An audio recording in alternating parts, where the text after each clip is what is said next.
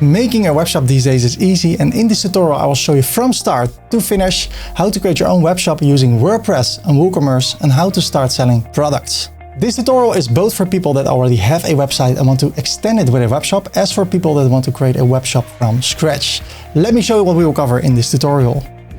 I will show you how to get your own .com domain name for free if you don't have one, and then we will install WordPress. WordPress is the most powerful website builder on the web. It powers more than 43% of all the websites in the world, and it's free. After installing WordPress, we will install WooCommerce, an amazing free plugin that will turn your website into a web shop and enable you to sell products on the internet. Then we will create 6 different kinds of products. We start with a simple product, a product with only one option, in this case a black Nike hoodie. But it can also be glasses or a cap, as long as there's only one option of that product. Next, we will create a variable product, in this case a t-shirt with multiple sizes, multiple colors. And if I select a certain color like this, at once you see an image of that product. If I go for a white t-shirt, you see the white variation over here. You can configure each variation, so if you buy an XL version of the t-shirt, it will cost you $39.99. If you buy an L version, it costs you $29.99. And of course, you can also change the stock per variation. So it's one product with multiple variations. The third product is a digital product. In this case, it's a coaching call. It can also be any service that you offer. The fourth product is a digital downloadable product. In this case, an ebook. It can also be a stock photo or any digital product that you want to sell. I'll teach you how to create an affiliate product, and affiliate marketing is promoting other people's products in exchange for a commission. So if I would promote Elementor Pro and people click over here, my unique affiliate link, and they buy Elementor Pro, I get a commission.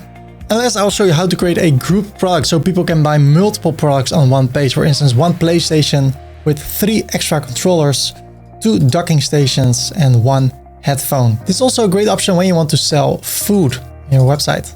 But for each product we will create, we will talk about configuration options like the price, discount, schedule discount for a certain time, inventory, categories and subcategories. We're going to talk about tags, images, the short and the long description of your product. I will also show you how you can use ChatGPT to help you with all these settings based on the information that you give about the product. After we have created 6 different kinds of products, we'll make our webshop look better. We can adjust the amount of columns we want to show. We can change the display, change the aspect ratio of the images, decide what and what not to display. We can even change the colors in the website with a few clicks, or give our website a dark look. With everything you learn in this tutorial, you can have an end result like this, or like this one.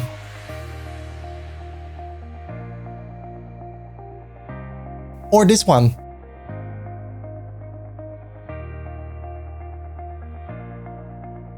We will make sure that the whole buying process on your website is really smooth and easy for your customers. So I see something I like, I click on add to cart, then I can view the cart. I can also view the cart over here.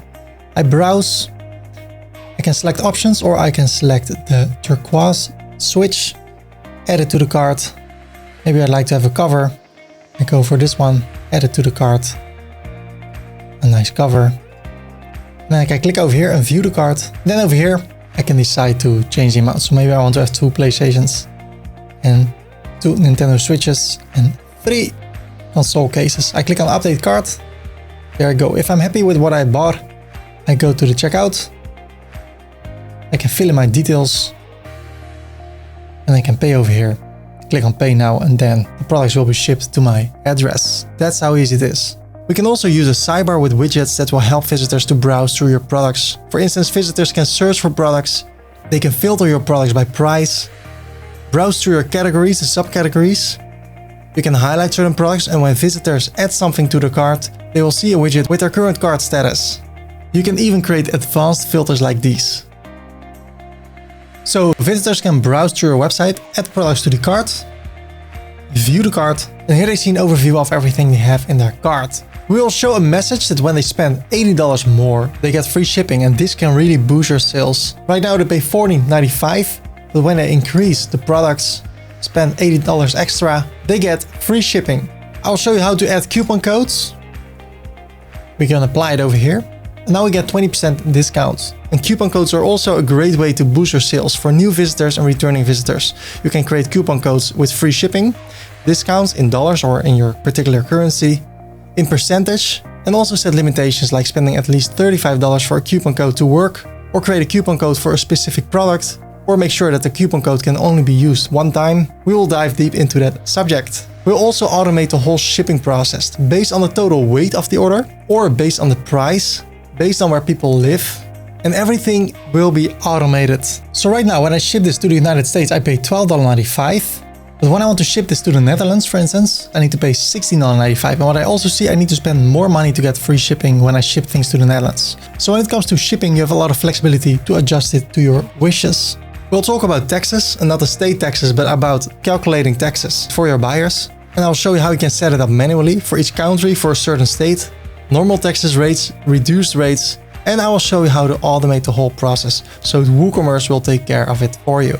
And then we will talk about payment methods, so that people on your website can pay using credit card, PayPal, Klarna, Afterpay, you name it. So when people go from your cart to the checkout page, they can fill in their details, pay with their preferred payment method, and when everything is automated, visitors can buy products on your website and the money goes to your bank account. And it's your job to send the right products to the right address. And WooCommerce will take care of everything else.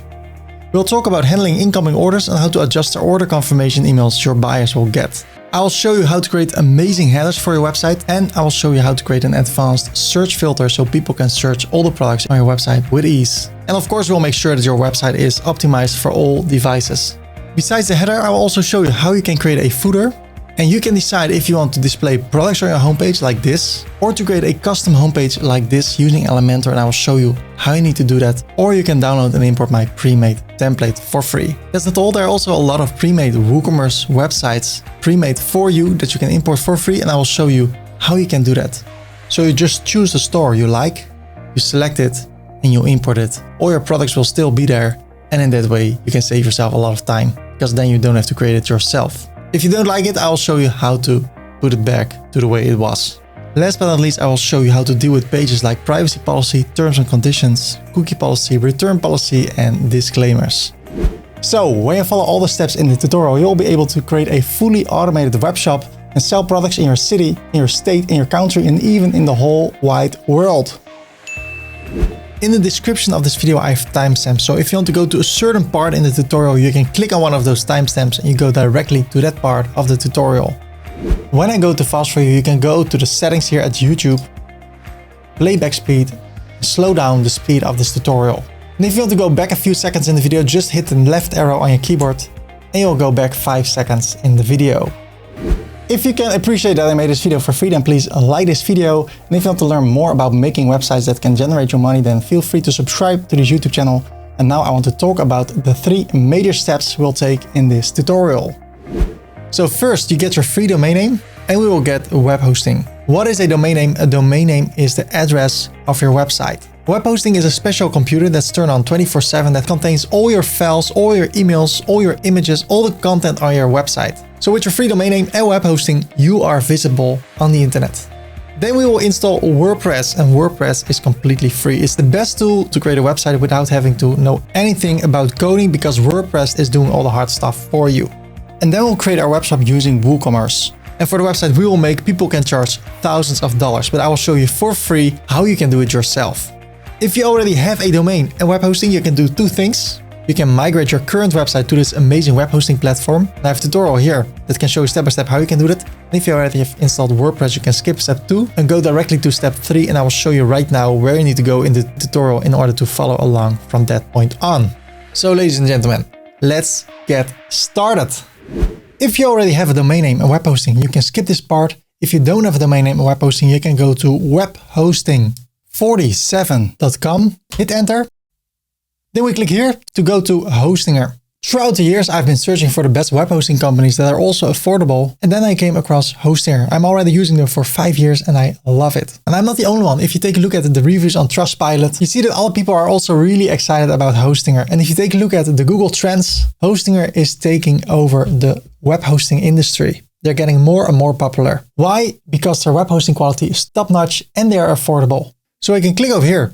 And there are 3 plans, and let me make it really easy for you to make the right choice. When it comes to site speed, the premium plan has SSD storage, which is fast, but with the business plan, you have NVMe storage. That's up to 5 times as fast as SSD storage. So when you're getting started, I would go with the business plan. Why not the cloud startup? Because you can always upgrade later. So when you've made 30 websites in your business plan, okay, then it would be a great idea to upgrade to the cloud startup. But if you're getting started, I recommend the business plan. So what does the business plan have? Over here, you can have up to 100 websites. It's really easy to install WordPress with a few clicks. You have 200 gigabytes of NVMe storage, so it's fast. And you have enough space to create a lot of websites. You get a free domain. With other web hosting companies, that costs around $20. Here you get it for free.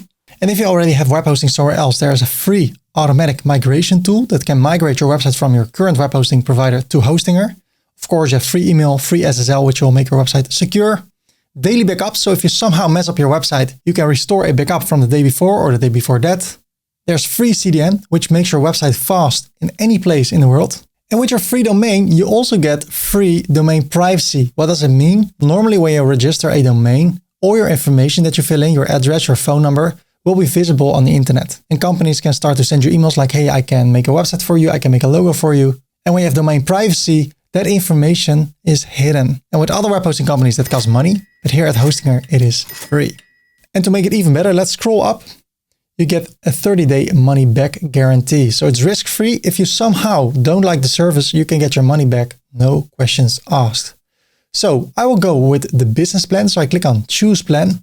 And then we can decide for how long we want to go for web hosting. And the longer the period, the more discount you get. So if you go for 48 months, you get 3 months for free. This is 4 years.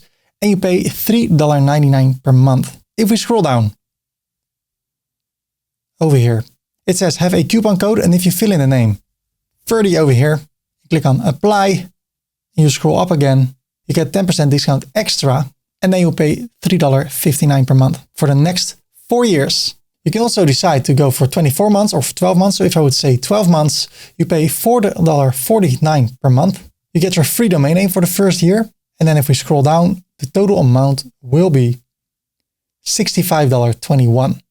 And if you have a company, you can fill in your details over here. And then the taxes will be subtracted. So you will pay just $53.89 for the first year of web hosting and a domain name.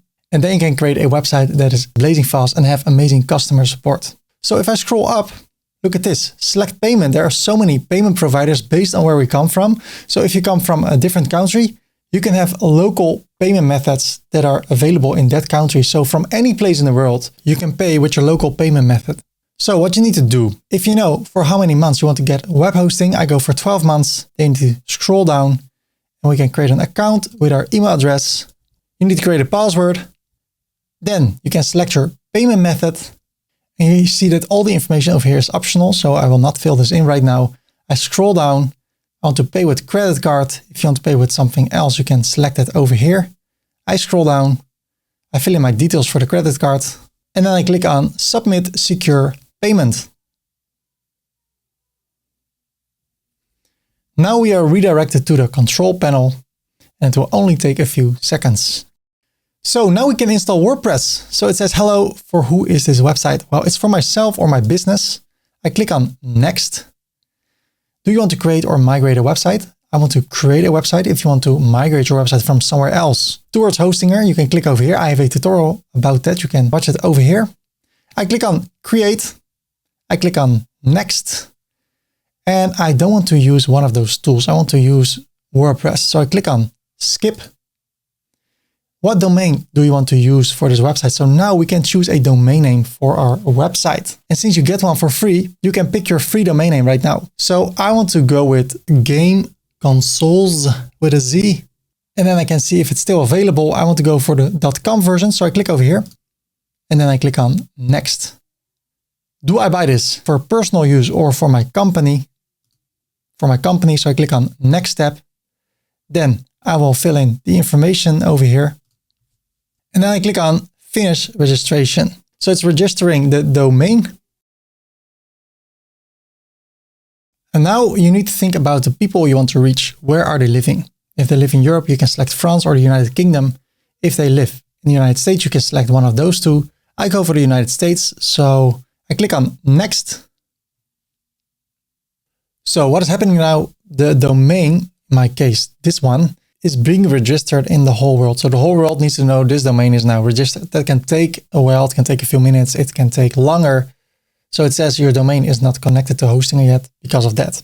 It says it can take up to 24 hours, but in most cases it takes up to 5 minutes. So if I would click on preview website, we have a temporary domain at Hostinger. You can work on that and then put it back later. I prefer to wait until the domain is live. It can take 5 minutes, 10 minutes. I will keep track of this. I will refresh this page all the time, and then I will let you know how long it took for my website to go live. So it's now 5 minutes later. I refresh the page and it is live. Your website is running smoothly. No issues were found.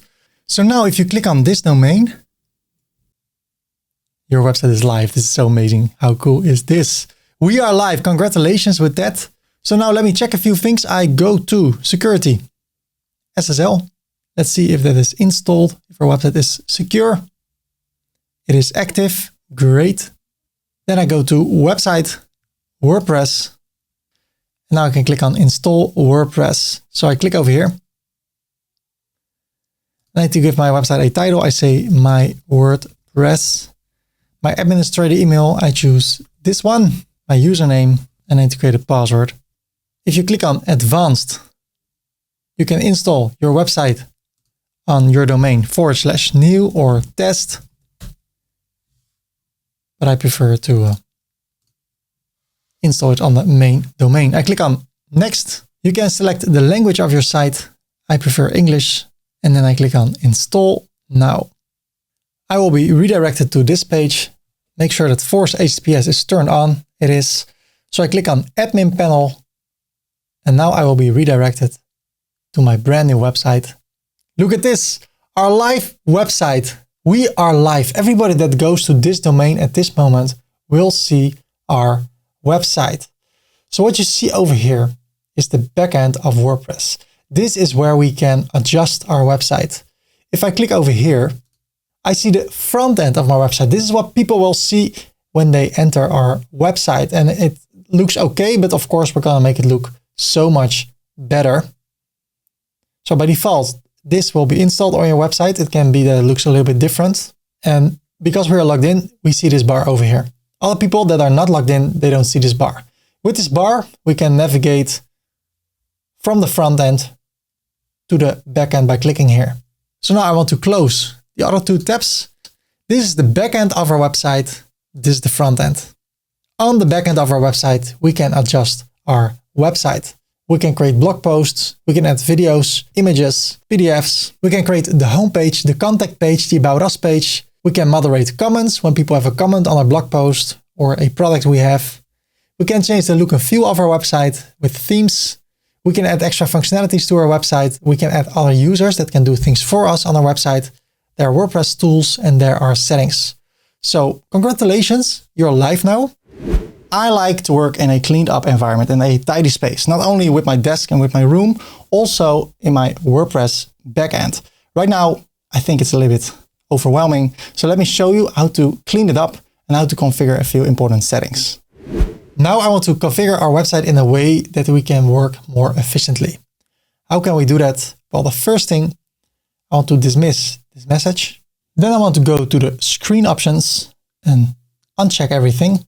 So the overview of our dashboard will be clean. Of course, afterwards, I want to install Google Analytics. So I see an overview of the visitors of my website. And if I have a web shop, I want to see the amount of sales.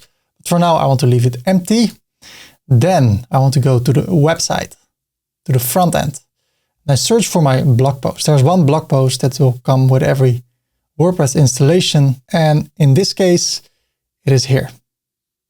Hello world. If I click on it, it says my domain /index.php, all that stuff. I want that to look better. So I go to the backend, to settings, permalinks.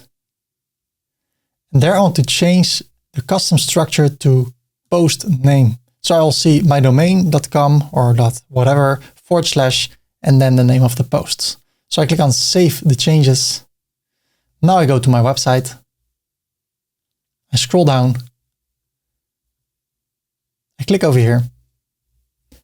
Now as you see, it just says /hello world. That's so much better. Then I go over here, Howdy Ferdy Corp. I click on edit profile. I want to scroll down. I want to fill in my first name, last name, and then change the display in name publicity to Ferdy Korpershoek. And now it says Howdy Ferdy Korpershoek. If you want to have an image like this, let me save it first, update my profile. I scroll down. You can change or create your profile picture on Gravatar. So you need to open this link. Then you can sign up, leave your email address, which should be the same as on your website, and upload an image. And that will be displayed over here and over here. Okay, over here at the admin color scheme, we can change the look and feel of the backend, the colors. So I can click over here. It will be light, modern, blue, ocean, etc. You can choose something you prefer, and I prefer the default one. Let's go to posts. I want to select all the posts, even though there's only one, and I click on bulk actions, move to the trash, apply, go to the trash, empty the trash. Then I go to pages, select all pages, bulk actions, move to the trash, apply, and at the trash, I want to empty the trash. Then I want to go to plugins, select all plugins, bulk actions, deactivate, apply, select again, bulk actions, delete. I want to start from scratch with no plugins. Of course, we can add plugins later, but right now I want to start with nothing. Now, if I go to my dashboard, it looks so much cleaner already. Then I want to go to the settings, general, and make sure that over here in my WordPress URL, it says HTTPS and not HTTP. If there's no S, you can add it over here. And also over here. And then scroll down and save the changes. If you need to change it, you need to log in again. Go back to settings, general, and I scroll down. You can change the site language. You can change the time zone. Well, if I say I'm from the Netherlands, so if I focus on people from the Netherlands, I can just say AMS, Amsterdam. And I search the city that is in my time zone, and then automatically everything will be synced to the right time zone. Then there's the date format. I like to prefer the upper one. You can change it to another one or have a custom one. The time format, I like to use PM in capitals. My week starts on Monday. So I click on save the changes. Great. Now we need to come up with a site title. A really important part of your website is the site title. So let me show you how you can come up with a great site title that will help you to be found better in the search results. Let's open a new tab and search for photography Amsterdam. I skip the ads. And it says over here, Amsterdam for photography lovers. So what I see, I search for photography Amsterdam and I see Amsterdam over here and photography. Both of the keywords that I search on are found in this title. What you see over here is created over here. So your site title is really important. Don't say, welcome to this website, because people that want to find you do not search for welcome to this website. No, they search for something specific. Photography Amsterdam, web design Rotterdam. So make sure that the keywords you want to be found on are in your title. So I want to sell products. So what I will search for over here is Xbox Series X. Let's see how it looks. Xbox Series X. Microsoft Xbox Series. Want to buy it. Okay. And PS5. There will be probably a few comparison titles. PlayStation 5 versus the Xbox Series X. So I can get inspired by this. So what I want to do, I want to show people exactly what they're searching for. And in my case, it is buy the Xbox Series X or the PlayStation 5 in stock. And then I can say over here, the tagline, just not a WordPress website. I can say, we deliver globally within a week. It's quite a promise, but if you can live up to that promise, you can place it over here. It's a tagline. It's not visible in the website, at least not in at least not in the website we are going to make. You can also leave this empty, but I want to give some additional information. So really important, the site title. I want to be found on Xbox Series X and the PlayStation 5 because that's what I'm selling. And I want to say that it is in stock. So when people search for my website, they will see that title over here and they can see at once, hey, we can buy that here and it is in stock. So that's how you create a site title with keywords. I scroll down, I save the changes. Let me close this. And if I go to my website, it looks like this. At this moment, our website looks ugly. We're gonna make it look better. And in order to do that, we need to have a WordPress theme. What is a WordPress theme? A WordPress theme decides the look and feel of your website. And every theme has their own functionalities. There are premium themes that cost money and there are free themes. I like to work with the best free themes. There's only one that I really like that has all the functionalities I need. But first, let me show you what the difference can do to your website when you switch a theme. So right now, using this 2024 theme, I see the title of my website. I see all this stuff over here. And this is everything to do with this theme. So if I go to the backend and I go to Appearance Themes and I change the theme, so I choose a 2023 theme and I activate it, look at the website. The content remains the same, the title, but the colors are different. It's placed on a different area in the website. So the content will stay the same, but the look and feel will be different. So let me show you again. I go to the themes 2022. It looks like this. Same title, but a different look and feel. As I said before, there are free themes and premium themes. And as I also said before, there is an amazing free theme that can do a lot of things that even premium themes cannot do. And that is called the Blocksy theme. I love this theme. So let me show you how to get the free Blocksy theme. So in order to get the Blocksy theme, we go to ferdy.com/Blocksy. Hit enter. You can download the free version of Blocksy over here. We're going to use the free version, so you can click over here. You click on download. There it goes. If you take a look over here, a lot of downloads per day, especially in the weekends. It's a really popular theme. I like it. And I can go to the back end, to Appearance Themes, add a new theme. I can upload a theme and then I can drag it over here. Or I can go to Appearance Themes, add a new theme, and then search over here for Blocksy. And then I can install it here. So I click on install, activate. Then I also need to install Companion, really important. Click on install Blocksy Companion. Okay, now if I go to the website, it looks like this. It still doesn't look that appealing, but it looks much better. Now we're gonna make this look so much better. Ladies and gentlemen, it's important to have a great logo for your website. I advise that you outsource it, but if you're just starting your business, you can create one yourself. I have tutorials about it. So let me show you where you can find the tutorials, where you can learn or where you can create your own logo for free. So right now we see this title over here, and I prefer not to have a title over here, but a logo. Well, there are a lot of ways to get a logo. You can outsource it or you can do it yourself through multiple ways, Photoshop, Canva, a few other tools. So if you would go to ferdycorp.com/Canva, hit enter. You can do it for free over here. Let me show you. If you go to youtube.com and you search for Ferdy logo Canva, there's a tutorial 2 months ago on how to create a logo. It's 22 minutes. Or you can use this one, already 5 years old, but it's still working. Or this one with a transparent background. Or if you search for Ferdy logo Photoshop, maybe remove Canva. Then also I show you how to create a logo using, let me see, this is not one. Oh, I forgot I removed that one because it was not WordPress related. So you can also search for logo Photoshop and someone else will teach you how to create a logo in Photoshop.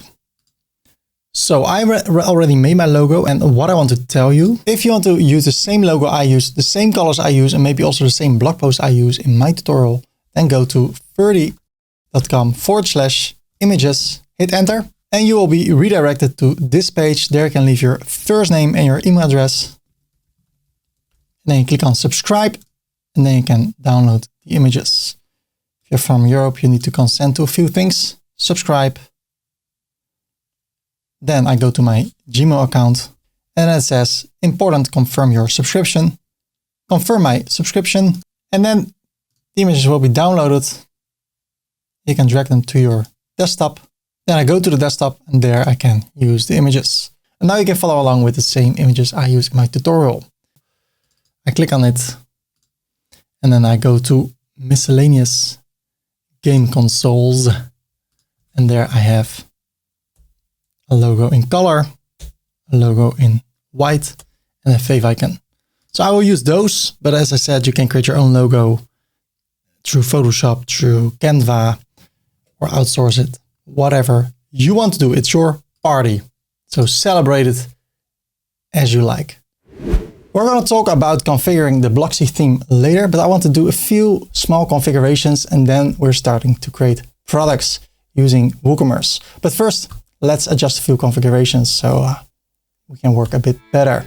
Don't we all want to work better in life? You know, once I was walking in the mall and no, okay, let's let's configure our theme a little bit. So I want to upload my logo over here. How can I do that? I go to the customizer, and those are settings from the Blocksy theme. And it's really easy what I can do. I can hover over here, click on the three dots, and then I directly go to the logo part and I click on select a logo. Then I select files over here. So I select files from my computer. Then I go to the desktop, number 6, game consoles. And I can also say Command A or Control A on the PC. And then I open everything. And now I select the colored logo. And if you want to, you can create spaces over here. Copy the title, place it in the alt text and the description. That's what I do with all my images. And I select it. And there you go. Well, below there's a text. I don't want the text. So over here, the site title, I don't want to display that, only the logo. And then over here, I can change the height of the logo. So if I would say 30, it looks like that. So let's see. I think 40 is great. I think the height of this header is really high. So I click on the main row and I change the height to something like 80. Or if you dare to do that, 70. Yes. So since we have a logo, let's also go for a favicon. How can we do that? I go back and I go back. I scroll down all the way to site identity. And I can select my site icon over here. I already uploaded it. It is this one. It needs to be square and at least 100 by 100 pixels. So mine is 240 by 240. I click on select, skip the cropping, and there you go. So now if I would go to tesla.com and to apple.com at once, I know, hey, wait a minute. I need to go back to this awesome game consoles website. Needs to be in PNG, and with a PNG you also can have a transparent background. Right now I chose a white one, but you can also make it transparent. Maybe I should do that. I'll be back with you in a second. So I change the image, upload files, select files, I go to my desktop, select, skip the cropping, and that's better. Now if I go to a different tab, that looks better. So I keep on learning also while making tutorials. I close this and that looks a little bit better. Okay, what else? I want to change the colors over here. So I go to the customizer again, to the colors. And right now I see bluish colors over here. And it has everything to do with the global color palette. You can choose multiple color palettes. So if you click on the three dots, you go to the color palettes. Look at this. If I choose this one, everything becomes greenish. You can also go for a dark look. So this one, for instance. And then you can adjust it to your wishes. So I can have it like this, but then decide to go with a bluish color. And in that way, when you use global colors, you can adjust the look and feel of your website in a matter of seconds. Because over here, these colors are linked to one of the global colors. So if I change this color to orange, it changes on all those places where I used that global color. So here it says link is orange. And if I hover over it, it becomes dark blue. So if I change this color, because this color is probably linked to color 2, if I change this color to a lighter one, then it's also visible over there. So I go back to color palettes. I go to the first palette. And what I like to do, I have my logo already with the colors I want to use. I have a tool called Color Pick Eyedropper. If I click on it, it's a Google Chrome extension. If I click on it, I can hover over here, click on this area where I see the color, copy the color, escape, and I paste the color over here. That's the first color. Then the second one, Color Pick Eyedropper. I go over the orange area, copy, escape, paste it. Then I want to have the first color again, the blue one. Click over here, paste it, make it a bit darker, and then go to color 4. I paste it. I want to make it even darker. So now when I hover over here, over the link, it becomes orange. I click on publish and close it. Ladies and gentlemen, it is time to turn our website into a web shop using an amazing free plugin called WooCommerce. Let me show you how to download this plugin. So in order to download WooCommerce, we go to the backend of our website, to plugins, add new. And then over here, I search for WooCommerce. I don't have to hit enter. Automatically, it will refresh. It has more than 5 million installations, and 5 million is the cap. So maybe it already has 20 million installations. A lot of likes and reviews, positive reviews, updated 2 days ago and compatible with my current version of WordPress. And there is such a beautiful animation over here. Every time I see it, it makes me emotional. So let's click on install now. So I can get rid of it. So I don't have to see it again. Activate. So now I don't have to see this and become emotional again. Awesome. Now there is a setup wizard. You can skip it, but I like it. So let's go through it. I want to uncheck this. Agree to share my data stuff. It can make your website a bit slower. I don't want that. So I click on set up my store. Which one of these best describes you? I'm just starting my business. I'm already selling.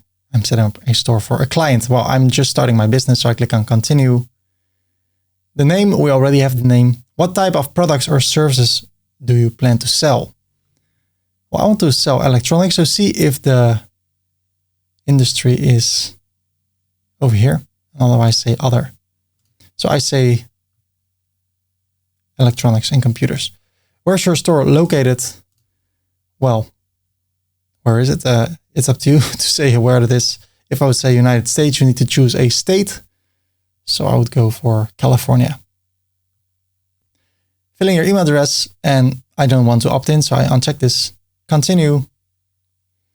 Get a boost with your free features. Well, all these things, we don't need them. So over here, I could say skip this step. And now it's turning the lights of our web shop on. How amazing is that? Now I see a few of those numbers. I don't like that because then I think, hey, I have a message. I need to do something with it. So I click on payments. And over here, there's an offer. No, thank you. Just this biz payments. So that's gone. Now I go to the homepage again. Over here, WooCommerce home. And over here, I say hide the setup list. 3 more things over here. Hide this inbox. Dismiss all. Dismiss all. Okay, so I go to the dashboard and now it's gone. So if I go to WooCommerce, yes. So if I go to the website, this is how it looks. And right now I see 4 pages over here in the menu that we have not created. This comes with the WooCommerce installation. If you don't see this, go to the backend of your website, go to WooCommerce status, then to tools, and then we scroll down and search for create default WooCommerce pages. Click over here and then they will be created. So one more thing over here, when I go to the homepage, it says ready to publish your first post. Well, I don't want to show my latest post here. I want to show my products. How do I make the product page the homepage? I go to the customizer, scroll down all the way. Then I see here at the core homepage settings, I select a static page and then I choose the shop page. Publish. So now when people go to my website, they will see all the products I have. Right now I have none. Over here we can show all the products that we will create. Then we have the cart page. When we add products to our cart, people can see which products are in the cart. So that's the cart page. Then we have the checkout page. When you have things in your cart and you go to the checkout page, you can fill in your details and then the product will be sent to your address and you can pay. Then we have my account. When people buy something, they get an account. They can see their order. If they're digital orders, addresses you have filled in and you can log out. And then there's the shop page, which is now our homepage. So if I click over here, I go to the homepage. We're going to talk more about all those pages, but right now it's important that we're going to start creating our own products. Dear people, we're getting to the fun stuff, at least that's my opinion. We're going to create products. There are 6 different kinds of products that you can create with WooCommerce, and we're going to create each one of them, starting with a simple product. And through this process of creating those 6 products, I will tell more about featured images, categories, discounts, linked products, a lot of stuff. It's going to be fun, and this is going to be the foundation of your web shop. So if you haven't done so, please like this video. And now let's create our first product, a simple product. So there are a few ways how we can create a new product. We can hover over here and go for a new product, or we can go to the back end. Really quick, let me get rid of this so it's clean. Then I go to products, add new, or I go to all products and then I click on create product. Well, I feel like going to the homepage, hovering over new and clicking on product. Okay, if you see something else than what you see on my screen, then you need to do something. WooCommerce is working on a new page builder, a new editor over here. And for the first coming year, it's not that good. So if you want to get rid of that, you go to WooCommerce, settings, advanced, then features, and then turn these off. New product editor, save the changes. And now when you create a new product, it should look exactly like this. When the new editor really becomes the standard, then I will make a new tutorial about this and you can watch it over here. But right now, you'll be fine with this amazing editor. So the first thing we need to do is create a product name. So I want to sell a hoodie, a simple hoodie. And if I want to get inspired, I go to the internet and I search for a Nike hoodie. Already did that. And what you see over here, Nike sportswear, standard issues, men fleece pullover hoodie. So you can call this a hoodie. But if you take a look over here, you can get inspired. So if I would sell a hoodie from Nike, I would say this is a Nike hoodie. But then you see over here, there's so much in the title. Titles are important in the WordPress industry. So if I click over here, I see it's not just a Nike hoodie, it's a Nike sportswear club fleece hoodie. So it's not a bad idea to give some information over here about the product you're selling. If you're selling a PlayStation 5 controller, you can say controller, which it is. You can also say PlayStation 5 controller, which makes it so much more clear for the viewer what kind of product we are talking about. So I will say a Nike hoodie. I could also say Nike fleece crew neck hoodie. And if I would search for that, you'll see something over here like that. Nike Sportswear Club Fleece. We just saw this. Okay, so I will call this a Nike hoodie. Then over here, we have a product description. But before I'm going to talk about it, I want to click on publish. And that means that we have published our first product on our website. So how will this look if I hold Command or Control on the PC and I click over here? I go to the website and here at the shop page, I see my product. It has no image, nothing else, no price, only the title, and I can click on read more. So this is what we have so far. And step by step, we're going to make this look so much better, because if we see only this, nobody's going to buy this because we don't see any information. So I go to the back end and I'm going to talk about the product description. This is a long description that will be placed below all this information. So it will be placed over here and you can tell anything about this product. Later in the tutorial, we're going to use ChatGPT to create some text, but right now I want to work with dummy text. So I go for the dummy text generator. Why? This is copyright free text. So if I place this on my website, I do not get in trouble. But if I would just copy the Nike fleece crew neck, and I would copy this text also, even though it's in Dutch, then I can have a problem with copyright. So to be safe, I prefer this text. And when I fill this in space, I can see how it will appear on my website when the website is filled with content. So it will look like this. The description, the long description will be placed here below. So you don't see it when you go to the page. You need to scroll down and then you see the long description. Keep that in mind. So this is actually to give more information about the product, maybe some instructions. And then over here, we want to have the good stuff that people see at once when they go to this page. In order to fill in the information over here, we need to scroll down all the way. We skip this for now. And then there's the product short description. So I can say something like, when you wear this hoodie, your life will change. Make a lot of typos. Your friends will become friendlier and you will become super popular. Okay, then I fix this using Grammarly. I have a tutorial about that if you want to watch that. I make so much errors. So I Grammarly tutorial. And then maybe you should say Ferdy after that. Oh, is it so old already? Wow. Well, it's still relevant and I use it every day and I love it. Okay. So when I update it, the first time you'll see publish. After that, you'll see update and I refresh the product page. You see it over here. So you can fill in the information like it is polyester. You can even use something like this, bullet list, soft, warm, or even make a numbered list. You can have a quote. You can even expand it and have more information. So you can make this a different color. And when you would update it and refresh the page, the information will be shown over here. Well, there's so much more we can show over here. For instance, the price, because if I go to this area, this page, I can select the size. I can add it to my cart. I can make it a favorite. I do see the price. I see the discount. That's a lot of information I also want to show. Those images, I want to show those.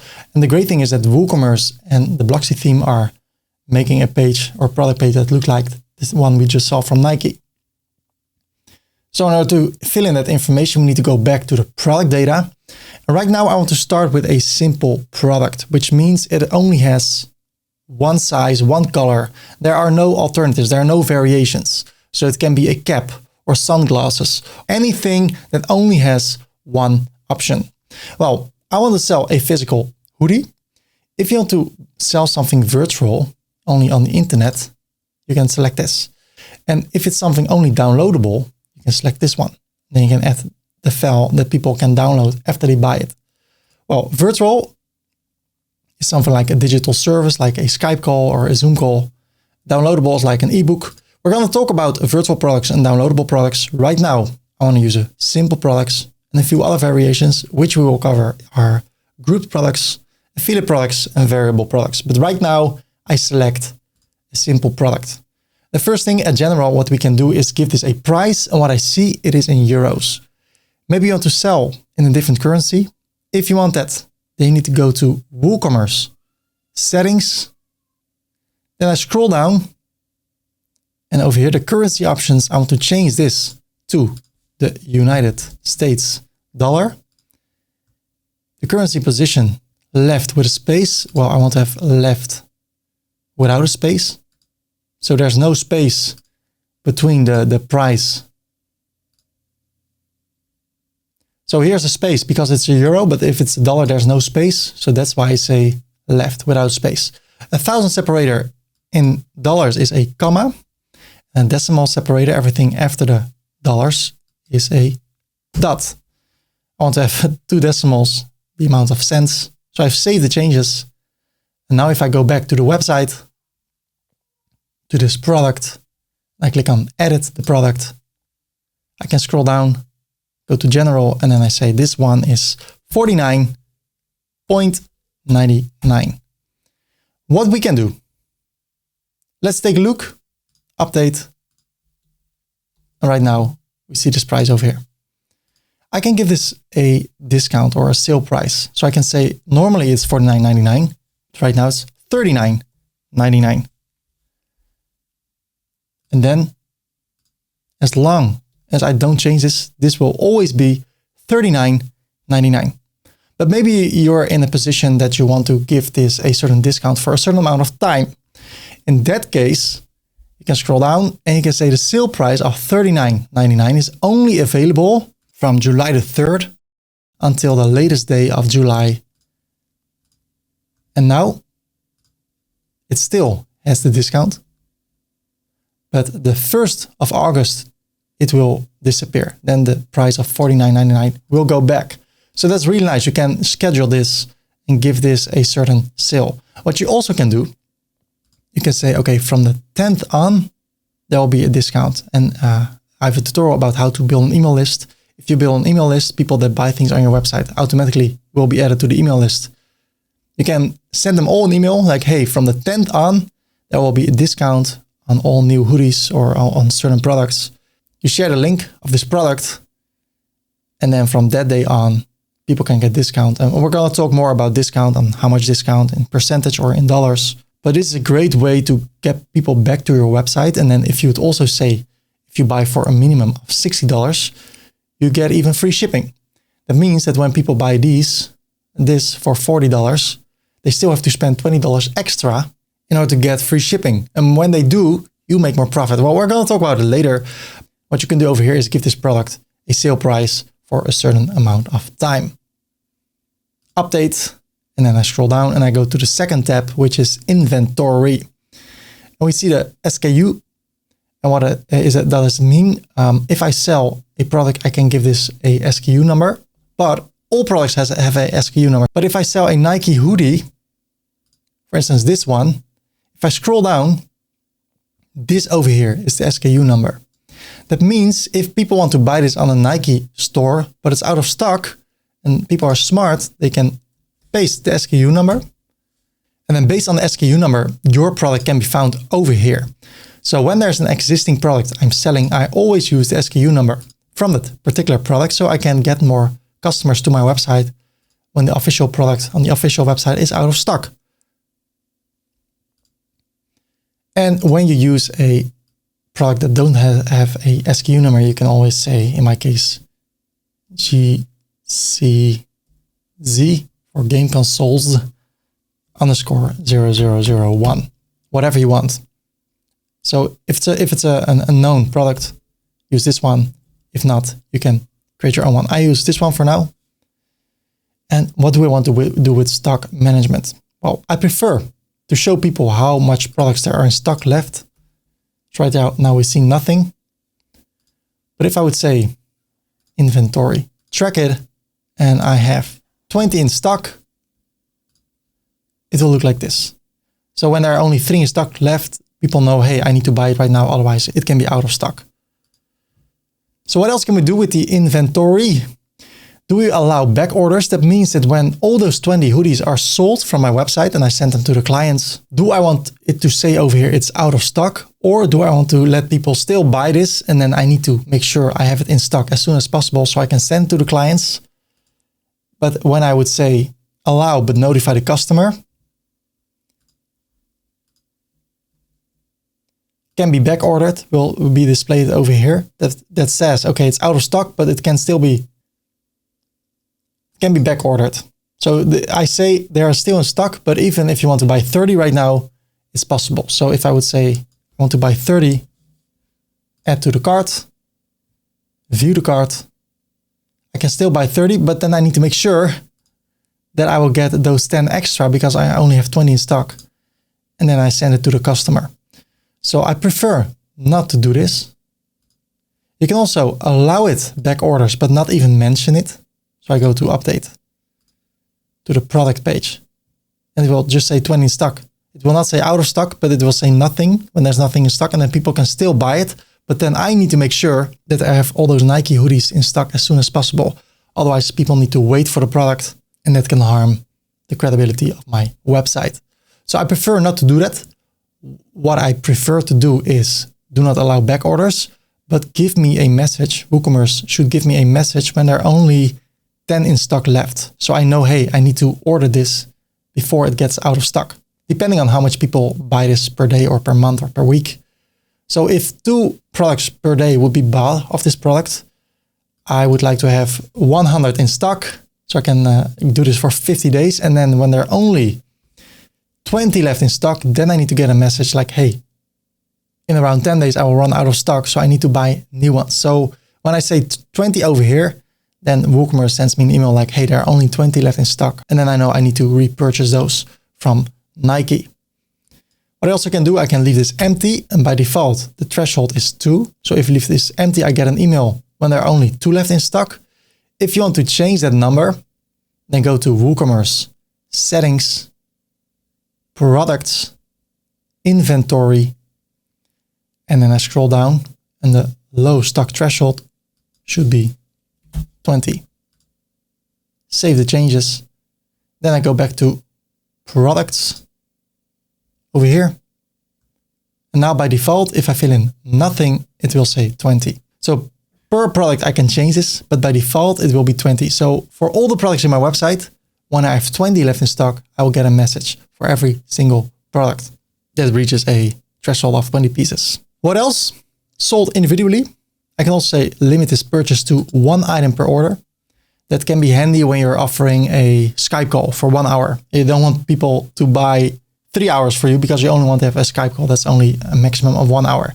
So if I turn it on, then it will not say add to the cart anymore, or not at least how much I want to add to the cart, but there's only an add to cart button. So I can only add 1.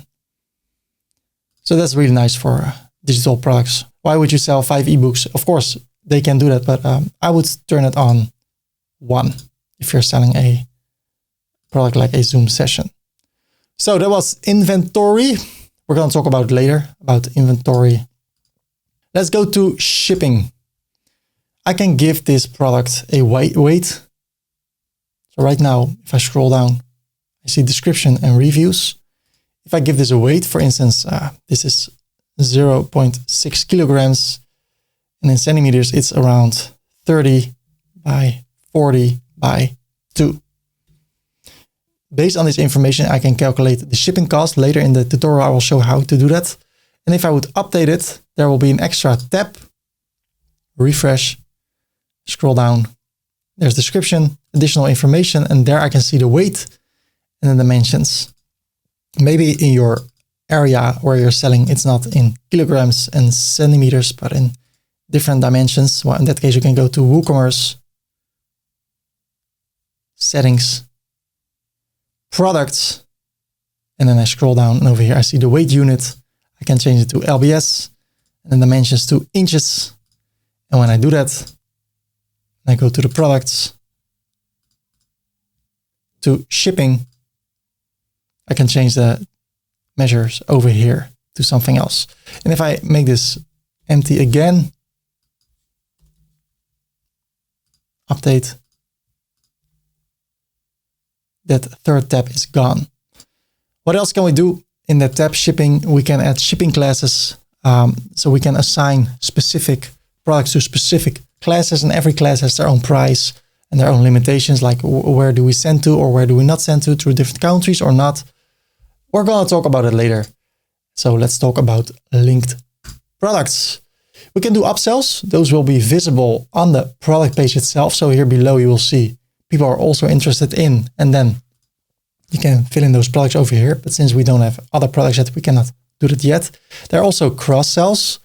If people add this to the cart and they view the cart, then here below, based on which products they buy, we can also do cross-sell by adding a product over here. And then when people add this to the cart, it will be displayed over here. We're going to talk about it later. I'll show you how that works because right now we don't have other products. So we're going to go to attributes, and that is interesting if you're making variable products. Right now we are not. So we're going to talk about this later. Then we have advanced purchase notes. So when people buy this hoodie, I can give them a note. I can say, hey, you just bought the Nike hoodie. I want to tell you that your life is about to change drastically in a good way. Then we have the menu order.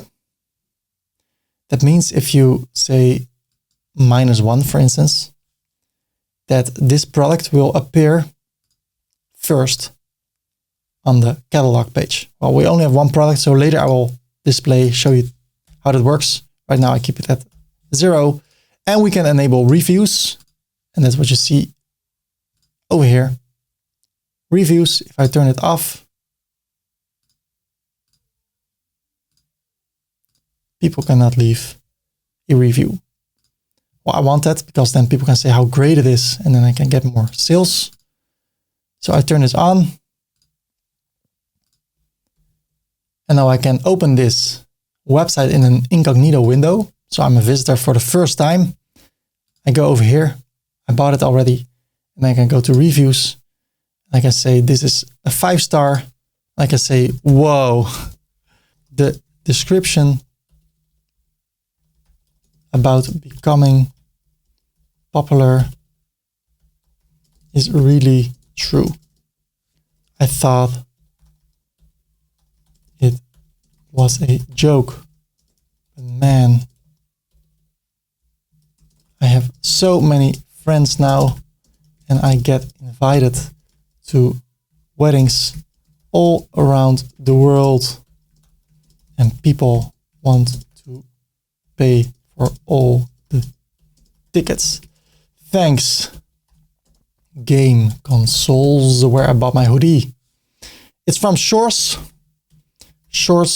from Hemelen at geocities.com. People can say their stuff. Shores can submit this. Okay, it says your review is awaiting approval, and since I'm the administrator, I refresh the page. I see nothing yet.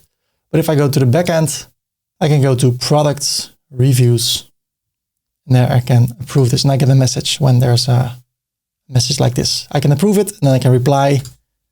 Awesome to hear that, Shores. I am about to get married at the Maldives. I don't know.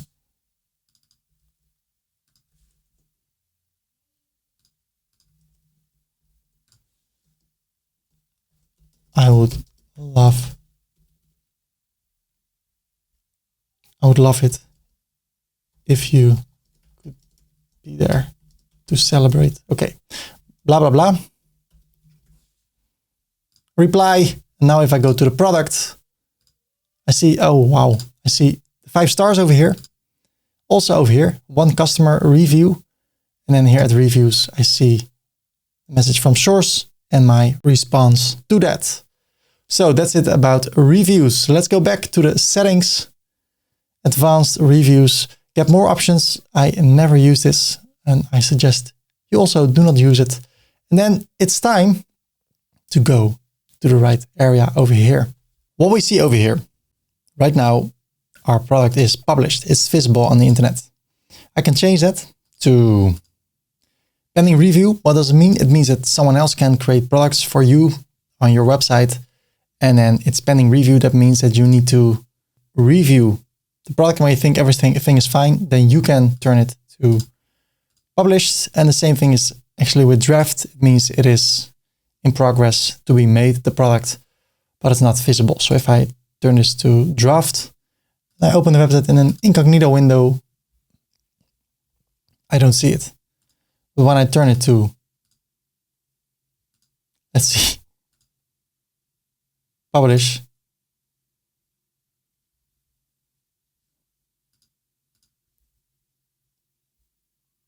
then it is visible.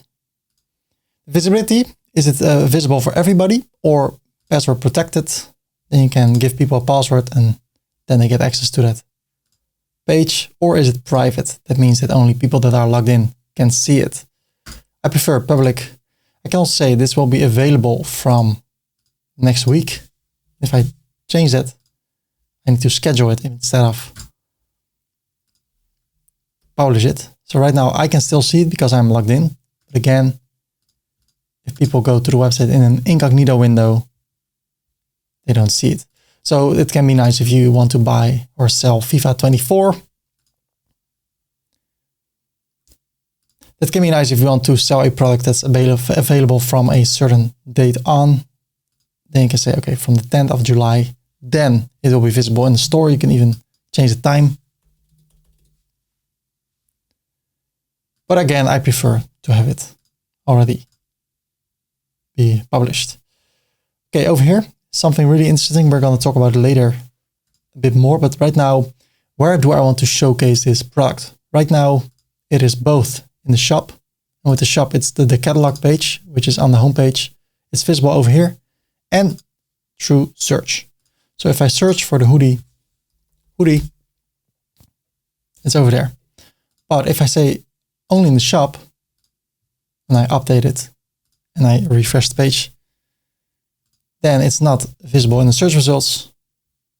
It will not be found. And you can do it the other way around. Say it's not in the shop, only by search results, or you can hide it. Why should you hide it? I'm going to talk about it later. You can also make this a featured product. And that means that in the sidebar of the website over here, for instance, you can only select or show featured images. So that can be nice. And when you do that and you go to all the products, it has a beautiful star over here.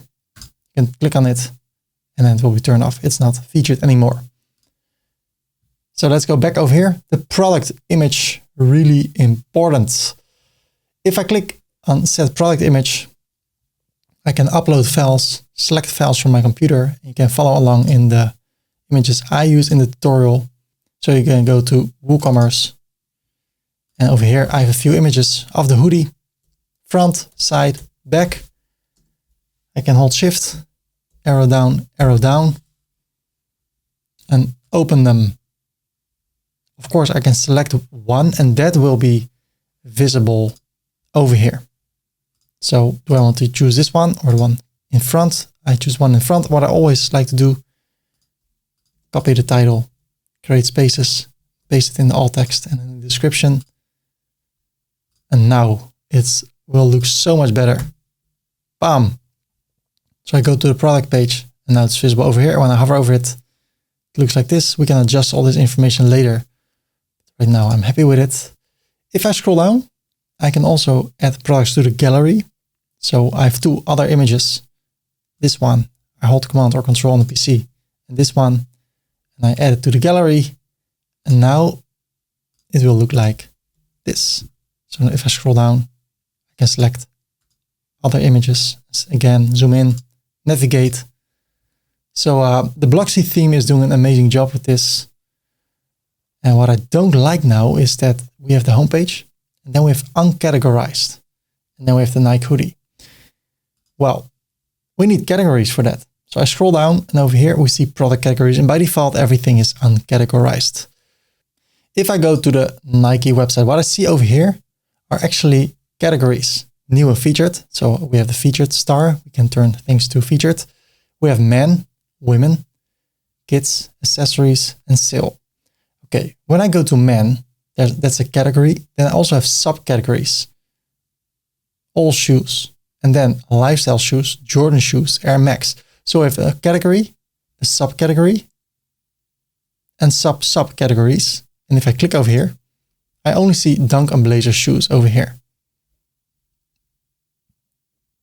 Categories are a great way to bring structure into your website. So we need to have categories.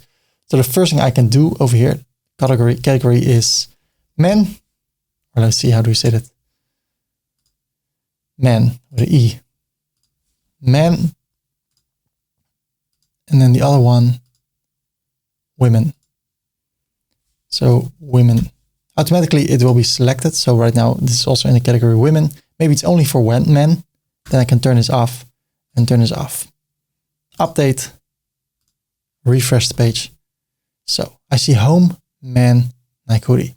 When I click on men, I see all the products that contain the category men. Right now it's only one, but this will bring structure into your website. Look at this. If, as I said, I go to men. If I click on men, I see all the products with the category men. This is all for men.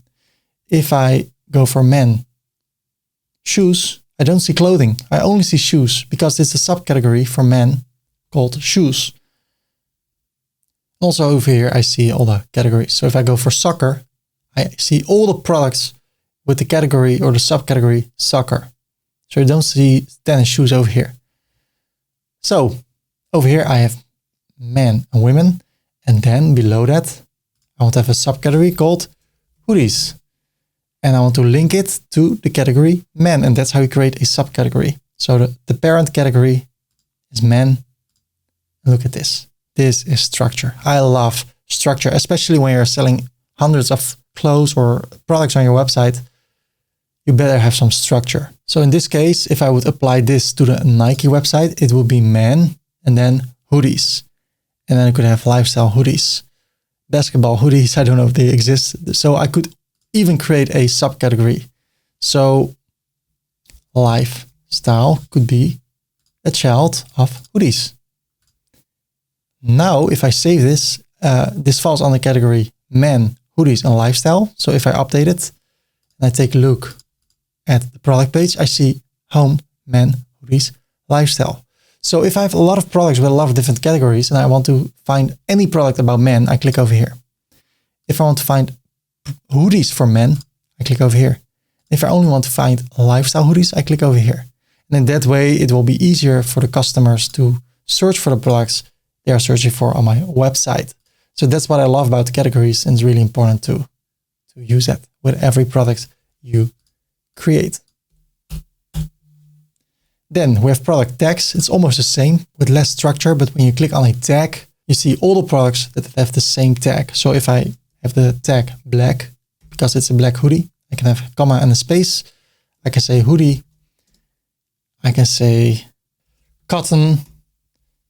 If I click on add, they will be added over here, and then I can update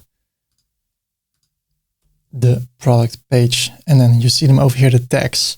And again, when people click here, they see all the products with the tag black. Well, this is the first product, so you only see one product, but that's also a way to create structure and order in your WooCommerce website. I scroll down, and as you see, we've covered all the things we can do for the simple product. So again, I go to the homepage. Here I see this. This is something we're gonna change later. I click on the product, on the image. This is how it looks. This is also something we can adjust, but we see the title, a review with stars, the price. And if I want to, I can have a discount. Where did that go? Well, it's not active yet. So let's make it active. Refresh. There you go. The short description, how many there are in stock. We can add them to the cart. The SKU number, the categories, the tags. Here we see the image. We can hover over it and zoom in. It's a sale. We can navigate through all the images. We can also do that over here. And as I said before, we can configure this page to make it look as we want it to look. The long description and the reviews. So that is our first product. And here at the homepage, of course, we see this one product. So let's go for the next product. So we've created a simple product and talked a bit more about all the settings you can have within a product. Now we're going to take it up to the next level. We're going to create a variable product. That means I can sell this, how do you call it in English?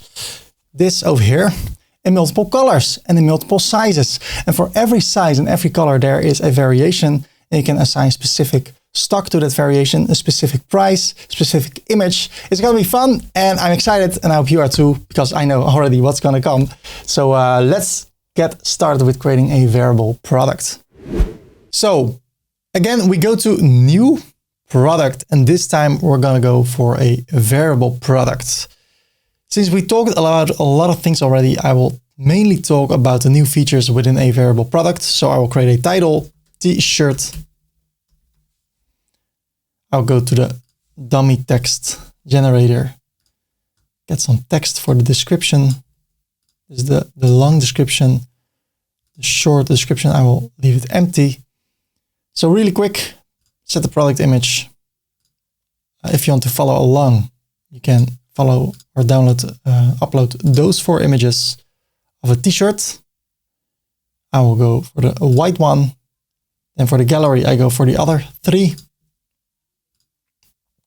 And for the categories, I can create a new one called t-shirts, and with the parent man. So it's for t-shirts for the man. Product tags, white, comma, black, comma, cotton, and t-shirt. I add them. So now we can focus on this area. So if we go to product data, we need to go for a variable product.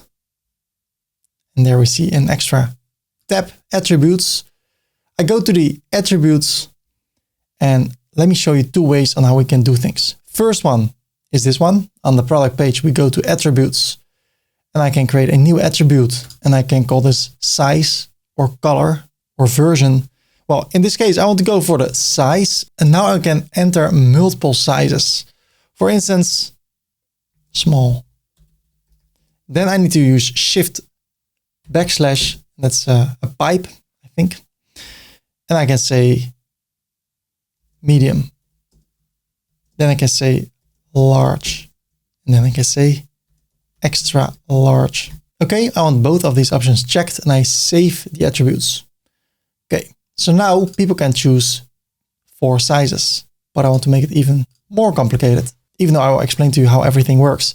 I want to add a new attribute. This time it's color. Color. And I want to have 2 colors. The first one is white and the second one is black. I save the attributes. Okay. So what I want to do, I have 4 sizes and I have 2 colors, and I want to make a variation of all those possibilities. So really simple, 2 times 4, there are 8 variations. So if I save the attributes, I go to variations, and then I can click on generate variations, and that will be based on the attributes we have. So 2 times 4, it will be a total of 8 variations. 8 variations do not have prices.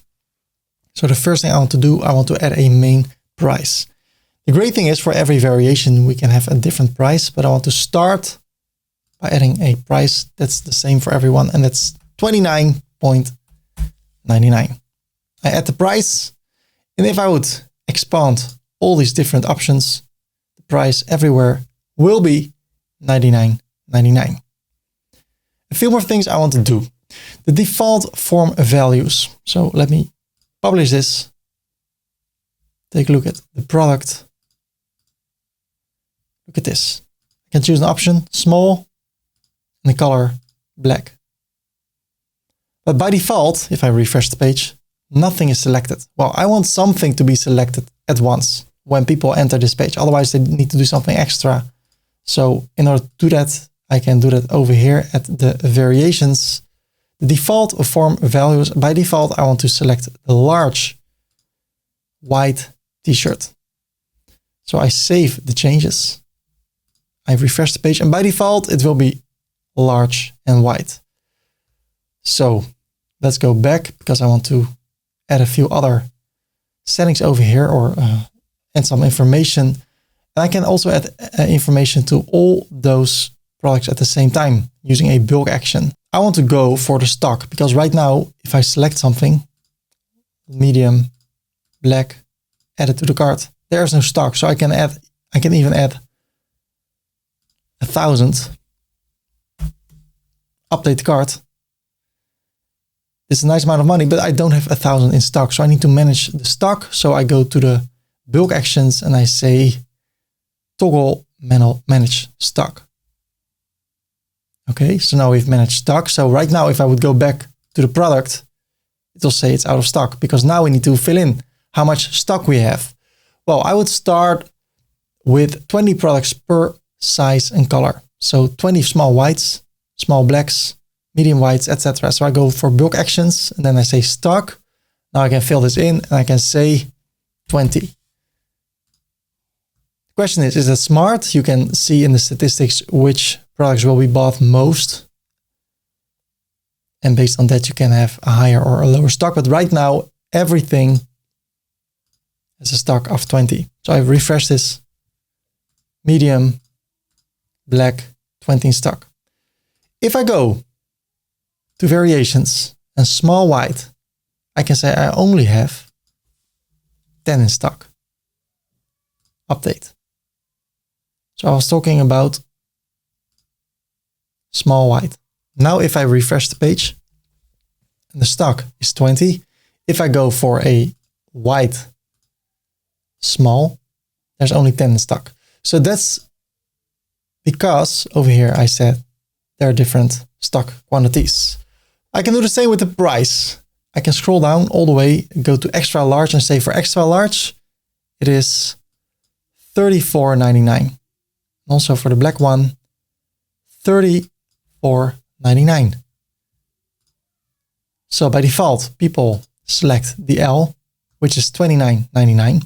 But if I go for a large one or extra large, it's $34.99. So per variation, you can adjust things, but we can take it even a step further, which is really nice. Right now we have the color white.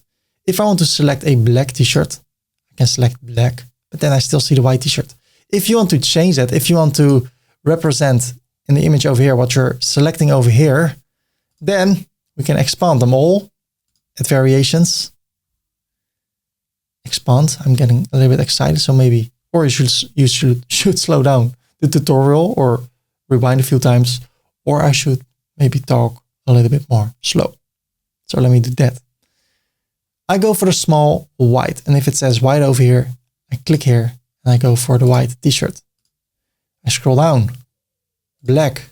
I select the black front. White, so white, black, white, black. And I only have to do this once. It takes some time, then it is all automatically been displayed and processed in our website, which is amazing. I love to automate things. Actually, showing this tutorial is automatic. That's also what I like. Maybe right now I'm asleep and you're watching this tutorial. How great is that? Check this out. Black, white, large, black.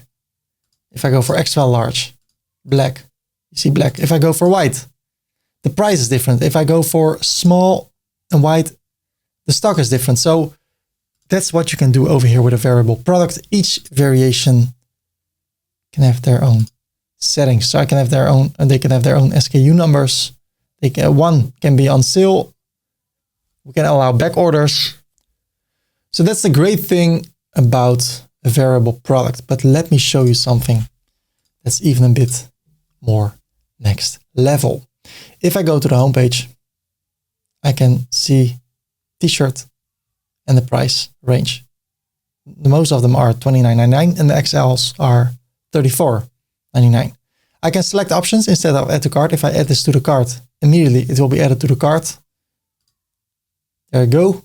But if I have a variation, I can select the options and then I go to the page and then I can change things over here. But how would it be if we could display this with images and with colors and labels instead of these options? That would make it easier for the visitor. And that's what we want. We want to make sales. I assume when you create a web shop, you want to make sales. So let me show you a better way on how to display this. And in order to do that, I go to the backend, to plugins, add new, and then I search for variation swatches. And I need to go for the one from cart flows. I see it over here. And if you can't find it, just hit cart flows on your keyboard, type it in. And there it is. More than 100,000 installations. Install now. And I activate it. So what I want to do now, I want to go to my product, t-shirt. And actually I want to remove all the attributes. Remove and remove. Save the attributes. I go to variations. And now they are gone, which is totally what I want. So now I go to products, attributes. I want to create attributes over here. Why?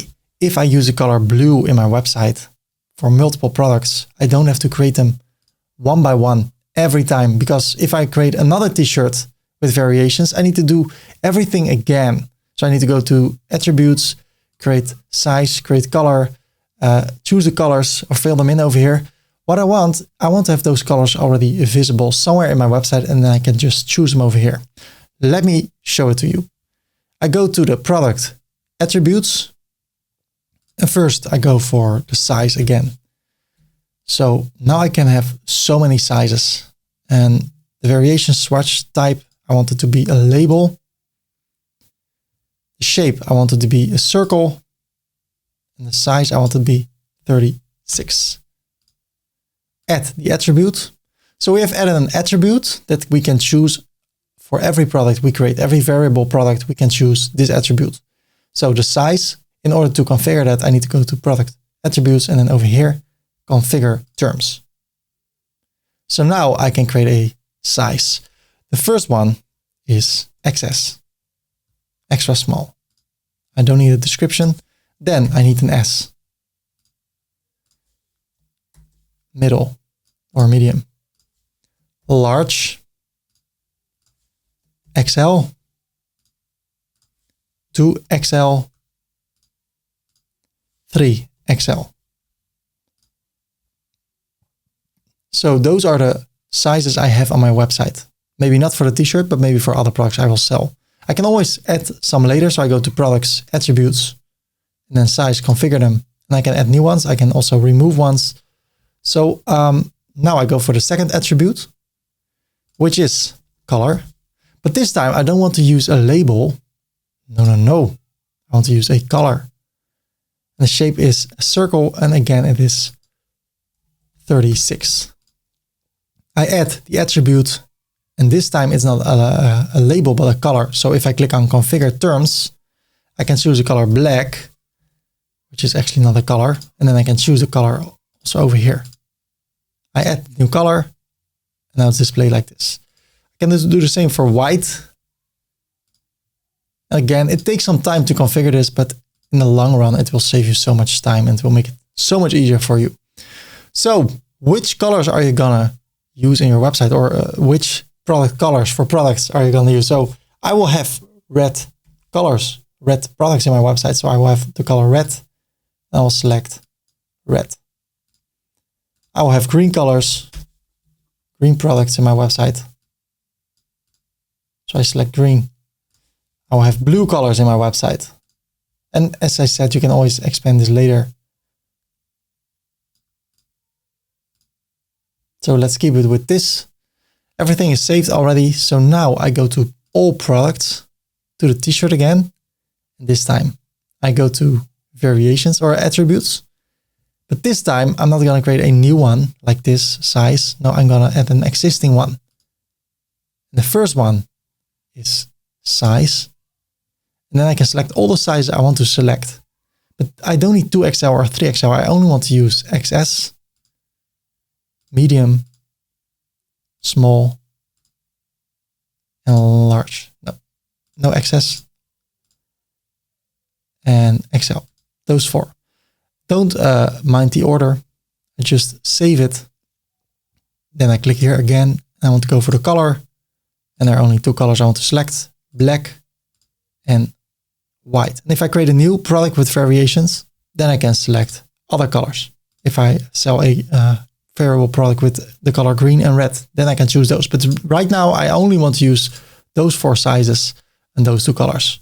I save the attributes. I do exactly the same thing. I go to variations and they're already over here. Okay, let me remove those.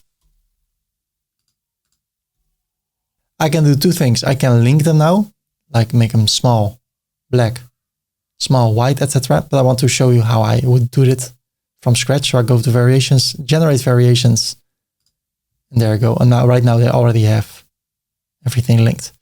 I do the same thing. So let me go through it a little bit faster. 29.99. I go to bulk actions, toggle manage stock. Then I go for a stock of 20. I expand them all. And for black, I add this one. So let me fast forward.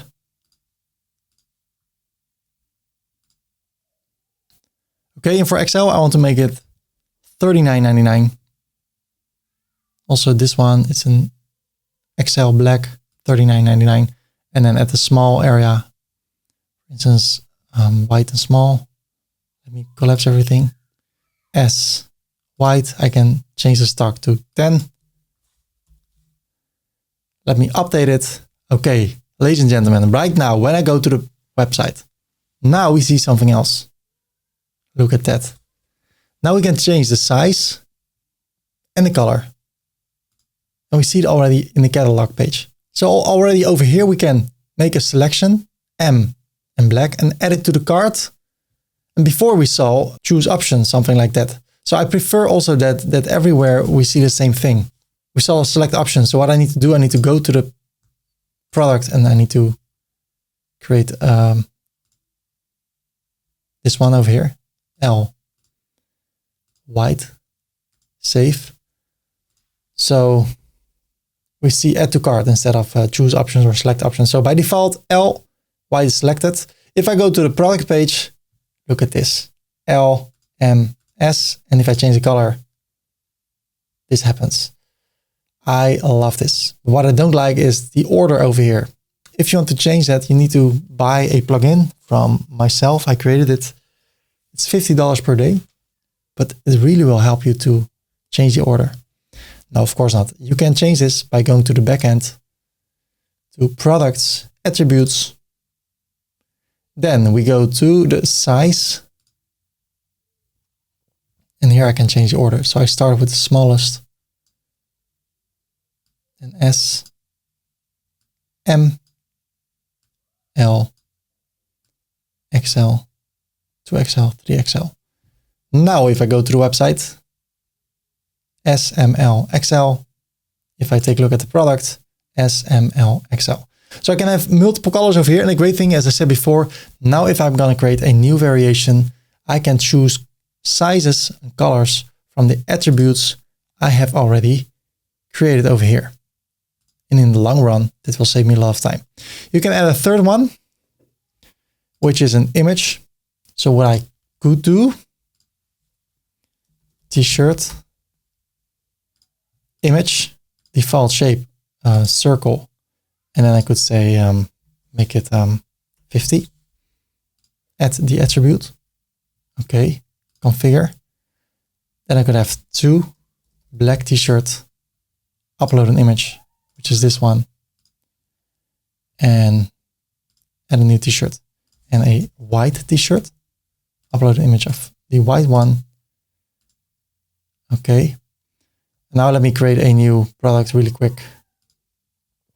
Product, t-shirt, 2. And now I can go to attributes and I can choose t-shirts. I can select which one I want to have, black and white, save the attributes. Then I go for size. I go for S and M, only those 2. Okay, then I change this to a variable product go to variations, generate variations. So only 2 options. I expand them. The black one is, of course, this one and the white one. Okay. I want to set a price. $29.99. Okay. Okay. Publish. Let's take a look at the product. Now, based on the image, I can choose it. So there are 3 swatches, images. So that's what you can use. Or text, labels, or colors. And you can also combine them all 3. And also on the catalog page, it will look so great, as you see. And then if you don't want that, click over here, edit product, and make sure that add variations by default, one of the t-shirts or one of the products is selected. So now I see add to cart, add to cart, and add to cart. Unless I change it, and then it will look like that. So again, labels, colors, and images. How great is that? I think that's pretty great. We're still working with free tools. And I have to say, I'm impressed what is free within WordPress. I love WordPress. And it's a great moment to ask you, please like this video if this video is helpful. And subscribe for more upcoming tutorials like these. I like to make high quality, in-depth tutorials so you can learn how to make a website. So it's time to create a 3rd product. We're going to create the 3rd product. It's called a digital product. Let's create a virtual product. It can be a coaching call. It can be a ticket for an event. I go to new. I go to product. I call this one coaching call. 16-minute coaching call. We know by now how to deal with all this stuff. I'm going to add an image, upload files, and I go for the photo of Ferdy from almost 10 years ago. It was 2014. So the regular price is, let's say, $2.99. This time for $1.99. It's for 60 minutes. It's a simple product and it's a virtual product, but you cannot download this Skype call. It's a virtual product, but people cannot download anything. So I go to inventory and I want to limit the purchase time to 1 per order. So people cannot schedule me for 3 hours, only 1 hour, 60 minutes. And then at advanced, at the purchase notes, I can say, go to HTTPS ferdycorp.com/Calendly call or coaching call to book an appointment with me. And then I can link them to Calendly, where they can see my calendar and they can book a time slot. And then they already paid over here. And then we can have the coaching call. And if I'm in a really good mood, I can send them the download link afterwards when I recorded the session. Okay, so that's it. Of course, we know the categories. So I can say coaching. And also here I can do that, coaching. So I publish it. I view the product. That's it, a 60-minute coaching call from $2.99 for $1.99. I can add it to the cart, view the cart. And when I would purchase it, I get a message like, hey, go to this link and book a appointment with me. So that is it when it comes to a virtual product. It is time for the 4th product. We're already halfway through all the products. The 4th product is a digital downloadable product. It can be a photo. You created a beautiful picture, you want to sell it, people can download it. Or it can be that you have a tool, a WordPress tool or another tool or software and you want to sell it. Or you have an ebook. Any product that is digital and downloadable fits into this category. So let me show you how to create a digital downloadable product. Next product, a downloadable product, which of course is a virtual product. So I go to new product. And in my case, I want to sell an ebook. So you can sell an ebook or an image or anything digital. So if you would go to ferdycorp.com upcorp.com/enfold. You go to this theme, which is $59, and it's already sold for 250,000 times. So let's do some calculations.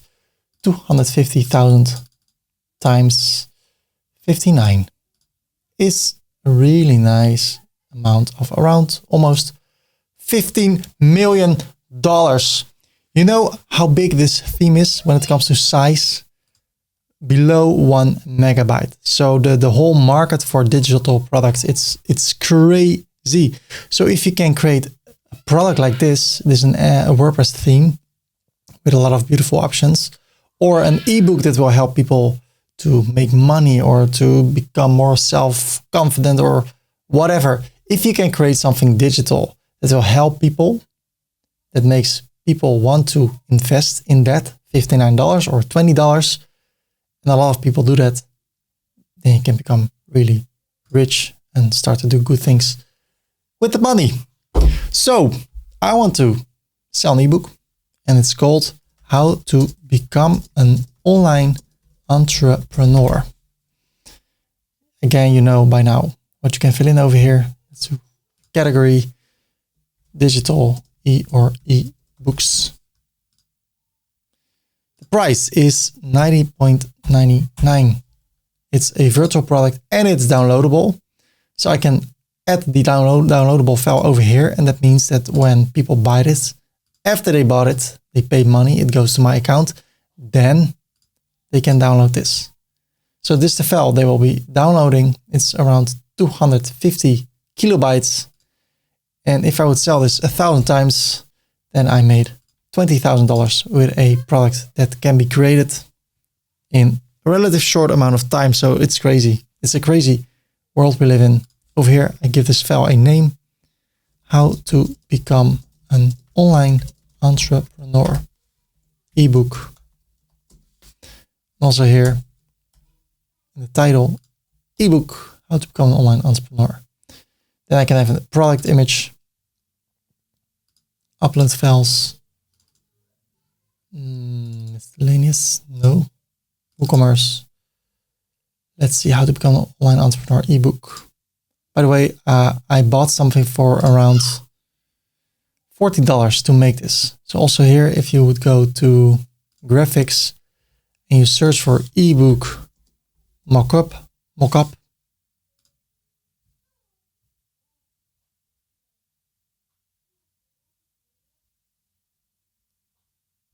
something like this, $5, 1,000 sales. So this product, maybe he made it in a day, made him $5,000. So to show you some information about what is possible with these digital products. So how many times can people download it? Unlimited times. How long can they download it? If you leave it empty, it will be available forever, or you can say for a certain amount of time. But for me, it's fine. View the product, and also here, edit the product. Go to inventory. There's no inventory because it's a digital product, but limit the buying process to one product. So I go to the website, I see those products, add to the cart, view the cart, but I cannot add more. I only can have one. I go to the checkout. Look how beautiful this looks. This is made with WooCommerce and styled by the Blocksy theme. If you scroll down, it looks so elegant, in my opinion. It looks so beautiful. Of course, we can get rid of the fields we don't use, but that's something for later in the tutorial. When people buy it and they pay, they get the download link and then they can read the book or get the theme or whatever you've created digitally. So we have 4 different kind of products already. Let's go for the 5th one. Here comes one of my favorite products, an affiliate product. The great thing about an affiliate product, it is not your product. The product is from someone else, but you are promoting it.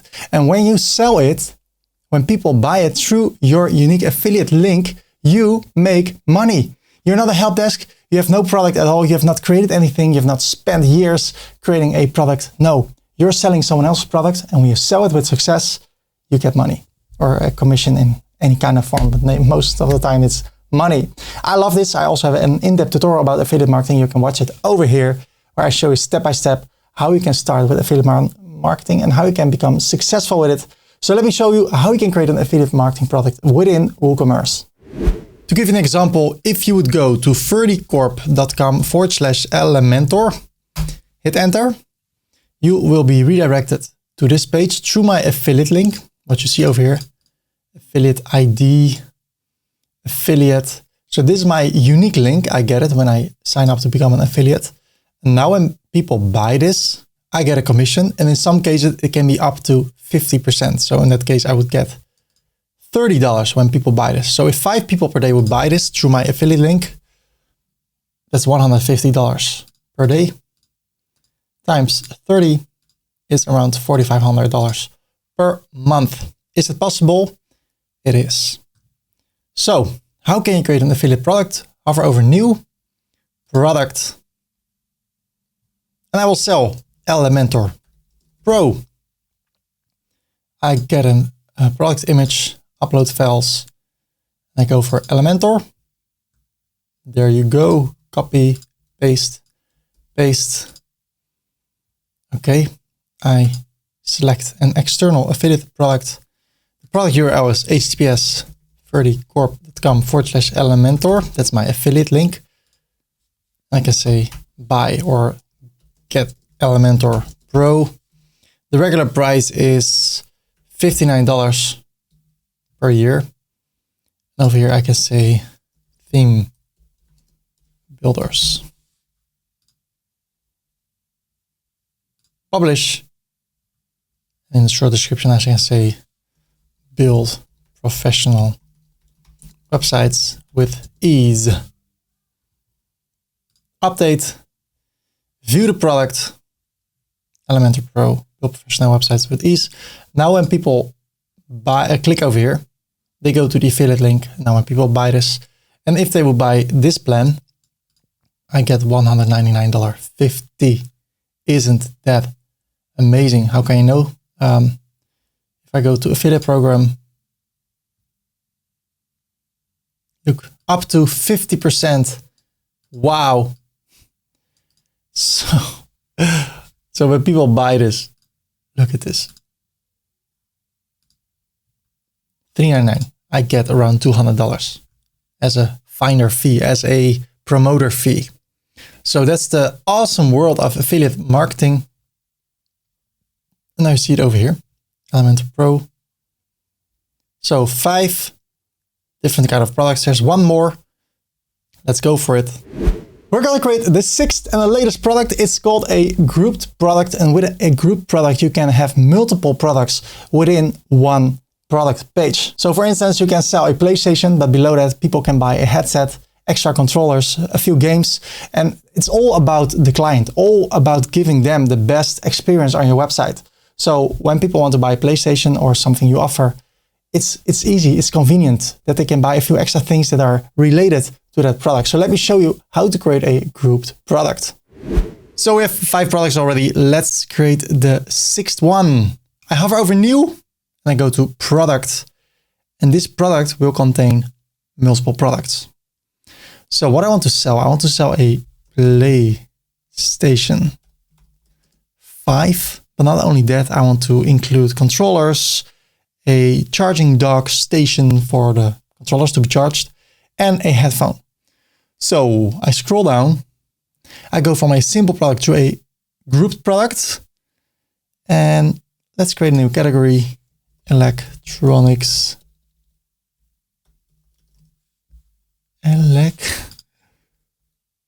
Electronics, yes, we'll get there. And a subcategory, game consoles, with the parent, electronics. Okay, I grab a product image, but I don't have one because I cannot place those in my folder for you because I don't own the rights. So what you can do if you want to follow along, go to Amazon, search for PlayStation 5.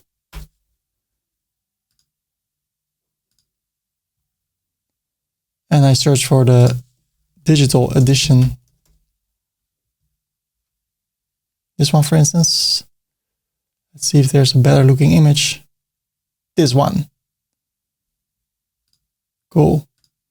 I save it and I rename this PlayStation 5 Digital Edition. I always rename my images for the search results. Then I go for a PlayStation 5 controller white, just the regular one. Amazon's choice. High quality image. PlayStation 5 controller.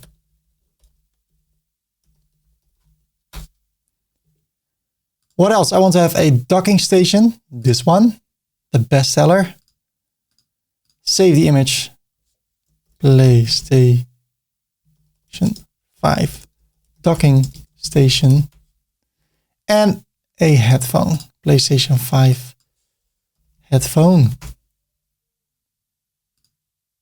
Maybe this one. So we can talk to each other while being online. PlayStation 5 headphone. So what I want to do, I want to create a few products. This one is the one I will publish. PlayStation 5 product image. Let me upload them all. Holding Shift, open. Okay, I grab this one, update. And now I go to new product. And this is the PlayStation 5 Digital Edition console, or whatever you want to call this. Product image, the same one. But what I want to do, I want to go to the catalog visibility here at publish, and I want to hide it from the entire shop. Why? I do not want to show this as a single product on my website. I only want to show this in the grouped product. So I say hidden, okay, publish. And I need to have a price. So $399.99. There's no sale, update. Now I want to copy it to a new draft. And this time I go for a PlayStation 5 controller. Copy the title, edit the permalink, paste the permalink. Click on OK. It's still hidden. That's what I like. I change the image, of course, to the controller. And the controller is sold for $59.99. Publish. Then I copy it as a new draft. And I say PlayStation 5 headphone. Copy it. Paste it. OK. Click on the image. Go for the headphone. And the headphone is $129.99. Publish. And then the latest one. They're all hidden. So let me show you in a minute. PlayStation 5 docking station. Copy the title. Paste it. Change the image. And uncheck the uncategorized. And this is only $90.99. Publish. Okay, now if I go to the store, let me update this really quick. I go to the store. Where is it? Nowhere. Only this one. So I click over here again. I edit the product. And now, look at this. I scroll down. Since it is a group product, I can go to linked products, group products, and I select, or I choose PlayStation. Then I go for the digital edition, PlayStation controller. After that, the PlayStation docking station. And then the latest one, PlayStation headphone. Okay, look at this. I go to the website. I go to this product. And now people can buy multiple things. So most of the time they want to buy one PlayStation, but maybe they want to have 3 extra controllers and 2 docking stations and a headphone. And maybe you want to add some games over here. That's how you can create a group product. And in cases like this, it's handy. I never use it for my own websites, and I also never use it for websites of clients. But I just want to show you what is possible. So right now they're all added to the cart. And that's what I really like. So what we have a simple product. One option. We have a variable product with multiple options. Then we have a digital product. We have a digital downloadable product. We have an external affiliate product, and we have a grouped product. So far, so good. Since we have 6 different kind of products on our website, it's time to talk about upsells and cross-sells. What are those? Well, I'm about to tell you. 2 more things I want to mention before we're going to take a look at the layout of the shop page. I want to talk about upsells and cross-sells. So let's go to this product, for instance. Right now, if I scroll down, I don't see any upsells. If I add this to the cart, I view the cart, I see nothing over here. So let's get rid of this and this one and this one, only the PlayStation 5. I go to the website, to this product, and I click on Edit Product. I scroll down, I go to Product Data and then to Linked Products, and here I see an upsell. So an upsell is on the product page itself. So I want to do an Elementor Pro upsell. So if I would view the product, I hold Command or Control on the PC. If I scroll down, I have an upsell over here. I can have multiple. So I can go to Linked Products and a hoodie and a PlayStation. Update. So now below this page, if I refresh the page, there are 3 products. Why? Because I said over here that I want that. Well, then there's something else. If I go to link products, then there's also cross-sells. Cross-sells are visible on the cart page. So again, I want to promote Elementor Pro. Update. If I go to the cart page, the cart, I see no upsell. Why? Because I said it should be linked to the ebook, How to Become an Online Entrepreneur. So when that product is bought and placed in the cart, then an upsell or a cross-sell will appear over here. So I go to my products and I say, you know what? I want to add this to the cart, view the cart, and now it appears over here.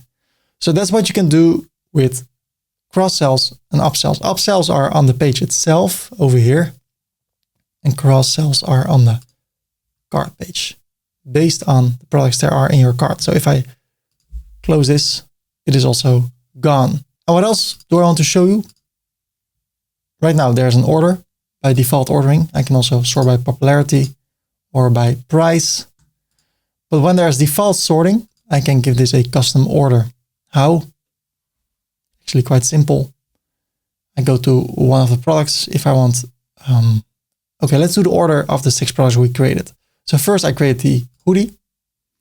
So I can edit the product and I can say advanced, I can say 1, but I can also say -3 as long as there's an order. So I say -3 and that will bring my product to number 1. So let's go to all the products. Then I go to the t-shirt. Again, advanced. I can say -2. And it will appear over here. 3, 4, 5, 6. This is the right order. So in that way, I can give everything a custom order. So if I take a look at one of the products, I think it's really big image. I don't like it. I want to change the look and feel, and I also want to change the look and feel of the shop. How can we do that? Let me show you. I think our website looks great already. Oh, thank you. You may all be seated. Of course, it's also because of WordPress, because of Hostinger, because of WooCommerce, and because of the Blocksy theme. It's not only my work, especially of all those other people. I'm just teaching you how it works, but I'm flattered. Thank you. So we're going to make it look better using the Blocksy theme. It already looks great, but we're going to make it look even better. Why not? That's a great question. Why not? I have no idea. So let's do it. In order to change the look and feel of our web shop, we need to go to the customizer. I want to start with the fonts over here, or actually on the whole website. And if you want to find fonts, you can go to fonts.google.com. I prefer not to use serif. If I would choose serif, what you see, it has those nice fonts. I prefer sans serif, which means it has no serif. So it's a little bit more clean, in my opinion. So I use sans serif, and then I can search over here. I can also type a text. Game consoles. I like this font. Which one is this? Open Sans, beautiful. Roboto, maybe even better. So if you see something you like, you want to use, you can do that. I like Nunito Sans. So what I can do, I can click over here. Then I go to the fonts of the menu, and then it says default family. So what we also can do, we can go to the typography. And then the base font, so the font that will be used in the whole website, unless we have some other settings over here. We could say Nunito Sans. And then you see it will change on the whole website. So if I go to t-shirt, product, if I change it over here, you see all those spots are affected. So you can take a look over here, what kind of fonts you want to have. I like one I saw over here, Roboto, for instance. Roboto.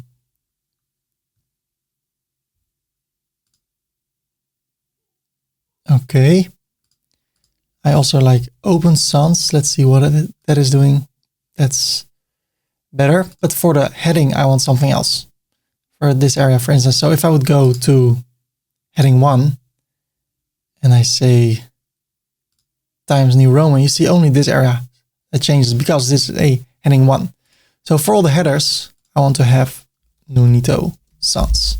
I copy this, select it, and then the second one, paste, select, paste, select.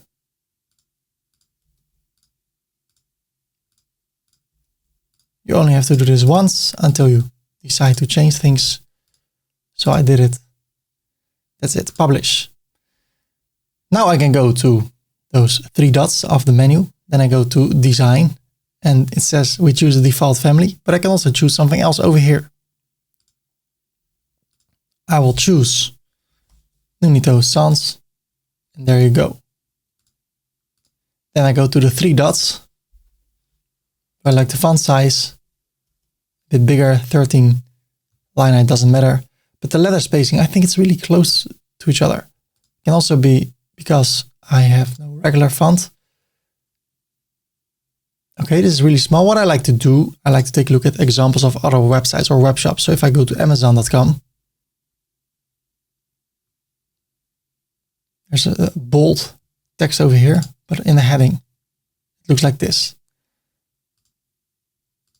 So this is all in capitals. Game consoles is without capitals. So I can also say, click over here, no capitals, maybe no capitals at all. But now only the first letter is a capital. That's okay with me. Nunito Sans, maybe a bit bolder. And then we can make it bigger. And in that way you can fine tune the fonts on your website. I think I will go like this because Amazon also has no capitals and this has a capital, the first letter. So I will leave it like this, but maybe a little bit bolder. And then a little bit more space over here, letter spacing.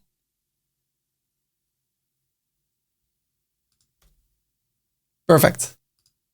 No, I don't feel it.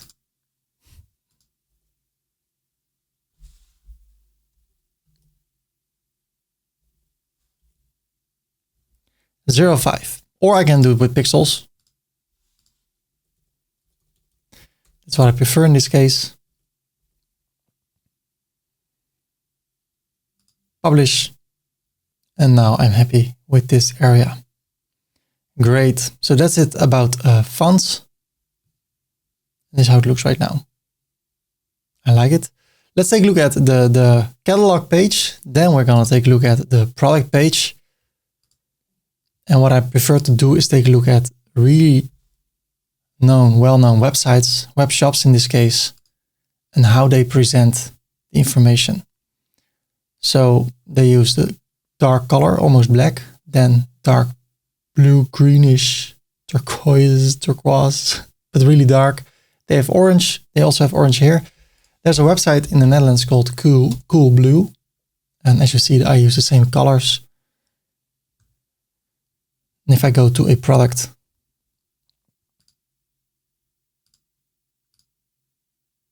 they use blue and orange and green. So what I prefer to do, copy this green color, or I just use a certain green color. So I go to the customizer, I scroll down, I want to make this green. Let me show you how easy it is. I can hover over here, click on edit, or I go to the WooCommerce product archive page. An archive page for a product is a page with all the products. Then there's a single product. If I would go to the t-shirt page. So over here, I can adjust a lot of things. So I can get rid of this area.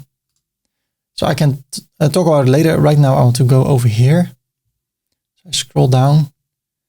Then I go for the cart options. Then there is the add to cart button. And then here at design, the add to cart button background color, I want to change it to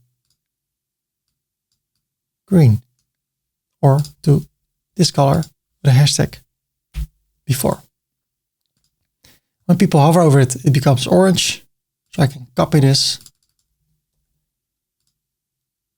paste over here and make it a bit darker. Awesome. So that looks a little bit more like that.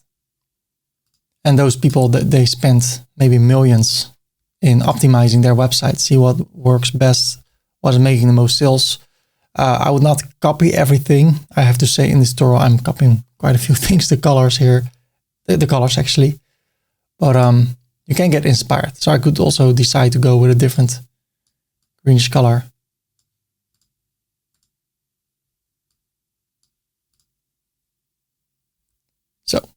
But let's go back to the beginning of the shop. If I close this, do I want this area to be here? Well, maybe you want. And for everything you see, there are different options. So I can click on edit and I can go back and I can get rid of it. I can put it back. I can also click on the arrow to the right and change the style to something like this. Or I can go to design. Have an image overlay color. That means that you can also have an image over here. Over here, custom image. I can select an image.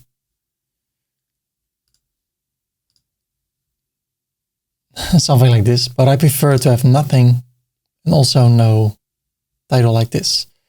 So I can go back and I can turn it off. What else can we do? Well, there are two different settings. Type 1, as you see, it looks like this. And type 2. I prefer that one because here is the same background as the current background. And when it's over here, everything is with a white background. I prefer that because I really like the slightly darker background. So I choose this one and then I can configure it. How many columns do I want to have next to each other? I like 3. Also because I want to go for a sidebar. How many rows? I can say 5. So I have 15 products that I can show over here. Then there are the cart options. The image right now, you see the quality is really low.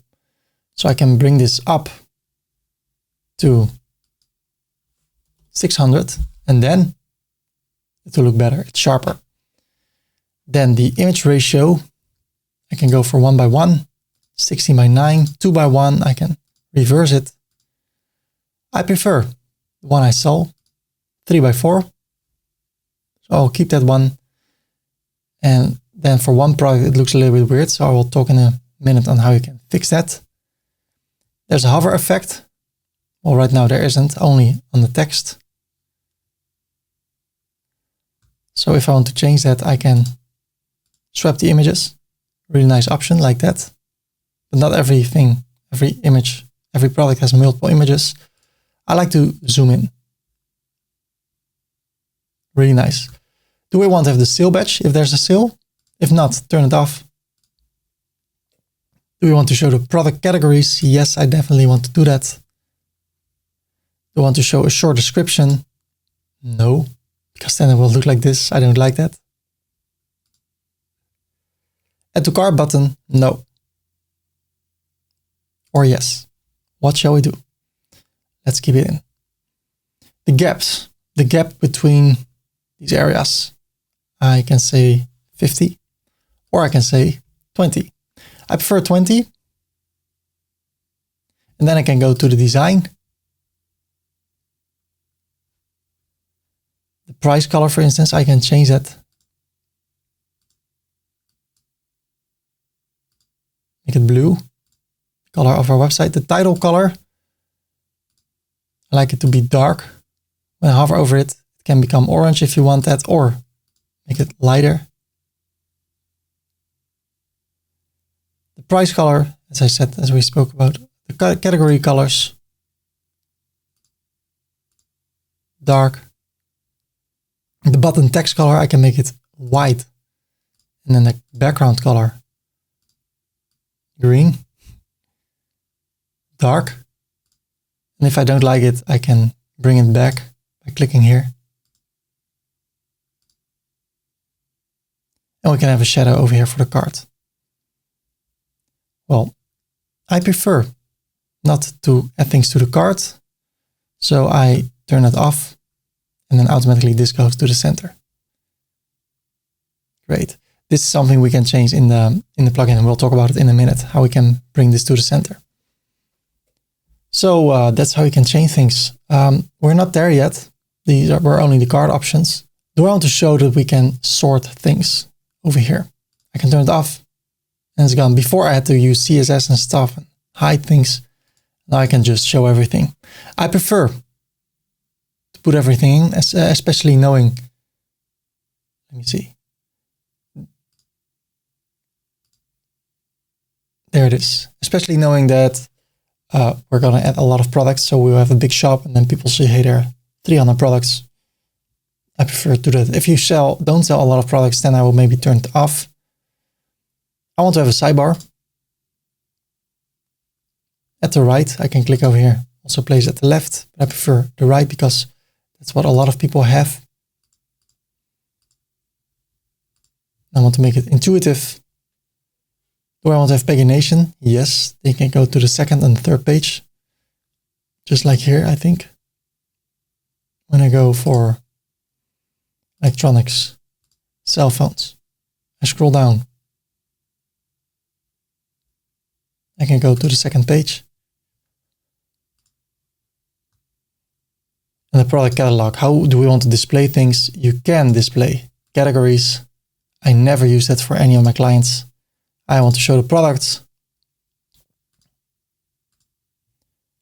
And I can change the default product sorting. So I can also say, always change it based on the rate. So if I would say rate, then this will be the first one because that's the only one with a rate or rating. I prefer default sorting. Okay, so far, so good. Publish. Then I want to go to the single product by clicking here.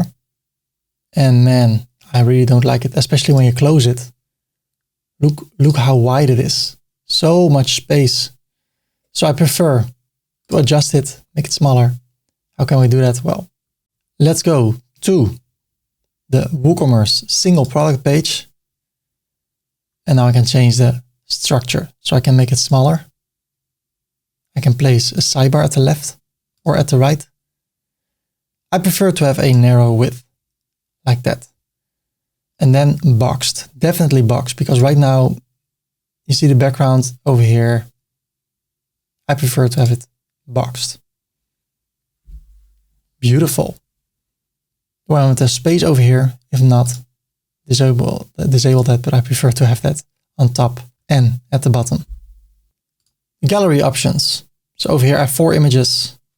I can narrow this down, make it smaller, make it 50. The thumbnail spacing, you can just slide and see what's happening and you can bring it back. You can also make it vertical. That's what I see with, not with Coolblue, but was that the case with Amazon? Yes. So hey, we can also do that. And all with a free theme. I still think that's amazing. But if I take a look at the width of this area, then below is better. How do I want to display the image? Again, I like it to be the same. I can use a light box. That means if I click on it, I can navigate. I don't need that. Do I want to have the zoom effect? If I turn it off, it stays like that. And I think actually that's better. What do they do over here? They have it. They don't have it over here. So that's how you can figure out for yourself which one. But the great thing is that all those options are available. If I want to go to the next one, how should it be displayed? Also make this orange. And that's what I love. All those options. Go back. So the product title, how do I want to display all this? I like it to be blue because that's the main color of my website. But then I think, okay, if I want it to be blue, you can do that, but I prefer the darker color. The price, I can change the color. I can change the font. Nito Sans.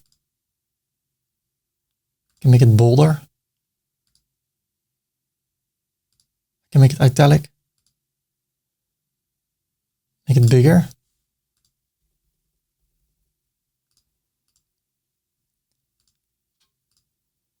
Then the add to cart, really important for me.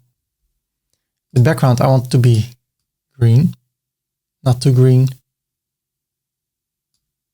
Copy for the hover, paste it. Okay. Quantity, color is okay. The arrows, let's see if we can also make this green. Definitely not. But that's how you can play around with things. Also here, maybe better to make it green. Or blue. Okay. The sales badge, if there's a sale, do I want to show that? Yes. The star rating, if that is there, yes. Product meta description, that's this. If I turn it off, it is gone. I prefer to have it there. Product tabs. Right now there are 3 tabs. I can also make sure it's gone, or I can click over here and show a different style. Then change the design, but I prefer type 1. Sticky gallery, that can be interesting. Okay, let me show that really quick.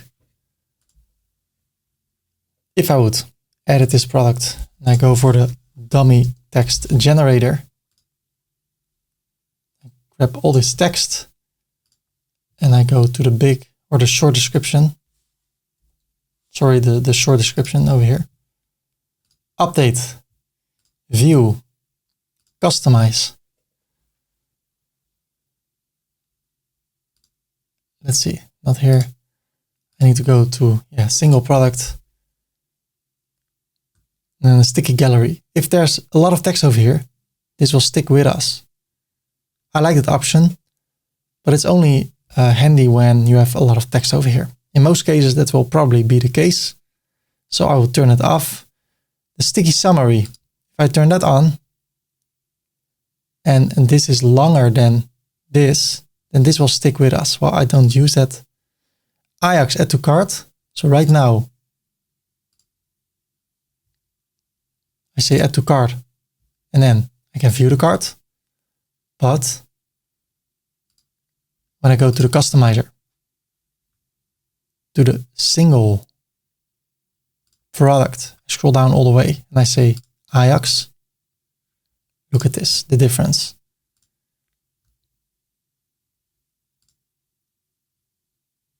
It says add to cart and view the cart. So maybe it doesn't look that appealing. That would look more appealing if the width of this area is wider. So let's see what we can do about that. General layout, maximum site width, narrow container max width. So we can increase this. Doesn't have to be that small.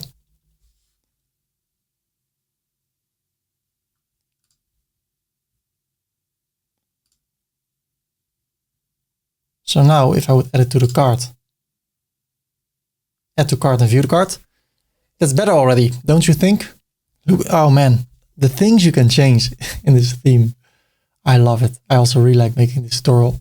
And if you like watching it, then please like the video. I do my best to make the best tutorials possible. I hope you can feel that or smell it or see it. Okay. Well, that's it.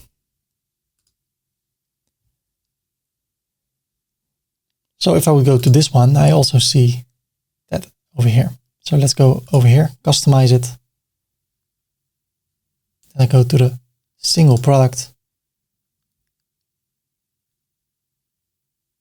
Yes, I can turn it off and then it's gone. But I turn it on. It all looks beautiful. There's a sale, title, review, text, and then related products. Beautiful. I go to the cart, view the cart, go to the customizer. There's not much we can do over here, but what we can do, we talked about the product archives in the single product. I can also go to general. All the messages you get, which colors should they have? Star rating, you can change the color over here. So I could go and make the star rating green. But that's up to you. Quantity input. Okay, so I go to the shop, to the t-shirt. How should it look? Type 1. That's also an option. If you do it like this, what makes it better, in my opinion, is that there's more space over here. But hey, that is totally up to you. If I turn it off, it looks like that. No style.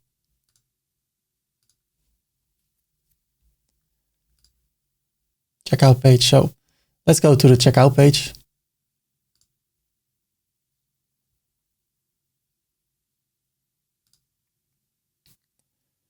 Coupon for the form. So can people leave a coupon code?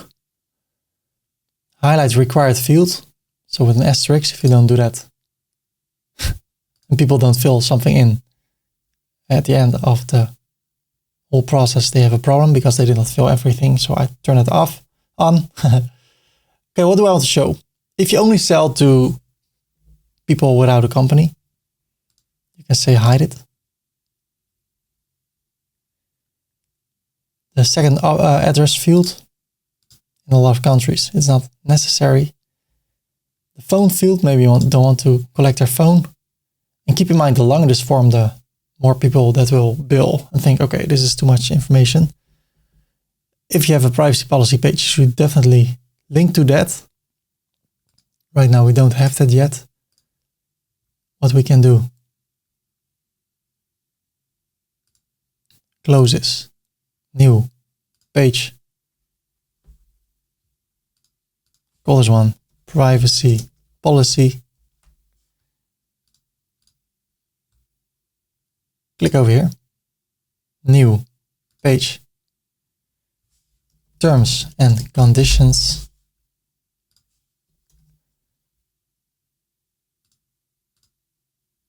Then we go back to the website, to the checkout, customize, And then I go to the WooCommerce settings, general, checkout page, and I select the privacy policy page and the terms and conditions page. And it says I've read and agreed to the website terms and conditions. And here's the privacy policy. So far, so good. I can also change the text over here. This text. Publish. And then we can go to the accounts page. And here I can change some information. So I go back. Account page. I can use an avatar. I have one. And I can change the site. I can also use my name. And navigation quick links. Like account and logout. I can design it, but I'm okay with how it looks.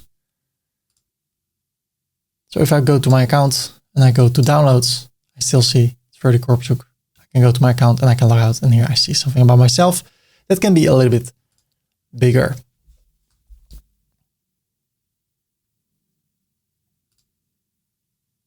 Account page.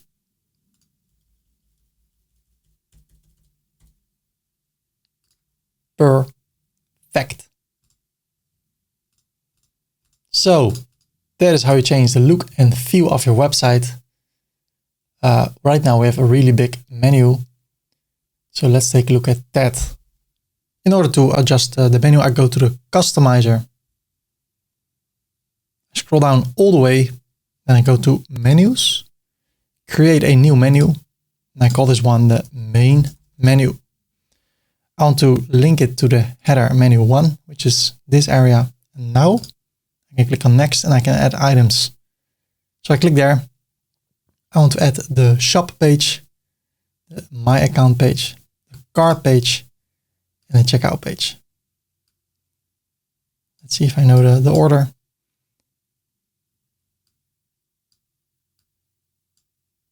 So like that. I can add new pages or categories. For instance, not these categories, but product categories. So I can add men and then hoodies, women, t-shirts. So what I can do, I can bring those under men, t-shirts for men and hoodies for men. Publish. And sometimes it can be a little bit clunky. If it doesn't work for you, you can close this. Now you see, it looks like that. We can adjust it later. But if I go to the back end to menus, this can work a little bit better. For instance, with this area. So whatever you prefer. You know what, we'll talk about categories and stuff later. Right now I want to bring it back to the way it was. Save the menu. So now it looks like that. Now I want to look at this area, at the t-shirt. It's in the center, and maybe I want it to be at the left, and at the home page or the shop page, the catalog page, it's at the left. I don't like it, especially since there's no padding or margin. So let's go to the settings. So I go to WooCommerce, variation swatches from cart flows. That's funny. My own tutorial. Wow, bad hair day. But they probably liked it, so they placed it over here. Awesome.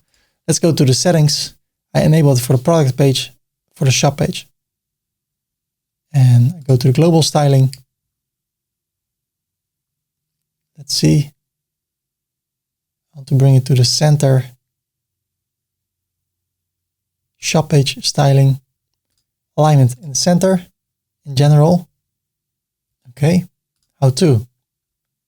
Also, I go to the home page and now it should be in the center. Also here.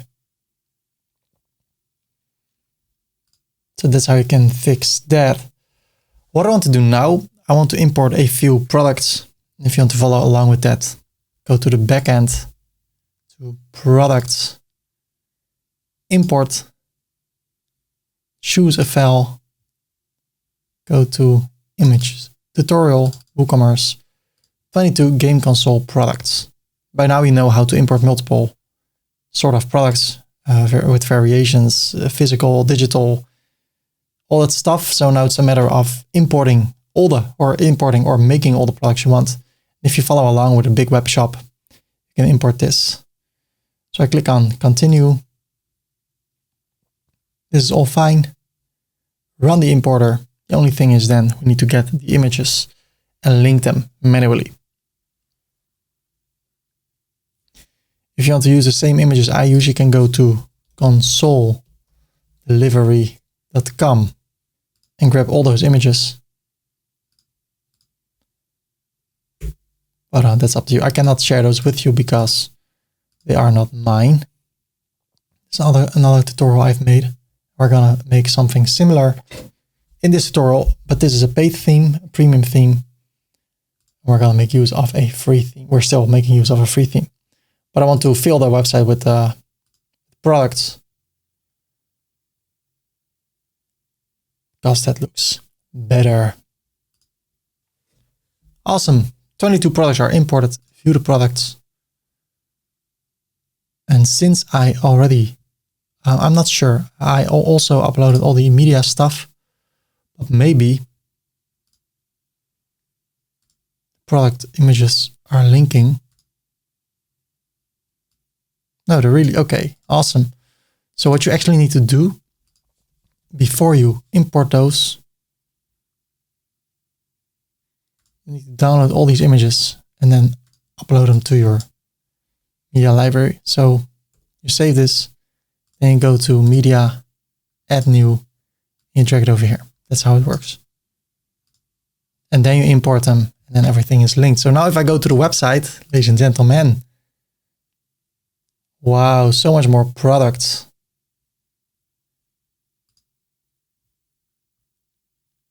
Awesome. If I don't like the look of view, I can go to the customizer. Then I go to WooCommerce, product archives, design. Well, let's see, cart options. And then over here, 1:1. Aspect ratio of the image. It seems to be better. But here it looks weird. If I want to fix this, oh wait, or there was another image on page 1, which I am referring to. This one. So this looks a little bit like, okay, I don't see the whole PlayStation. I don't see the whole box. How can we fix that? I click on it. I edit the product. Then I go to the product image. I click on edit image. Now I can crop it. So I can say, crop it like that. Crop. Save. Set product image. Update. View the product. Okay, now it looks like that. And if I go to the home page, it looks better than before. So that's how you can adjust an image within WordPress. Okay, everything looks great so far. Congratulations on what you have achieved so far. Now let's talk about the sidebar over here. In order to make the whole process for the client or for the prospect client, the website visitor, better, let's work with a sidebar. What is a sidebar? A sidebar is a sidebar in your shop page that helps people to find the products they are searching for. And you can take it as far as you want. I will show you a few options and then I will show you how to make a sidebar with sidebar widgets that will make the whole buying process on your website easier. Let's go! But first, please like the video. Maybe you come to the point right now like, okay, I'm able to like it now. I like it, but I just need that last reminder like, hey, now since Ferdy is telling me, hey, can you like it? I'm like, okay, now I'm ready. So that's why I'm asking you again, like the video if you like it. So let's create a sidebar with widgets. In order to add widgets over here, we can go to the customizer. And I can scroll down all the way. And here at the core, we can go to widgets, WooCommerce sidebar. I got it. Then I can add a block, also known as a widget. I click on browse all so I can see them all. If I scroll down, there are a few WooCommerce related ones. Here is WooCommerce So first I can have product search if I want to. There it is. If you click over here on the 3 dots, show more settings, there are a few other things you can adjust. I go back. I don't need this one. I just want to show you how to add them. I want to go for filter by price. So I can also search. Then you see filter by price. And there you go. Click over here. Sorry. On those 3 dots. Show more settings. No, it's okay how it is. Now I can filter this, and if I release it, I see all the products that are within that price range. I need to publish it first. So if I close it, I can say, you know what? Everything until 407 and everything above that will not be shown. So right now there's 349. If I bring this below 349, it's not visible anymore. So that's the price filter. What I don't like right now is that the width of our website, it's really wide. If I want to narrow it down, I can go to the customizer, go to general, layout, it's 1290. I can make it 1140. It's a little bit more narrow. Close it. So then this is also less wide. I prefer that. What I also would like is that those filters are in a separate area instead of seeing the background through it. So I can go to the customizer, to the sidebar, and there I can change the look and feel of the sidebar. I prefer that one or that, but I prefer type 2. And then I scroll down and I want to separate all the widgets and make a sticky sidebar. Publish, close. So right now, if I scroll down, this will stick with us. How cool is that? I think it's cool, especially again for a free theme, mind-blowing. Okay, go to the customizer again. What else can we do? We can add more widgets. For instance, click on the plus. I can go for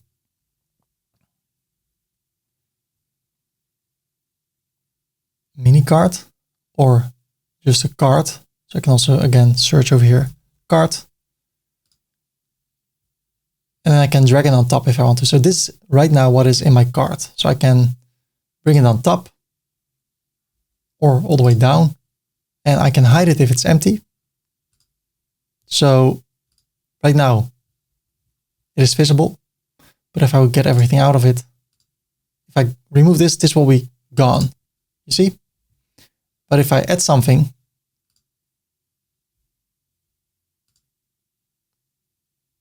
and I go to the shop, then it's visible again.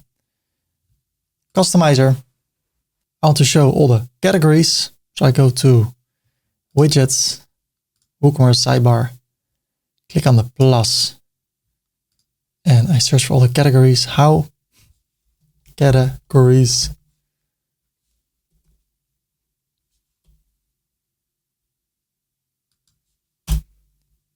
Now it should be visible again. Categories list or product category list, even better. Okay. Show more settings. Show the product count. Yes. Show category images. Well, I prefer not.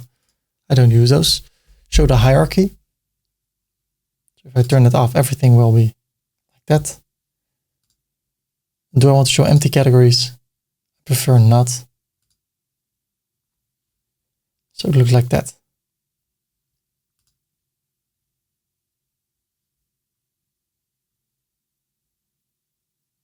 And again, we can play around with the order. Publish. I have to say, I think the WooCommerce sidebar widgets are quite limited. By the way, I don't want to have this filter or this sticky bar anymore. But you can get plugins that can give your website extra functionalities. So specific widgets. Well, first, let me go to the sidebar settings. I can also decrease this area. 27 is great. Change the sidebar gap. Also bring it to pixels. Make it also 20, just like this area over here. Then I can narrow that down maybe. Let's make this 20 between every widget. I don't want to have a sticky sidebar anymore. And if I would have, how much should the offset be? 50 or less. Again, also over here, I could say 20.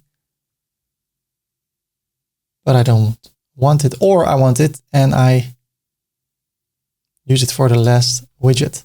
So now this stays, then at the end, it sticks with us. Well, that's something interesting. So I will use that, and then I want to show 2 widgets that will stick with us. Okay, this is still too long. Okay, so what I can do, let me show you.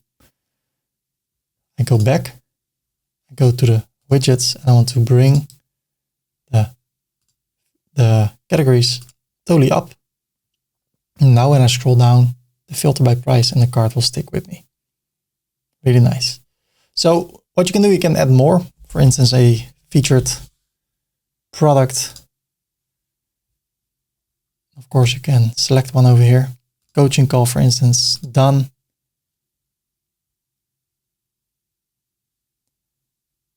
More options.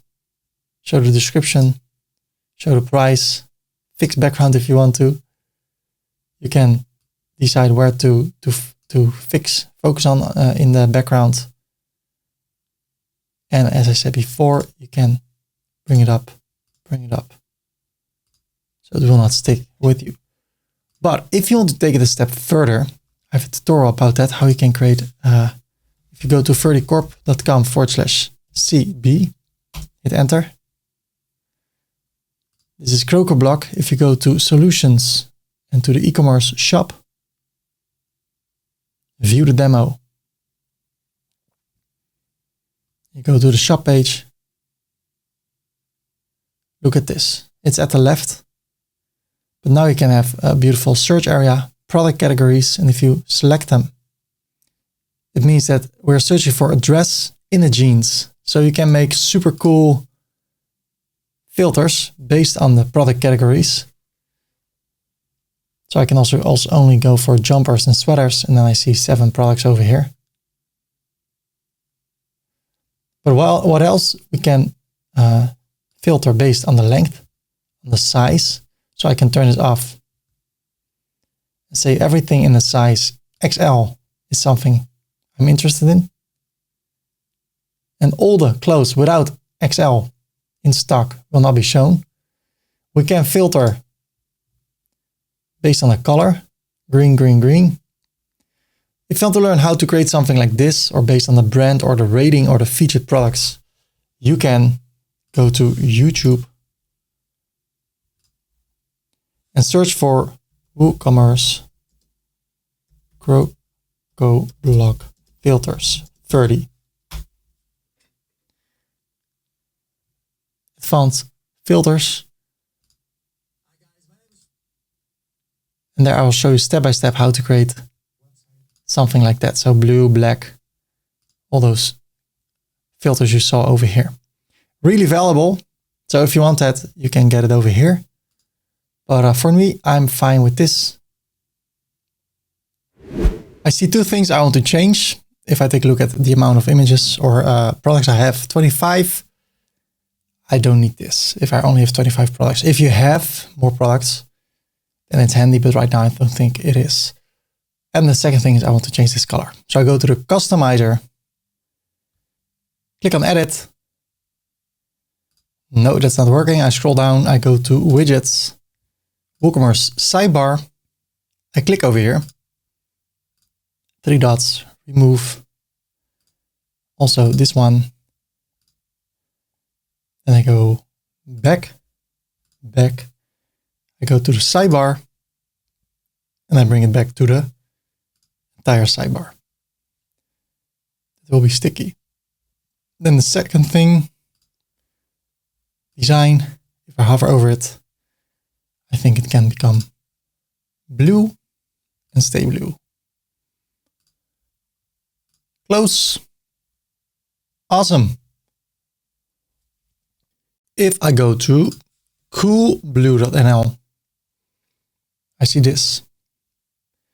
If I go to bol.com, also a Dutch website, and I order a few things, I definitely want that too. I see this. Over here, there's no drop down. Over here, there is when you click. So we can decide what we want. If you go to Amazon, I put something in the cart.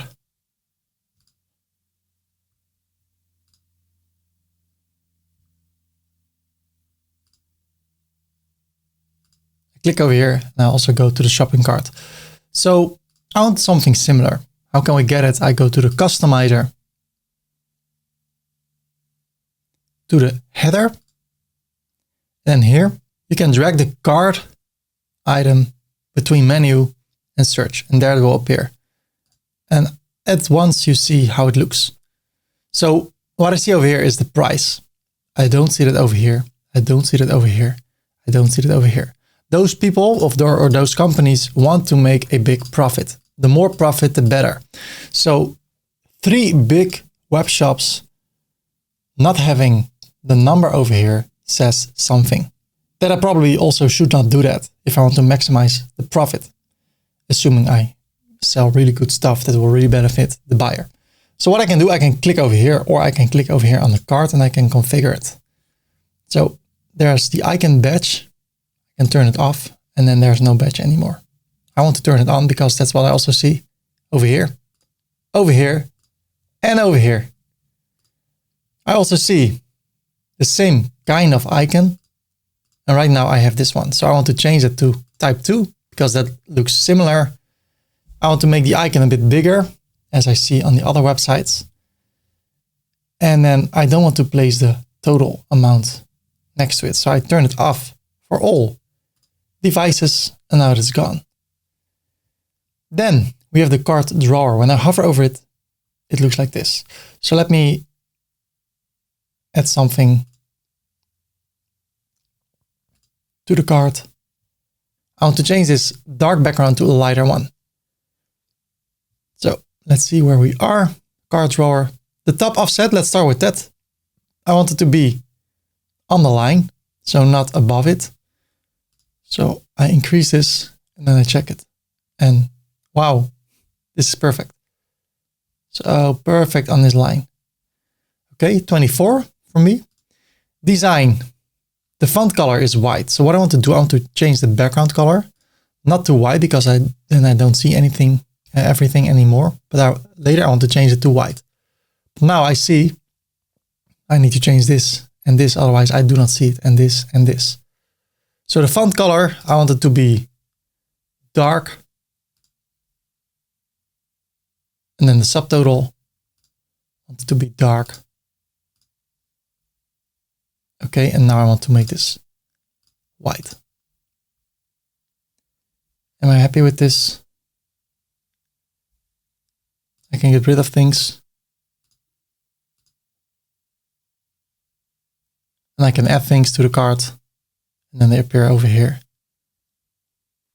If we add more things,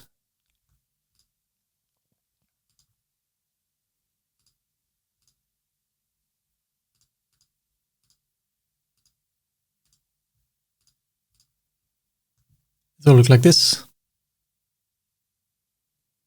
I can view the cart, or I can go to the checkout. Wow, I love this. This makes it so much better. So step by step, we're getting further and further. And I hope you're really happy with how things look so far. This is something else that makes me really excited. We're going to talk about coupon codes. So we have a website up and running. It's beautiful. It's not totally up and running. We're going to talk about other things like payment methods and taxes and shipping costs. We're going to work on that. But right now we're going to talk about coupon codes. And with coupon codes, you can take your whole online shopping business to a whole nother level. Oh man, I'm gonna talk about it later, but let me show you right now, or talk about it right now, that when you have an email list, for instance, you can give people discount. And then when they get the discount, they are subscribed to your email list. And then imagine you have 10,000 people on your email list and you send them an email like, hey, for the first 100 people, there is a discount of 20% for the first 100 people when they spend at least $50. You have no idea if all those 100 people then buy things on your website for more than $50. That's already $5,000, I think. At least what people will spend just with one email. That is possible. Okay, I'm going to talk about it later, how you can apply this and what is possible. And now let's start with that. How to create coupon codes within WooCommerce. In order to create a coupon code, we go to the back end. Then we go to marketing, coupons. And I'm going to create my first coupon by clicking on this beautiful purple button with white text, create your first coupon. And I can generate a coupon code. And now I can use this code. I go to the website holding Command or Control on a PC. I can go to the cart and then I can place my coupon code here and apply the coupon code. Well, we need to assign some settings to this coupon code. What happens when people fill in this coupon code? Here in general, we can choose a discount type, the fixed card discount or percentage discount. So I can say you get $10 of discount. If I publish it and I use a code and I apply the coupon, really easy. The total is now $10 less. So it's working. But what happens? Look at this. If I get rid of this all and I go to the shop and I go for the cheapest product.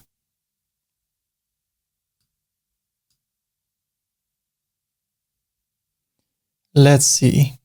If I would go for the ebook, add to the cart, view the cart, and I apply the coupon code. Coupon code, it's already applied. So I just have to pay $9.99. Well, that's 50% off. That's a lot. So what I can say in the description, I can say, get $10 of discount when you spend at least $35 or $35. So what I can say now here at users restriction, the minimum spend needs to be 35. So now if I refresh the page, it says, sorry, it seems that coupon code blah, blah, blah is invalid. It has now been removed from your order. Why? Because the minimum spend for this coupon is 35. How cool is that it's saying that? If you want to change this color, go to the customizer, to WooCommerce General, Messages, and then here I can change the background color to something more red. Let's try it again. Wow, my eyes. Oh, it's so bright. Wow. So that's what you can do. Let's go back to General, fixed card discount. I can allow free shipping. So as soon as people fill this in, this coupon code, they also get free shipping.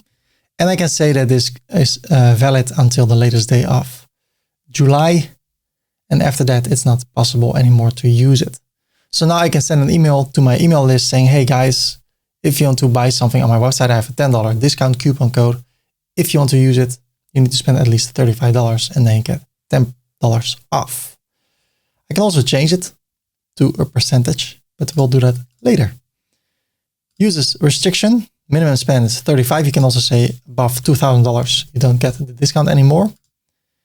You can also say only for individual use. So you cannot use multiple coupon codes on top of each other. You can also exclude it for sale items. So if I turn this off and I update it and I go to the shop and I go for the hoodie, I add it to the cart, it's a sale. So as long as there's at least one sold item in or one item on sale, it will not work. Even though you have a lot of other products that are not on sale. Sorry, this coupon is not valid for sale items. So that's what we said over here. And now, if you would try it again, it works. How cool is that? What else? We can only say that it's only for certain products. For a hoodie. So if I close it, it says it's not valid anymore. The minimum spend is 35, but at the other hand, when I go to the shop and I buy something else, it's also not valid because it's only valid for the hoodie. So this coupon is not applicable to select products. So I can also send an email to my email list. Buy this hoodie, special deal. Then only when people buy the hoodie,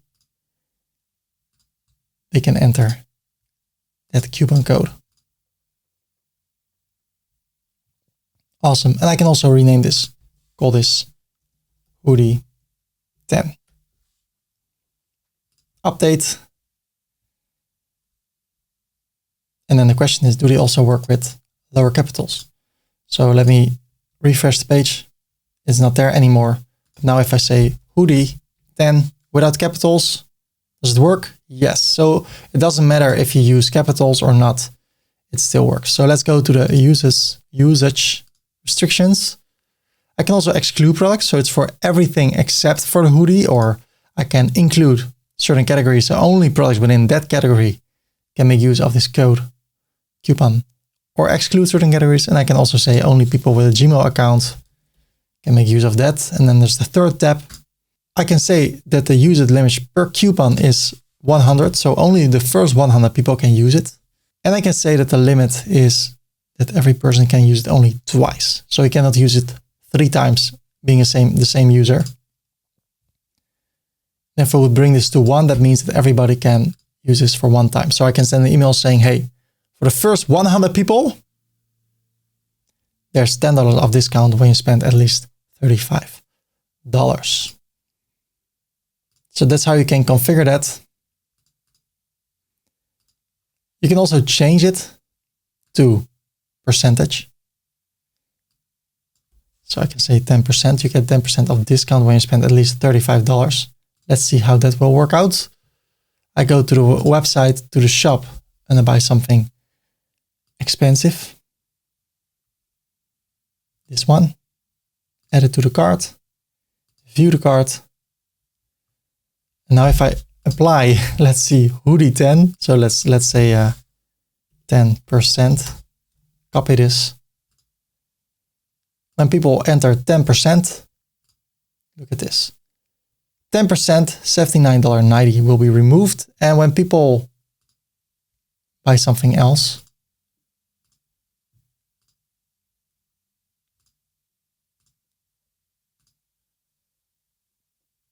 you see again, still $102.70, which is 10% of this amount, will be removed. So you can do percentage, fixed, or a fixed product discount. So that's a fixed product discount for a certain product. But you can also use that same principle for users restrictions by selecting the product you want to apply it on. But since we changed it to a discount, we can go to users limits, and you can limit the amount of items. So right now we have 1, 2, 3 items. If I go to the t-shirt and I go for the M, add it to the cart, XL, white, add it to the cart, view the cart. We still have 10% of discount, but if we say only use it for 5 products, then it will change. And it's the 5 cheapest products. So let's test this. Okay, now we have nothing. I go to the shop and I go for a t-shirt. Add it to the cart, view the cart. I use 10%. And now I get $14.99. If I would increase this, look at this. Nothing changes. Why? Because it's for the 5 cheapest products. So let's do 2 things. First, this is 10%. I want to add $10. Get 10. I don't have to, you have to say what happens. So this is a fixed cart discount. No restrictions. It works every single time. And then I go to the other one, 10%. I go to the second tab. And I want it to be used in conjunction with other coupons. So we have 10% and $10. So now if I go to the website, we have nothing yet in the filter. So let's go for a t-shirt. Add to the cart, view the cart. Okay, let's add one more. Now I can say $10.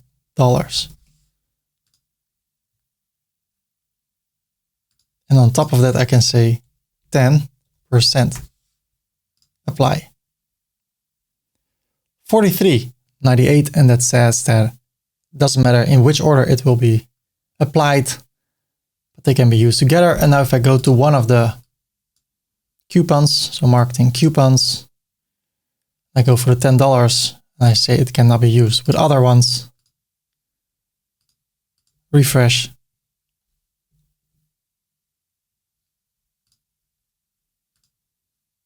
And I say $10 and 10%. It says, sorry, coupon $10 already has been applied and cannot be used in conjunction with other coupons. So that's how it works. This is a great way to make a lot of money in a short amount of time. So 2 more ways on how to use this. Add a coupon, coaching madness. Get $50 off on your first coaching call with Ferdy. So I can go to usage restriction. Oh, let's make this 50 and then say this is only for the coaching call.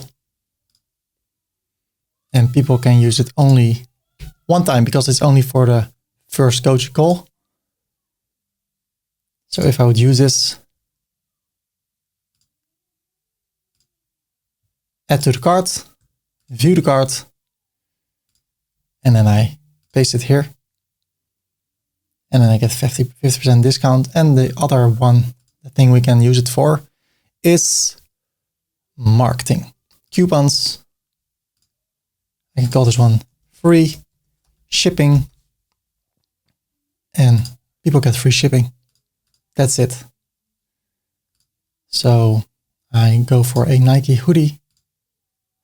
Go to the cart.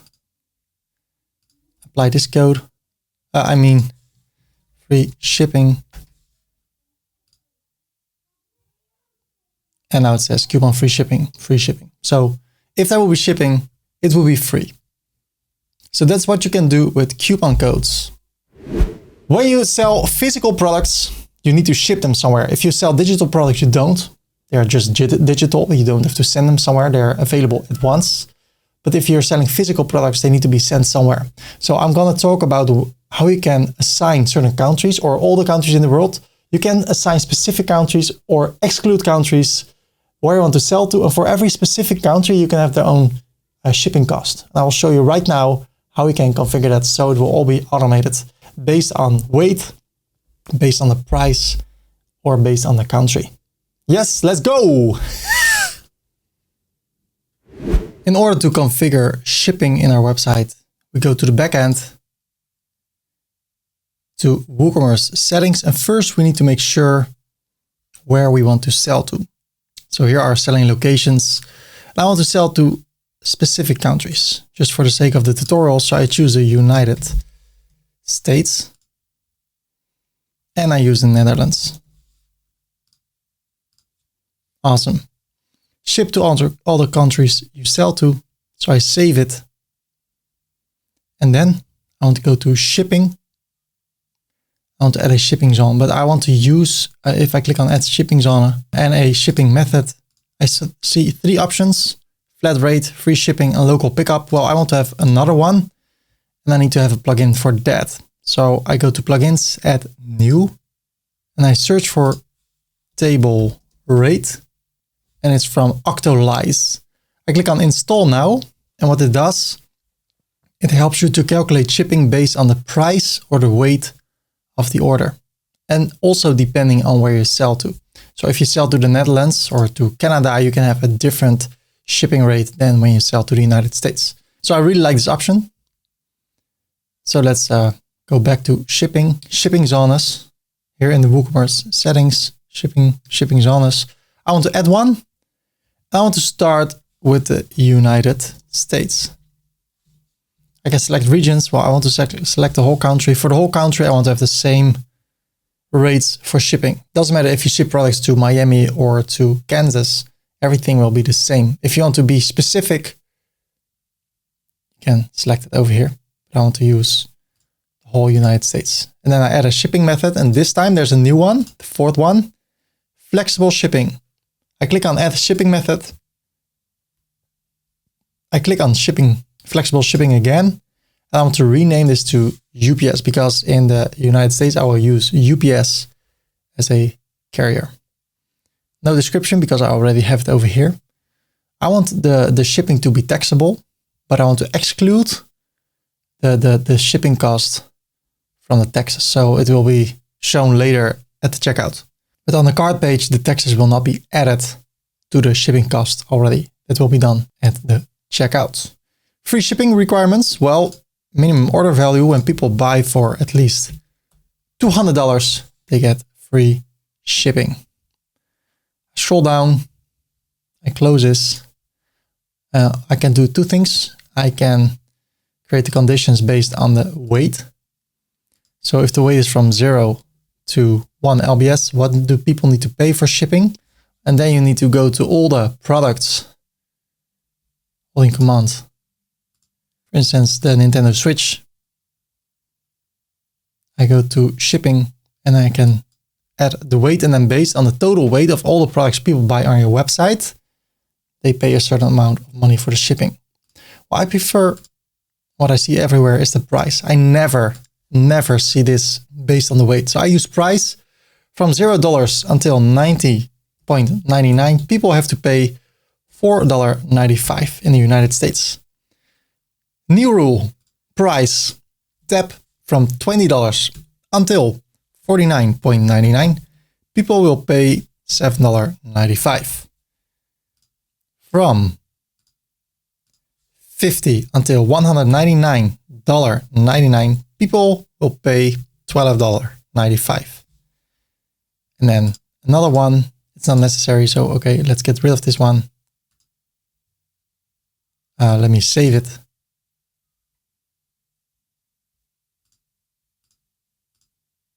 I can delete this one. And I said, so from $200 on, that's what I said over here, the shipping is free. This is only for the United States. So when people go to your website and they add things to the cart, things that are physical, I can view the cart. Okay, let's get rid of all the coupon codes. It says the shipping needs to be calculated based on where I come from. And then people can select the Netherlands or the United States because I said I sell only to those two countries for the sake of the tutorial. So people can search for the country, Netherlands. Let's do the United States. Update.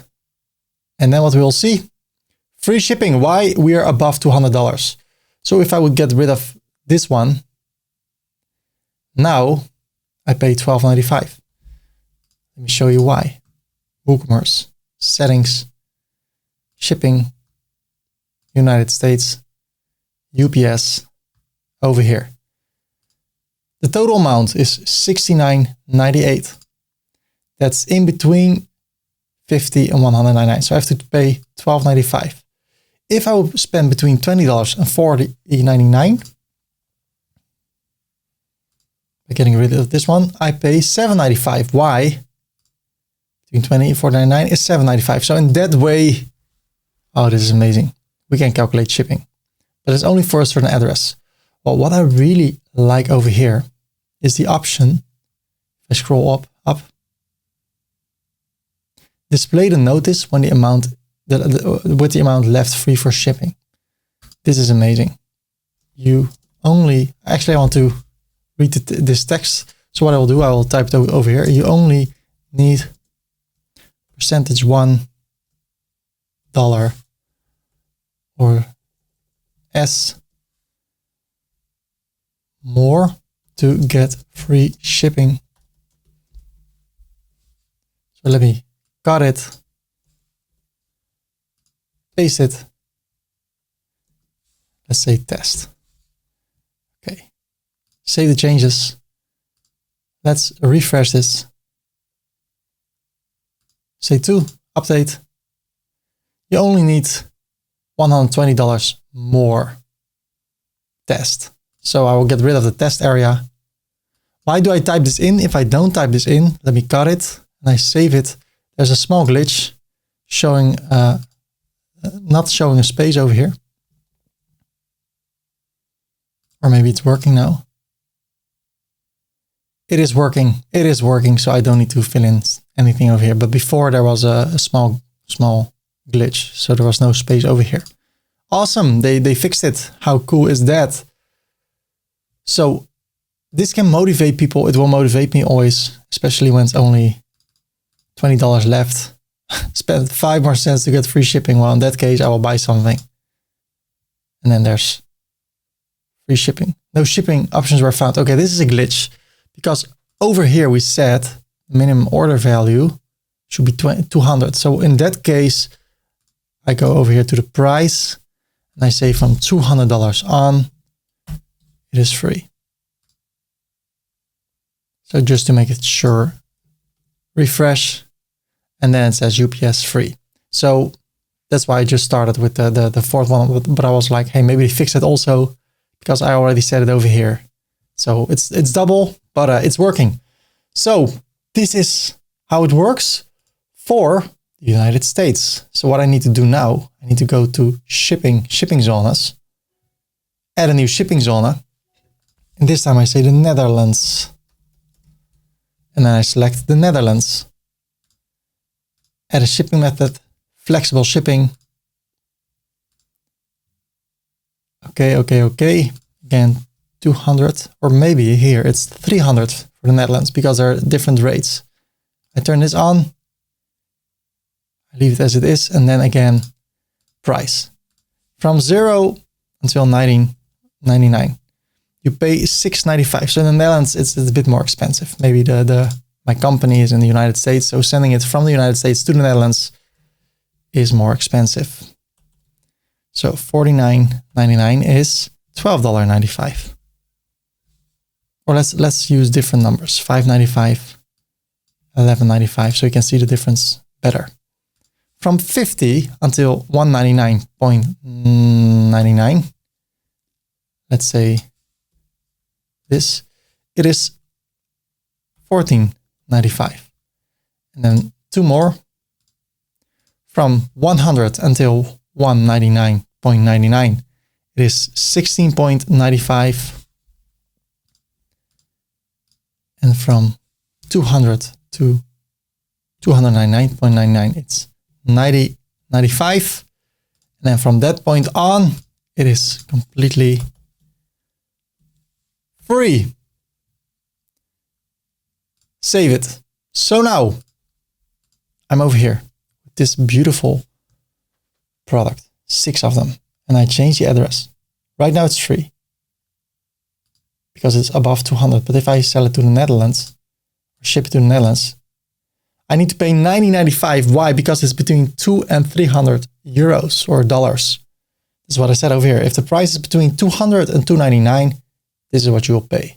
So that's awesome. Now we can configure this for every country you sell to, and it's all automated. So that's how we can work with shipping. And as I said, you can do it based on the weight, but I never see that. For all the websites I made, I never had to do that based on the weight. So I always use the price. And if I bring it down, it says you need $140 more to get free shipping. But if I would change it to the United States, I already have the free shipping. So how cool is that? I think it's pretty cool. That's how you can deal with shipping. Yes, here's my favorite subject. Let's talk about taxes. And not the state taxes. No, let's talk about taxes. Paying money to the government, money that we've earned and paid to the government. Wow. I think it's a good thing, although it hurts sometimes, especially in the Netherlands. We pay around 45% taxes of everything we earn, but our roads are really good. Our healthcare is really good. So, and it's better to give than to receive. So, hey, it is what it is, but it's important to calculate this, or let WooCommerce calculate this on your website. And I will show you right now how we can do it. We can set it up manually and we can set it up automatically if you're from the United States. So let me show you both ways. Okay, in order to configure taxes, we need to go to the backend. But before I do that, I go to this product over here. In order to make the calculations easier, I want to edit this product and change the price to $100. So we can see or calculate easier what the taxes will be. So if I go to the product, I add it to the cart, view the cart. Right now, there is no taxes applied yet. So it stays $100. If I go to the checkout, it stays $100. So let's turn on the taxes. I go to WooCommerce settings. I scroll down and over here, enable taxes. Yes, I save it. And now there's a new tab over here called tax. Awesome. There are a few options. Those are all fine. So I leave it as it is. There is standard rates, reduced rates, and zero rates. So zero rates sometimes is for medicine and stuff. In the Netherlands or in my shop, I don't use it. I have the normal rate and the reduced rate. And the reduced rate can be for books and other stuff. I know only about books. So I go to the standard rates and then I want to insert a country code, Netherlands. And then in the whole Netherlands, we have one tax applied and that's 21%. And the tax can be called tax or VAT. I also include the shipping, save the changes. And then there's also the reduced rate. So I insert a row, Netherlands. And the reduced rate for books is 9. Save the changes. So if I go to the website and I go to the cart, it is still $100. Why? If I go to the checkout, I need to change the address to the Netherlands. And now $21 is added. So if I go to the cart again, subtotal is $100. And then the VAT is $21 and the total will be $121. And then $21 goes to the government. Why is it displayed like this? Why on my website do I not see the prices inclusive of taxes but exclusive? Because, let me show you here at the backend at WooCommerce settings, tax, it says prices entered with tax. No, I will enter prices exclusive of tax. So that's why I see $100 over here. This is ideal if you're only selling to companies, because then people know at the end, at the checkout, I need to pay extra money, but I will get that money back from the government because it's 20% of 21% of taxes. If you're selling to people without a company, then it's better to include taxes. So what will happen now? I save the changes. What will happen is that the price of the 60 minutes coaching call will still stay the same. But now out of that $100, there's 21% of taxes. So people that buy this, they still pay $100, but my profit is $82.64. So that's the big difference. Do you want the taxes to be included in the amount you decided that the product was, or do you want it to be excluded? So in this case, my profit is 82. And in this case, my profit or margin is $100. So that's up to you. When I sell to people without a company, I always say yes, inclusive of tax. And then still, when people buy this as a company, they still can get the taxes back, but then you have less revenue. Yes, so that's how it works. So I go back to the standard rates and now I insert a row and I say USA or US, and I say the taxes there is 10%. VAT. Save the changes, and the reduced rate is 5. Okay. Now, if I buy the same thing, but this time, now I buy it from the United States. Look at this. It's different. Why? Because the difference in taxes. So depending on where you come from, or depending on where you ship to. So I would ship it to the Netherlands because that's where I live. People from the United States would ship it to the United States because that's where they live. Based on what people choose, the taxes are different. And that's a great thing you can do using WooCommerce. So let's talk about a few other settings. I go back to the backend, to WooCommerce settings, taxes. We work with standard rates, but we also can work with reduced rates. So for instance, a normal physical hoodie, a Nike hoodie, falls under the standard rate, but the reduced rates is for books, for instance. So that's 9% in the Netherlands, and in the US, I said it's 5%. I'm not sure, but just to show you for the sake of the tutorial how this works, we can go to your products. And if there's a product that falls under the reduced rate, so for instance, books in the Netherlands are cheaper, have a lower rate. So I go to my book. I know it's a digital book, but let's pretend it's a physical book. Because it's a physical book, I have to pay less taxes. So what I can do here at general, I can go to tax status. It's taxable, but the tax class, it's reduced. So let's not save it yet. So I close this. I go to the shop and I add this book. Add it to the cart, view the cart. Right now the taxes is, let's see, in the United States. So let's go to the checkout and change it to the Netherlands. Go back to the cart. Right now the tax is $3.47. But if I say it is the reduced rate and I update it, look at what happens. The taxes for this product will not be $3.47, but $1.65 because it's only 10% instead of 21% or even 9% in the Netherlands. So that's how you can deal with different products. So if I would add something else, one from $100,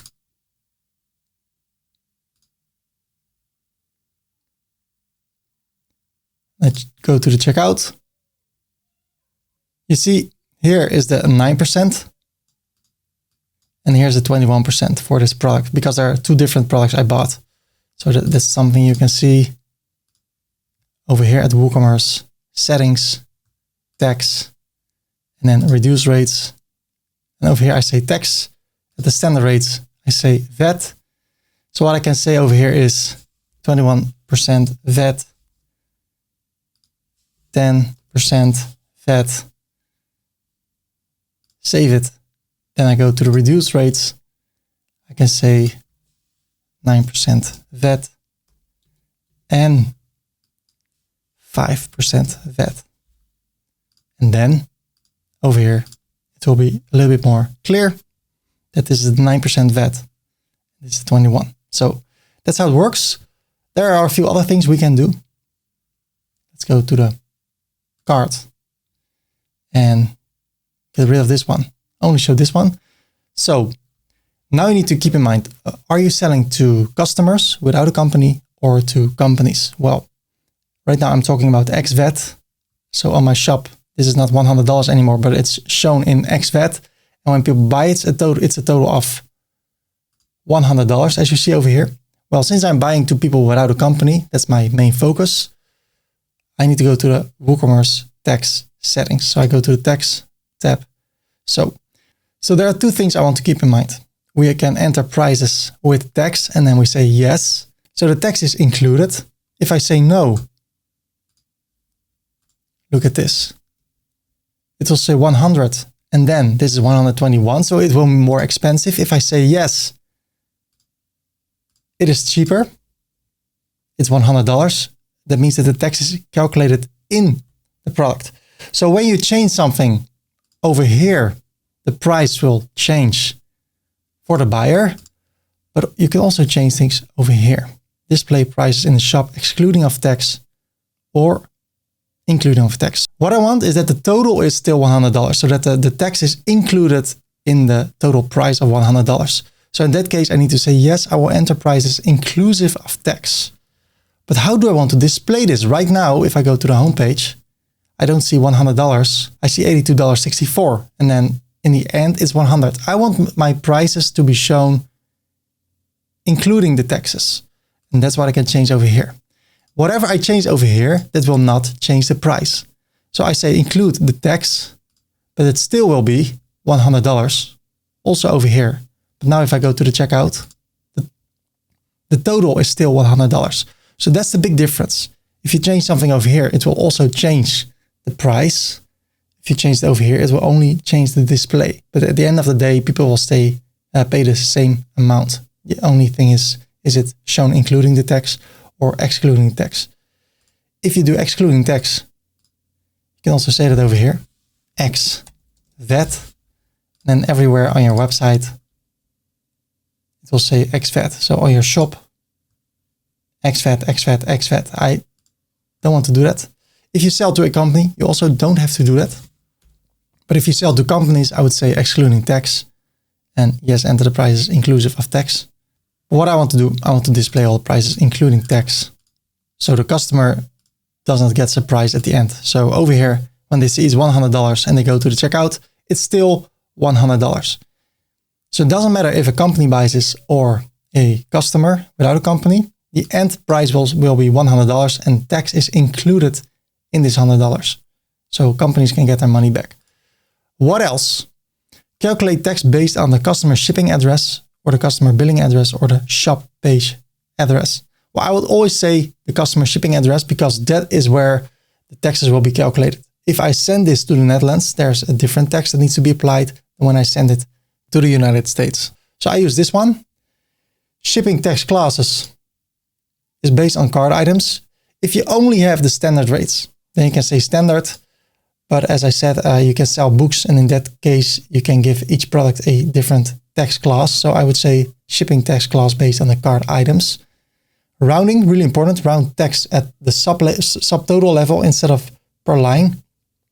I can explain this to you if I would buy a lot of products.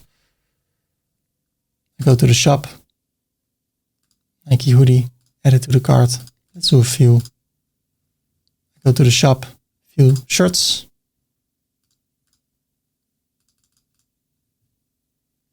I go to the shop, I buy this one. I go to the checkout. What can happen is that for every price, taxes will be calculated.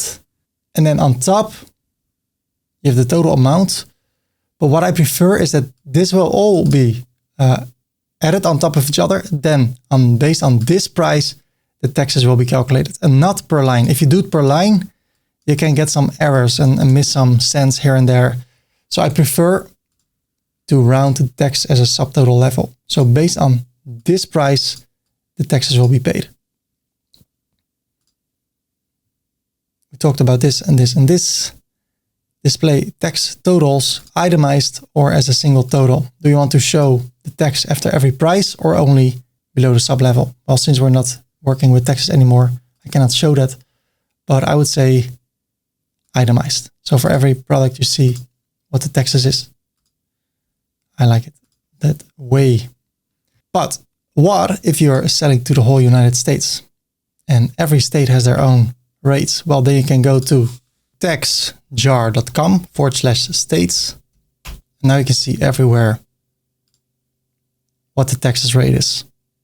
So you can fill that in, but let me show you a better way how to automate this for the United States. So you don't have to fill in everything manually.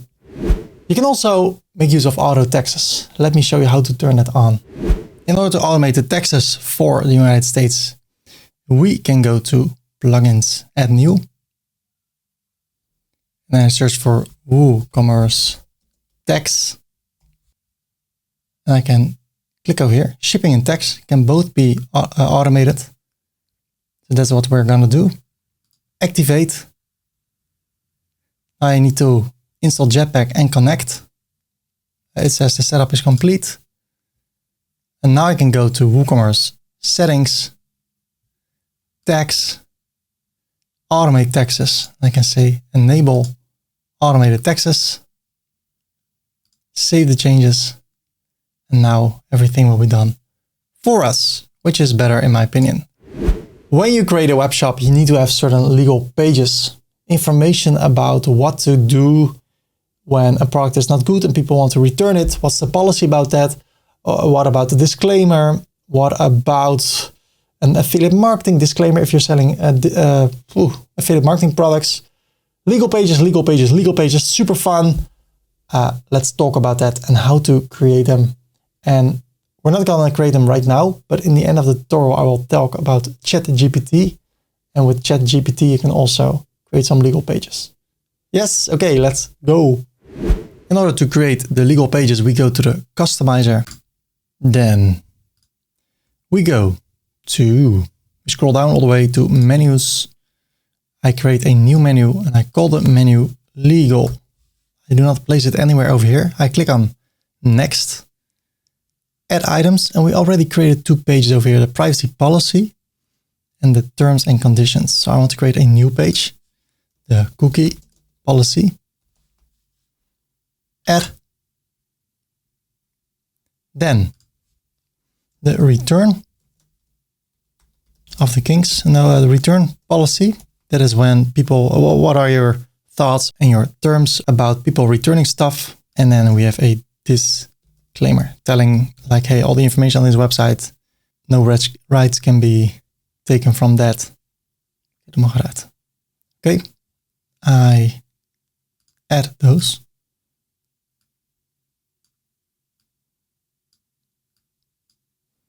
Publish. Then I want to place them in the footer. So what I will do, I hold Command. So I go to the back end over here. Now I go to the customizer. I scroll all the way down. Over here, I want to edit this area. Then I click on copyright. I remove the copyright. I like the current year. I remove everything over here and I create a pipe. And then I say cookie policy, pipe, return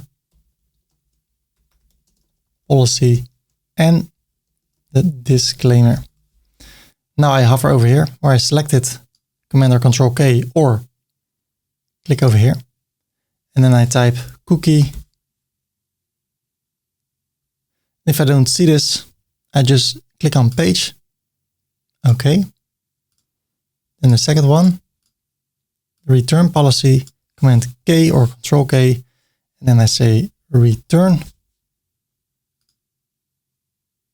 Okay. The third one, Command K, disclaimer.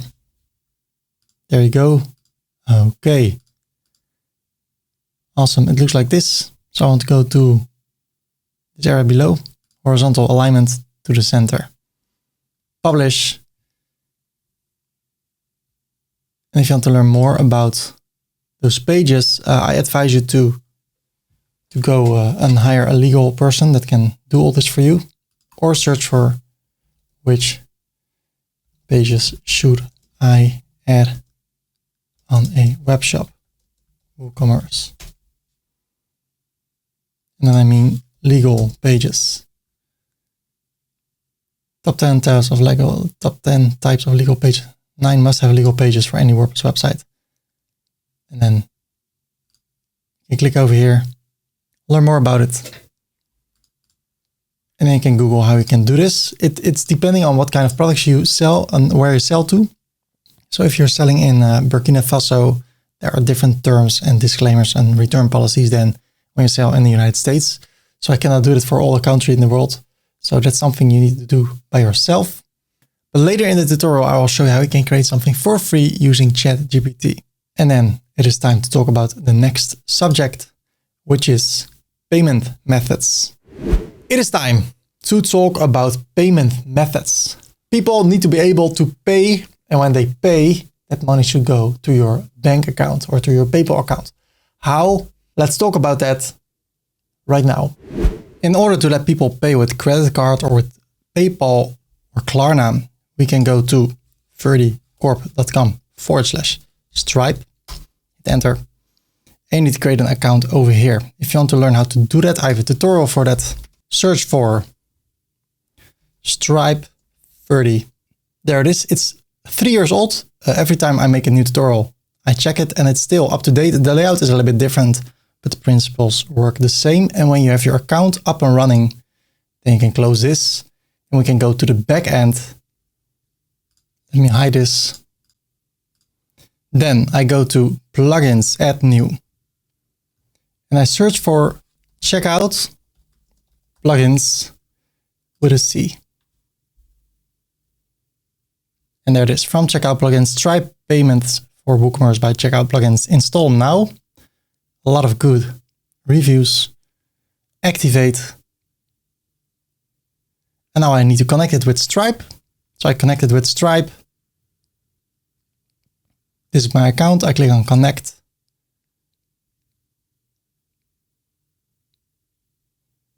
Okay. And I want to use Stripe. And if you want, you can also use Klarna, Alipay. But I prefer to have Stripe. Enable gateways. I want to have Apple Pay and Android Pay or Google Pay. Enable Express Checkout. Okay, now I need to grab this code or webhook. Go to my Stripe dashboard. Log in, of course. And then I need to place the webhook over here. Then I need to select an event, which is charge. Select them all.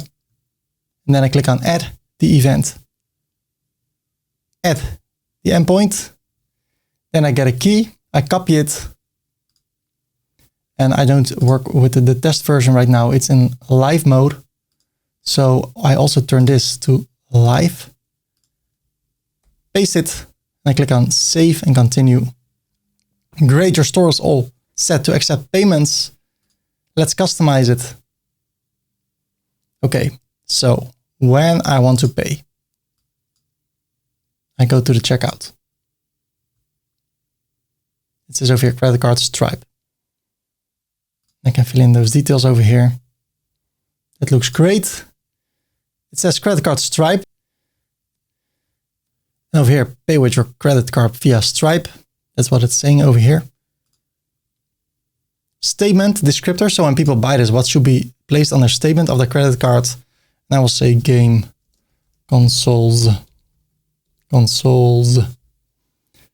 The charge type is charge. Safeguard. So when people come back later, their card is saved and they can pay easier. Allowed cars. If you leave this empty, everything is accepted. The order status will be placed to default. And the order button label, pay via Stripe. It says over here, pay via Stripe, or you can say pay or order. When you save it and you refresh it over here. So I can also say, I can say pay now. Perfect. Great. So now people can buy things on our website. How great is that? I think it's really great. So we can check everything, but what we also can do, we have the express checkout. That means that something like this is available on every single product page or on the checkout. So the product page, the cart and the checkout. I prefer not to use it. So I save it. But as you see, you can also use Alipay. Turn it on ideal. So let's turn on ideal, see what happens. Save it. And all those other ones. So if I go to the website and I go to the Nike hoodie, and I add it to the cart and I view the cart. Okay, I can proceed to the checkout. And now I can pay with credit card.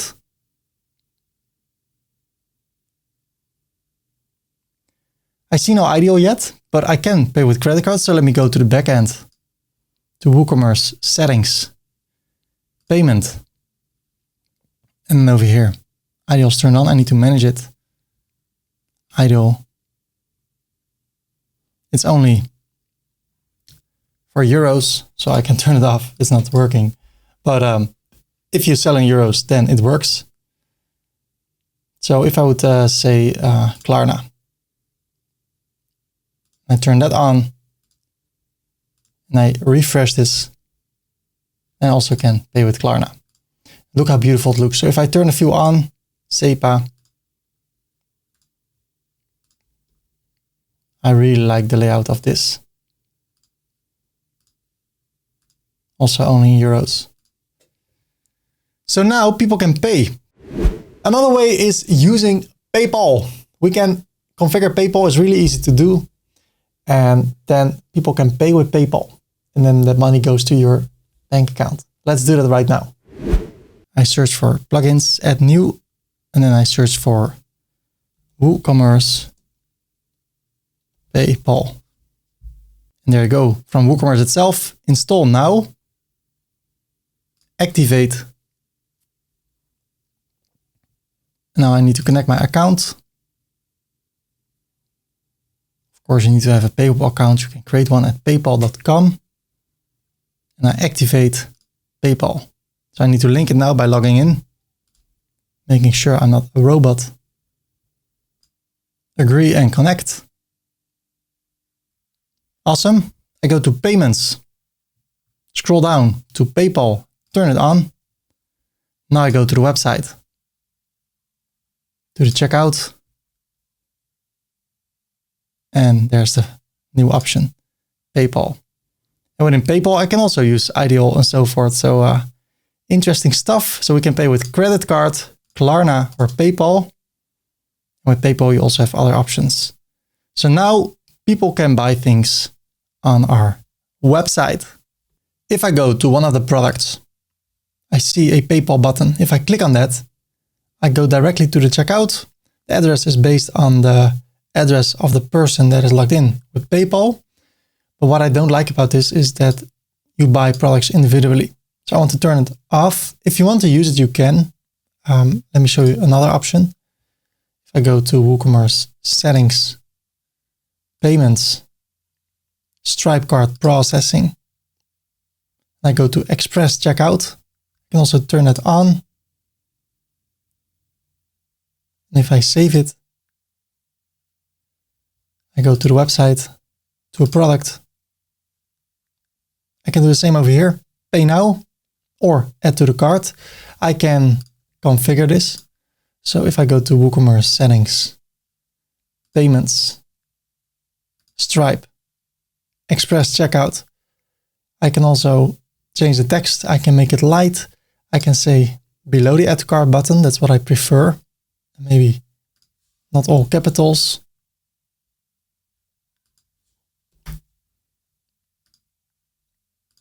Refresh. It looks like that. But again, then it's for one single product. But I also can say I get rid of it for the product page, and only at the checkout I want it to be visible. And then it can be handy. So if I refresh this, it's not there. I add it to the cart. I view the cart. I go to the checkout, and then there we can pay now. And then based on your information at Google, it will be sent to the address that is linked to Google. I prefer not to use it, so I turn this off. I save it. And then I go to payments, to the lowest one, PayPal. Enable PayPal features for your store, yes. But not the smart button. Save the changes. So now I go to a product and it just looks like this. I add it to the cart, view the cart. I can go to the checkout. I can pay with Stripe or with Klarna or any option I have in mind. And then one more thing. Again, WooCommerce settings. The more you navigate through this, the easier it becomes. PayPal. Of course, I need to turn it on at the checkout. Like that.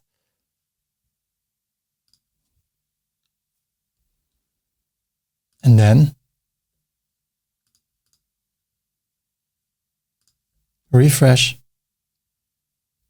I can pay with PayPal. When people buy things on your website, they get an email, a confirmation email like, hey, your order is in process. Or after that, they can get an email from you. Hey, we have shipped your order. You can receive it within a certain amount of time. And the look and feel of those emails are not that good. So we're going to make it better.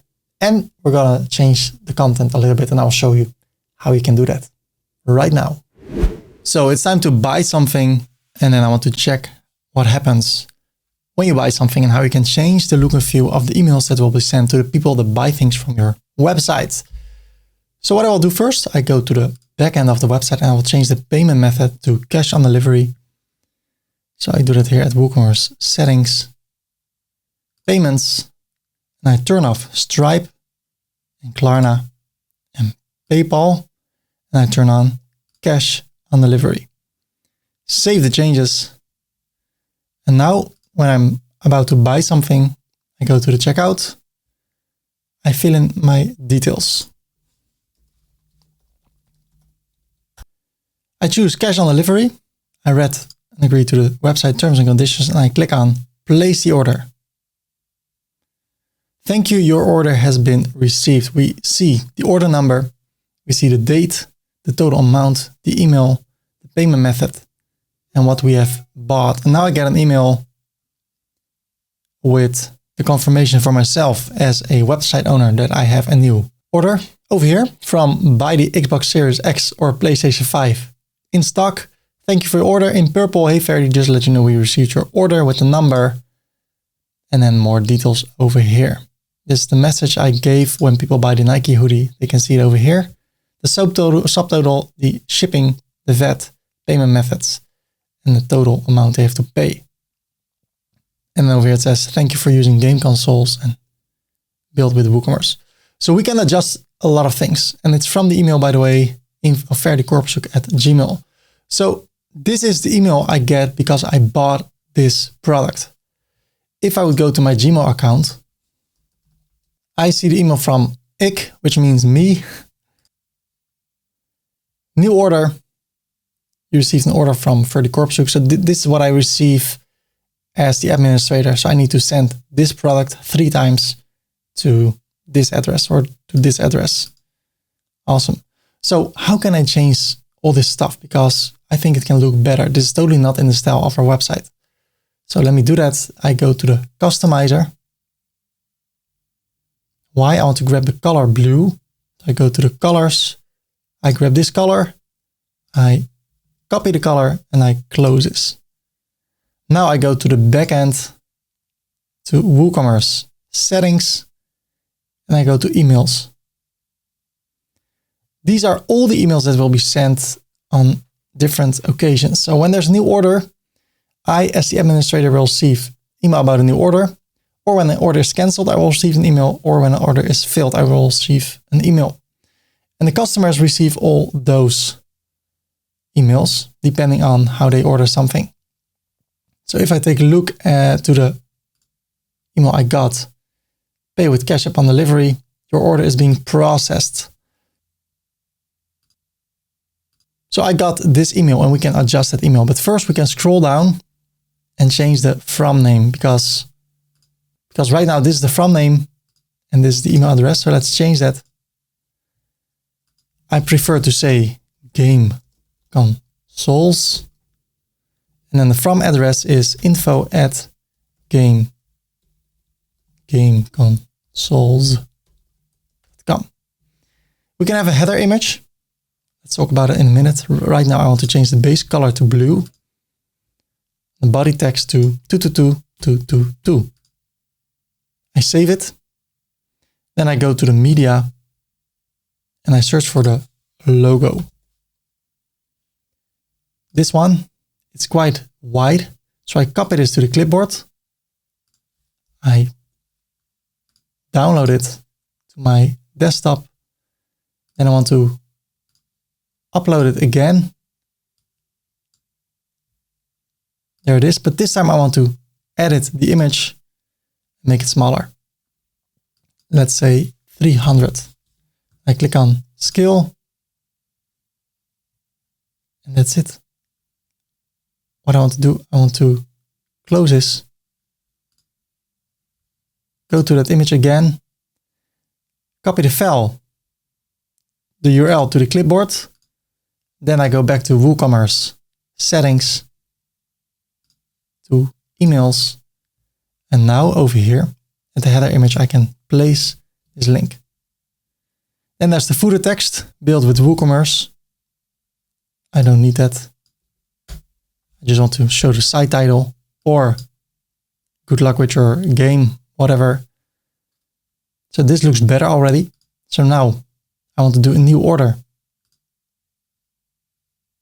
I buy this t-shirt, black version, add it to the cart, view the cart, proceed to the checkout, and I place the order.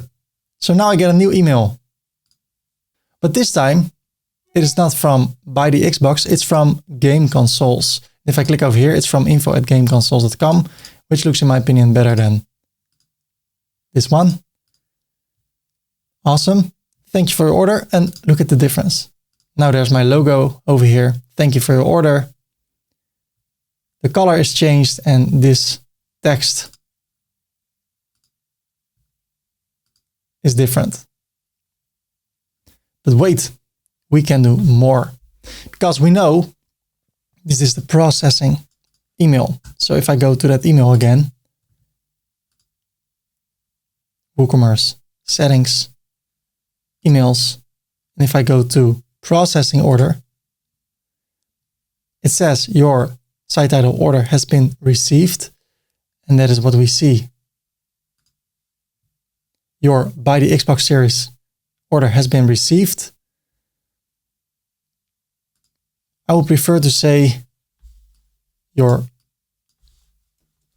order has been received. Additional content, thanks for using, and then the site URL, that's something you see over here. Thanks for using the website. So I can also say, good luck with your product. If you have any question, feel free to reach out to us. Save it. So now again, if I order something,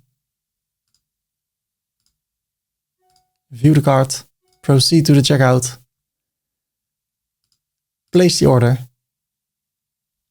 and I go to my email.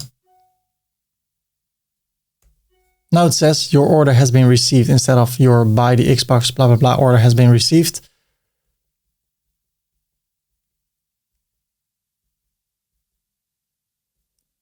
Since I bought the coaching call, it says go to this link to book an appointment with me. And it says, good luck with your products. If you have any question, feel free to reach out to me. So step by step, we can make it look better. You can take it to the next step. It's up to you to do that. How can you do that? One more thing. I go to WooCommerce, settings, emails. I can go to the processing order, click on manage. And then I can say, copy the file to the theme. That's what I will do. And I save the changes. Now I go to the appearance theme file editor. So we're gonna take a look at the code. Be careful with that, don't mess things up. Then I scroll down. I go to WooCommerce, emails, customer processing order. And now I can change things over here. So what I see in the email is just to let you know. If I want to change that text, I scroll down and I search for the text just to let you know. Receive your order. So I can also say, thank you for your order. Your order number is, and this one, this order number code. We will let you know when your order is processed and on its way to you.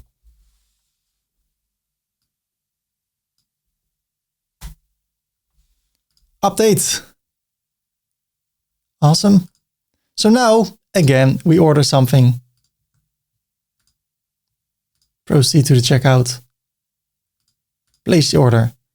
So now we will see that the text over here is changed.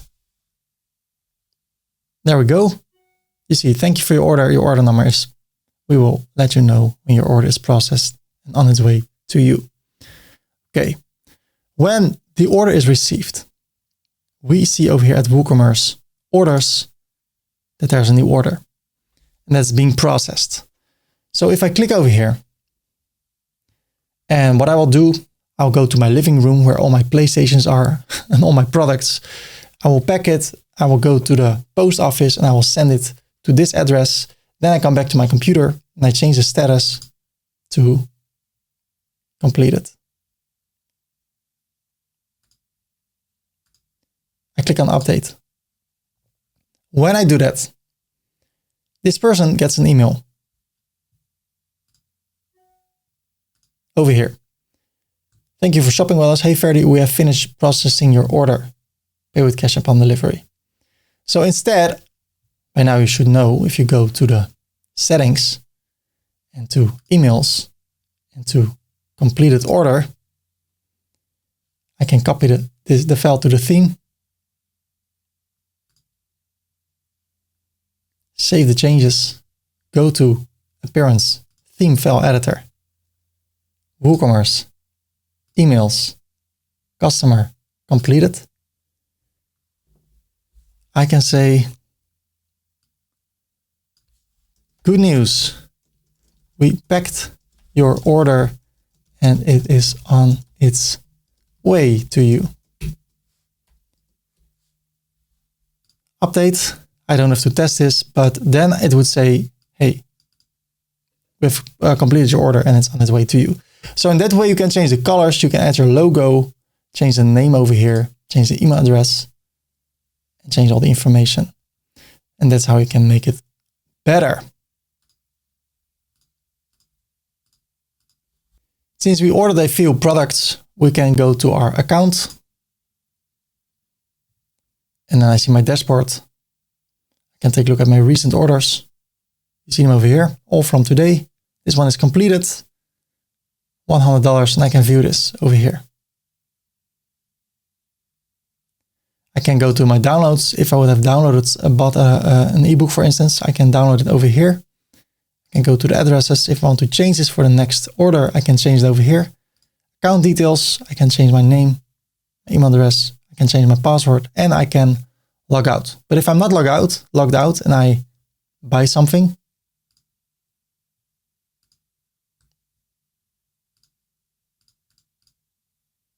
view the cart, check out. All this information is already placed, so I can order it faster, go to the checkout faster. So that is what happens, and that's how your account looks. It looks beautiful. Okay, I think it's time to take a look at the header. But first, let's bring back all the payment methods. So I go to payments, turn on Stripe, and PayPal, turn off cash on delivery. So right now, again, we can pay with credit card and with PayPal. Let's take a look at the header. Wow, wow, wow. You're still here. Thank you for watching everything. I hope you liked the video. And if you do it, then please like the video. Now let's talk about the header. We're going to make it look so much better with the free Blocksy theme. So let me show you what is possible. Let's configure our header by going to the customizer. And this is amazing. Again, it's crazy what you can do with the free theme called Blocksy. I go to the header over here. And what I want to do, I want to bring the menu to the center, just like that.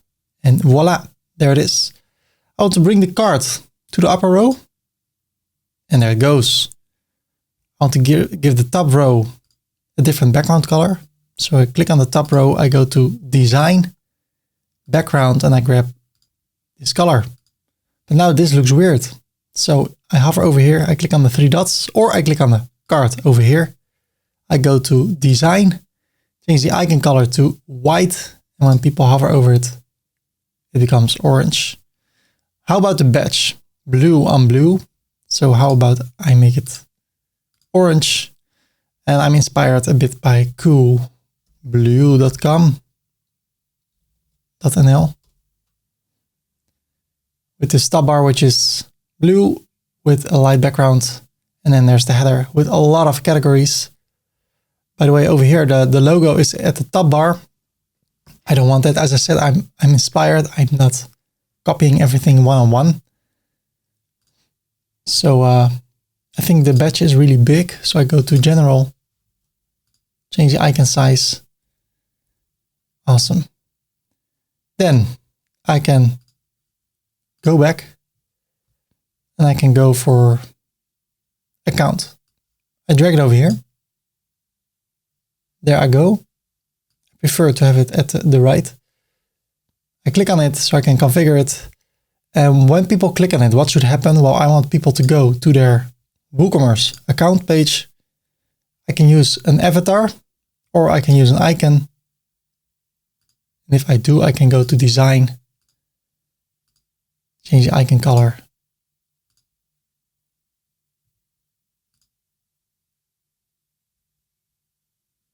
Okay, or nothing, but then people can click nowhere. So, or I would do an avatar or an icon. I go for an avatar. Make it a bit bigger. 20, 18, great. Publish. Now I want to have a new area over here. So I go back to the menu. And what do I mean by a new area? I mean, I want to change the content over here. I want to change the menu. So I click on the main menu. I click on the cart drop down icon, the arrow down, and I remove everything.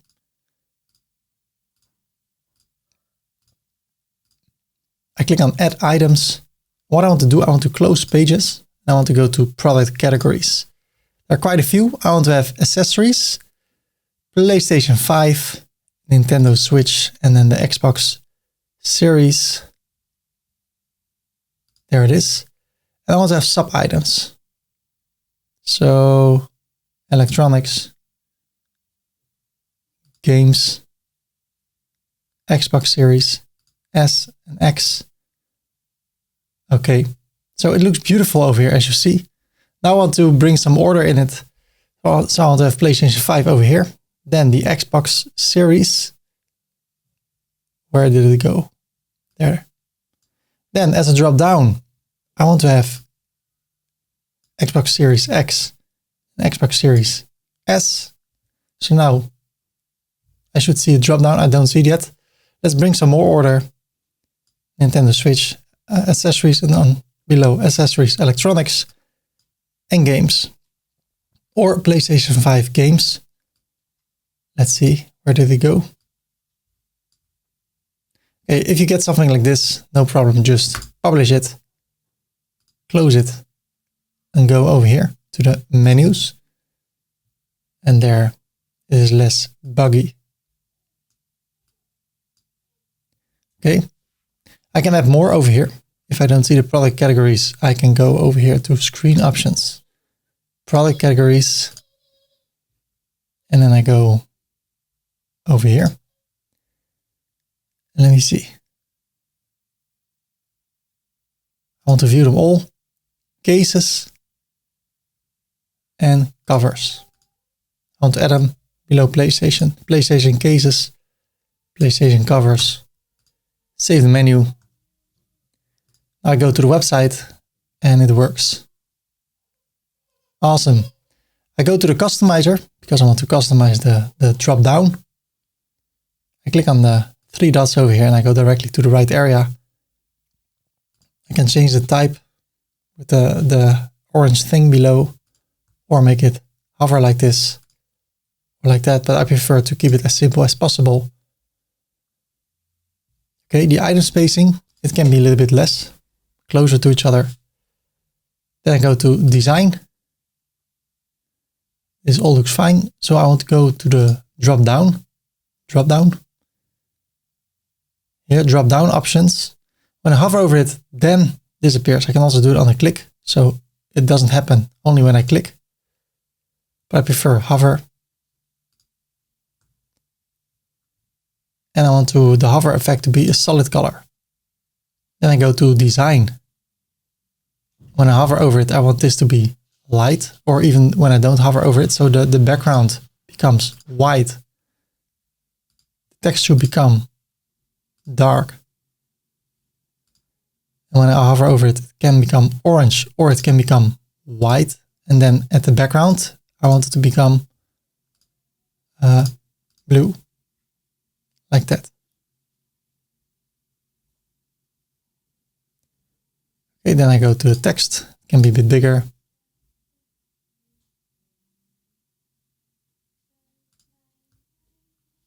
I can have item dividers, drop down shadow. I can change how it appears. So the review effect, inner review, opacity, but I prefer default. Okay, publish. Close. So now it looks like this. So if I go to PlayStation 5, I see everything with the category PlayStation 5. If I go to cases, I see the PlayStation 5 cases. So I brought some structure over here and I really like that. There's a free plugin. Well, it's called a Woo Search. And you can have an amazing search bar in your header with that.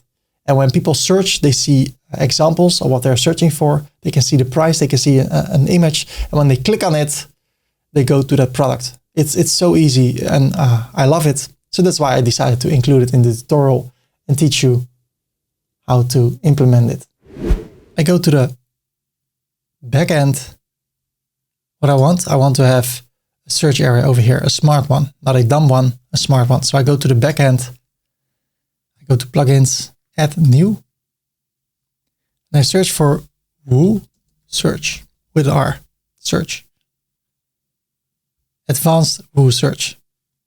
Install now. This is amazing. I click on activate and then I can go to the settings over here or over here, advanced WooCommerce or Woo settings. Close this and this. I grab this shortcode. I hold Command or Control on a PC. Go to the customizer. I click over here, main row. Go back and then I go for an HTML area here at the right. I click on it and I paste this. Publish. Close it. And now it looks like this and it looks beautiful. Now just kidding, we need to go back and re-index the table. So a general re-index table. And now refresh. I click here and I can search for play. And I see PlayStation 5, PlayStation 5. And I can see all the results and it looks beautiful. So that's what I prefer. Let's configure it a bit further. I want to search in the title, content, SKU, short description, category, and tags. So if I refresh this and I search for the tag, black, I see all the products that have the category black, and even though it's a white t-shirt, I also have a black version. So that's why I see that over here.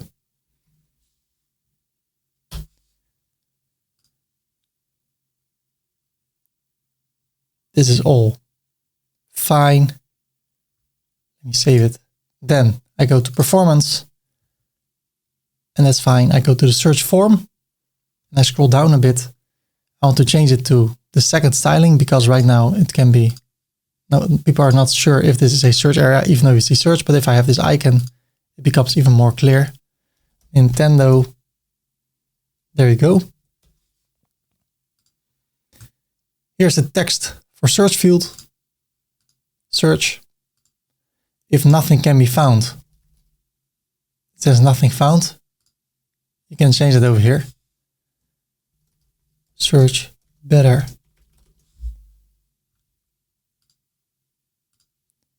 So I refresh it and get this. I prefer nothing found. After one character, it will already start searching. So if I hit the P, I already get search results or not. PL. So let's say 2 characters. Ajax search, show the loader. So when I'm searching, I see that. I like that. Otherwise people are like, hey, why is nothing happening?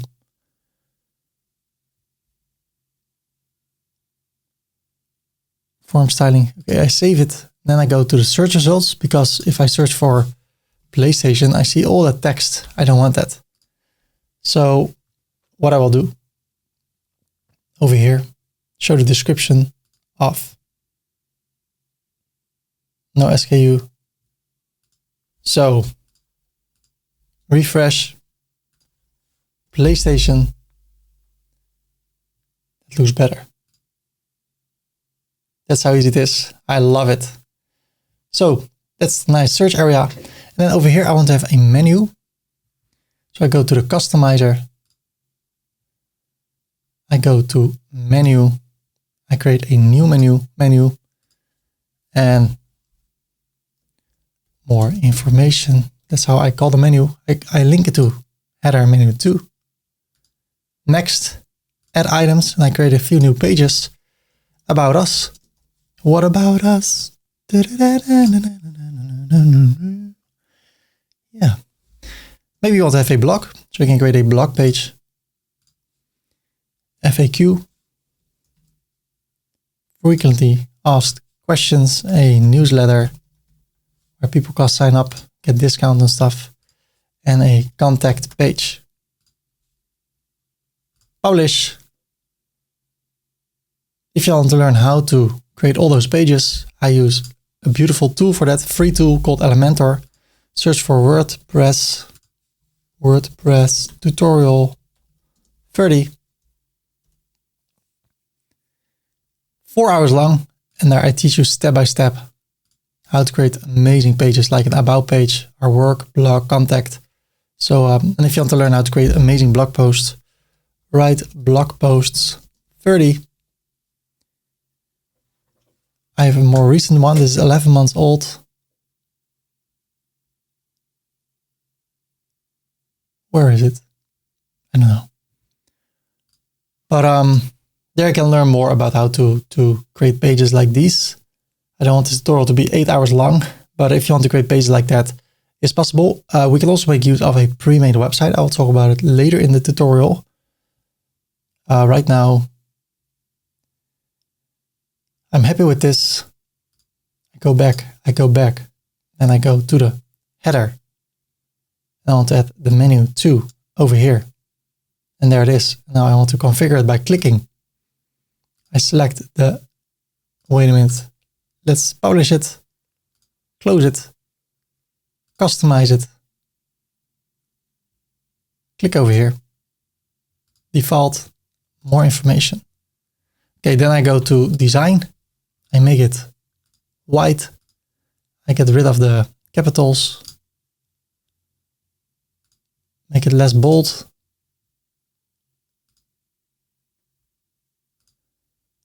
Maybe even go to the top row and shrink it a bit. Okay. And then if I want to, let's see, what do I have left? I can have social icons over here. And I can design them. I personally prefer not to use it. I don't want people to get distracted, so I don't use them here in my header. But I can have a button over here saying, okay, sometimes it's working. If I click over here, maybe publish, close it, customize it again. Now it works. So I can make it like this. Go to design, make the font color white, the hover color orange, button color, make it transparent. Also when I hover over it, like that, I can change the text to sign up for the newsletter and get discount. Then I can have a link to the newsletter page, so I can say newsletter. And then if you want to learn how to build a newsletter, the money is in the list. If you want to make money or make extra money, definitely watch this tutorial. ConvertKit tutorial 30. Such an in-depth tutorial, 2.5 hours, only 24,000 views. I still don't get it. It made me, as you see, a lot of money already through the years. I explain in this tutorial how you can use it, but especially when you have a web shop, you can send discount coupon codes for the first 100 people when they spend at least $50. I also covered it in the tutorial, how you can do coupon codes, use coupon codes. Yeah, it can change everything. You want to give people 5% off by signing up for the newsletter, and then you can send them emails like, hey, there's a discount. A beautiful way to grow your business. By the way, if you like it, if I make a tutorial like this you're watching right now, or the one about making blog posts, or about making a website, all those pages, or about ConvertKit or affiliate marketing or Google AdSense, please like this video and subscribe for more upcoming tutorials. And let's continue. So this is our header. I really like how it looks. And then there is the really important question. How does it look on a mobile phone and on a tablet? I think our website looks great. Our header looks great, but how does our header look on a mobile device or on a tablet? A lot of people these days come through tablets and smartphones. So let me show you how to optimize your header and your website for all devices. Let's take a look. I go to the customizer. Then I want to go to the header and take a look over here. And then by default, it looks like this. So really quick, let me show you how we can make it look like this. The cart goes over here. The account goes there. Then I will not have the menu over here, but what I can do, I can have the call to action. Sign up for the newsletter over there, or in the center if you want to, but I prefer at the left because this is the same that will be displayed on a mobile. So also there it needs to look okay.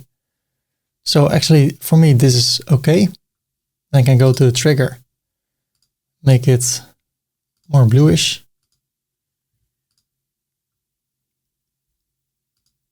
Make an outline, solid. I like a simple. But when I open it, what should appear? Well, those colors, I don't want that. So I go to the off canvas area to design. And I change the background to white. And then I go to the mobile menu to design. Change the color to the dark one. Then I select the menu, which is the main menu. I go to the bold text and make it medium. And then I also think maybe it should be dark blue. And I use Nunito Sans.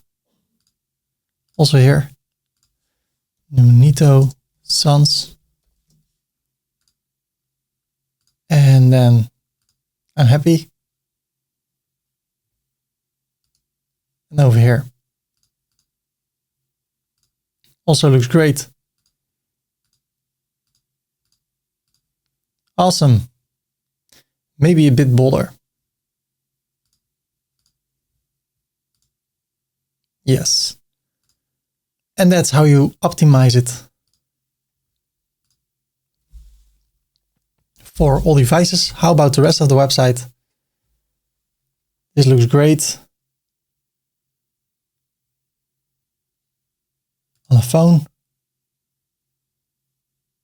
Looks great. If I go to the t-shirt, it looks like that. Add it to the cart. View the cart.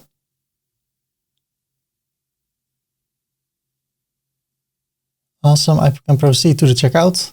So by default, everything is optimized for all devices. And here I can pay with credit card, fill in my details, and then pay now. I think this is amazing. Everything looks so good in my opinion. So this is our website right now. If I take a look at the header, there are a few things I don't like and a few things I still want to mention. The first thing, if I go to the customizer, I think this text is too dark. So I go to the menu, design, and I change this color to dark blue. Also for the drop down, I think that's better. Then the second thing over here, I don't like this orange text. So what I can do, click here, go to the type 3 option. Now it is displayed like this. I could do the same thing for the button.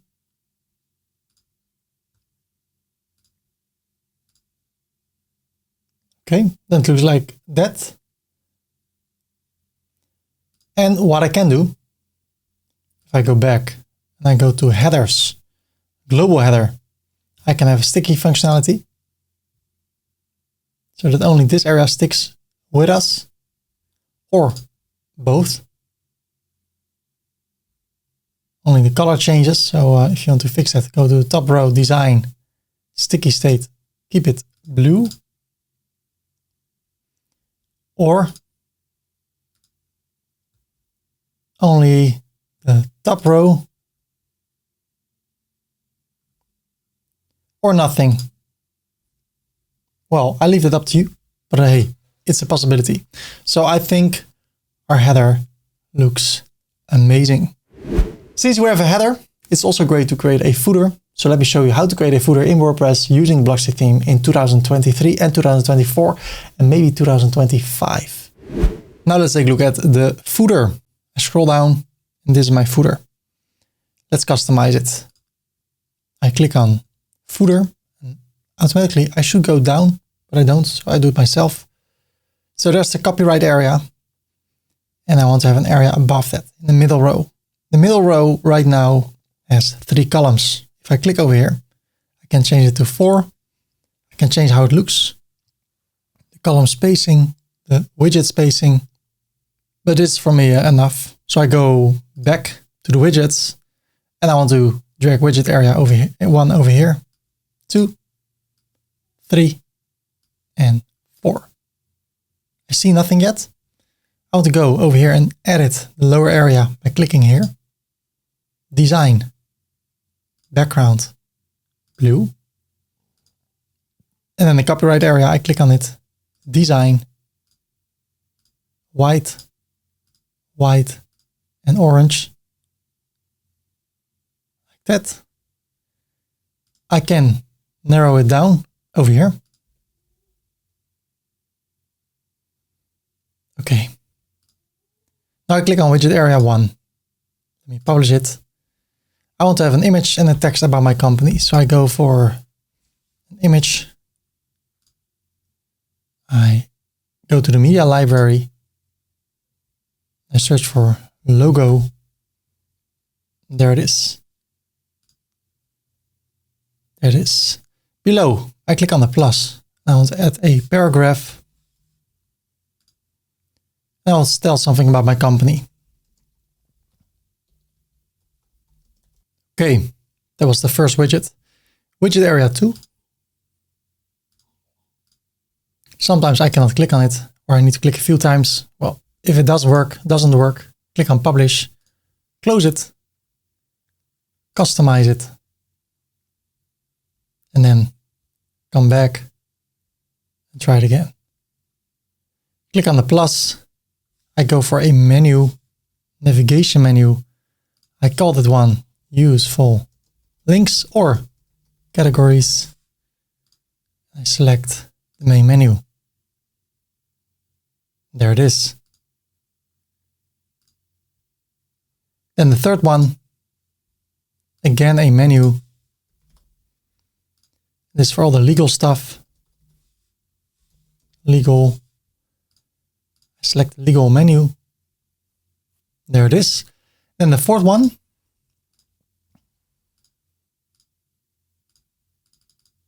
There it is. Click on the plus. First, I want to go for a heading, which is called Contact Us, but it's a bit big. So I change it to H6. Perfect. And then I click on the plus below and I go for a text or a paragraph. And I start typing again. Awesome. Publish. Okay. I like it except for a few things. I want everything to align. So what I can do is a little bit advanced, a little bit. Over here, I'm at the text. So now I click over here, 3 dots, show more settings. I can change the size over here. I like the M. Oh, it's a bit big. It was good. Maybe if I turn it off, if I still can. I want to make it as big as the menu. I think it's this one. So what I can do now, I can go to advanced and then additional CSS. I say contact us margin. Copy this. Then I go back and I go back and I go back and I scroll down. Additional CSS. Then I place a point. Shift left bracket. And then I would like to say background. And then hashtag 000 to see if I have selected the right area. Okay, I want to bring this up a bit. So what I will do, margin top 10 pixels. And you see it goes down. If I say 30, but I can also say minus 30. So let me get rid of this now. Now pixel perfect.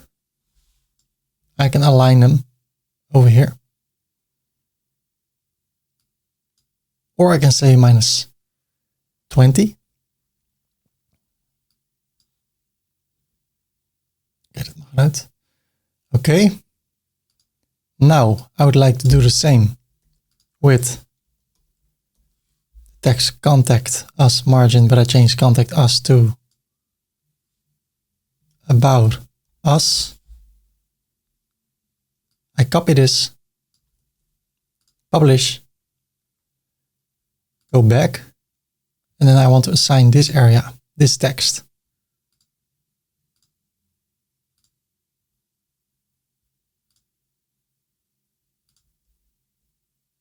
Over there, and now you see this also going back, but not exactly as the other ones. So I go back and back and back, and I go to additional CSS, and then I say minus 30, 32, 33. I would say, okay, it's what it is. Okay. Like this, we deliver consoles like PlayStations. So everything is aligned. And then I can go to this one. And then game consoles, more settings. I could say 25%. So it's a bit smaller. And this lines up perfectly with the rest. Then I go to this whole area, the whole footer, to design. I want to change the background to white. But I want to have a top row divider. Like this, and then with the color orange over the full width.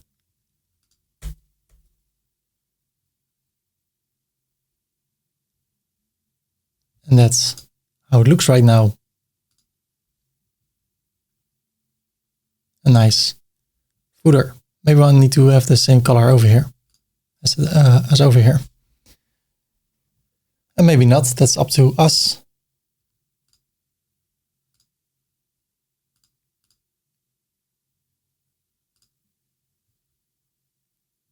Okay.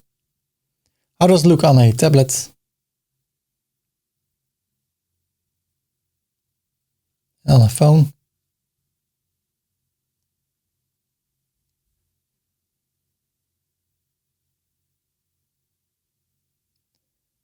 What I can say, edit, or let's do that for the iPad or the other tablets. Edit, bring it to the center, categories, edit,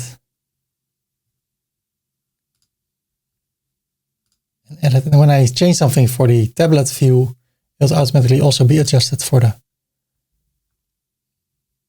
mobile view. But when I go to the desktop, it's aligned to the left again. So I'm happy with this. So now I have a beautiful header and a beautiful footer. I'm really happy with what we see so far, the result. But there are a few things I think that can be done better. For instance, this gap over here, everywhere there's 20 pixels. And here's 60 maybe. Customize. I go to general, layout, and then I see the content area spacing. So let's bring it to 20. And that looks better. If I go to the footer, there's a lot of space over here. Customize. Edit.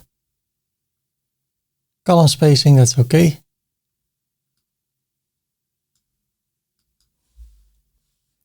Widget spacing is okay. Row vertical spacing. Let's bring that not to 20, that's too not much, but let's see. I think 30 is great.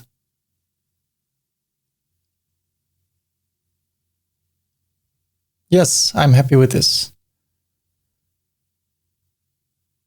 So now it looks amazing. What else can we do? Right now, our homepage is a page full with articles.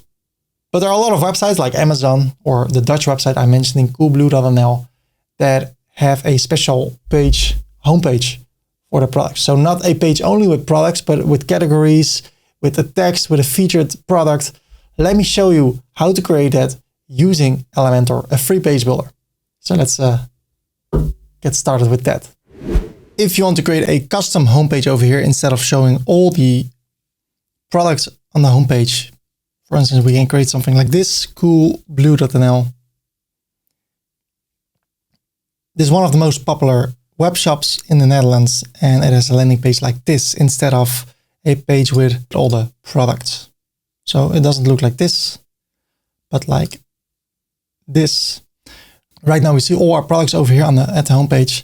If I want to create something like this, I told you already we can do that, but since the container builder of the page builder I use is still in progress, I will create a separate tutorial. You can find it over here where I show you how you can create the page we're about to import. So the first thing I want to do, I want to go to the backend, to pages, see if there is already a homepage. There is not. So I hover over new, click on it, and I want to create a homepage. I call this home. Publish, publish. Okay. Now I go over here to the website, to the customizer. Then I scroll down all the way and I go to homepage settings. And I want to change the homepage display. It needs to be a static page, and then the home page will be the home page, and then the post page will be the blog page. Publish, close, and now it says homepage. So what I want to do, I want to use a free page builder called Elementor. It's amazing what you can do with that. I have tons of tutorials about it, but let me show you how to get it. We go to ferdycorp.com/Elementor, hit enter. And somehow they seem to hide the free page builder. So normally you could download it over here, but every time it's on another place in the website. So if you cannot find it, no problem. We can close this, go to the backend of our website, go to plugins, add new, and then we search over here for Elementor. and look at how many downloads it has. Right now, it's, I think, being used on 8% of all the websites in the entire world, including Mars and the Moon.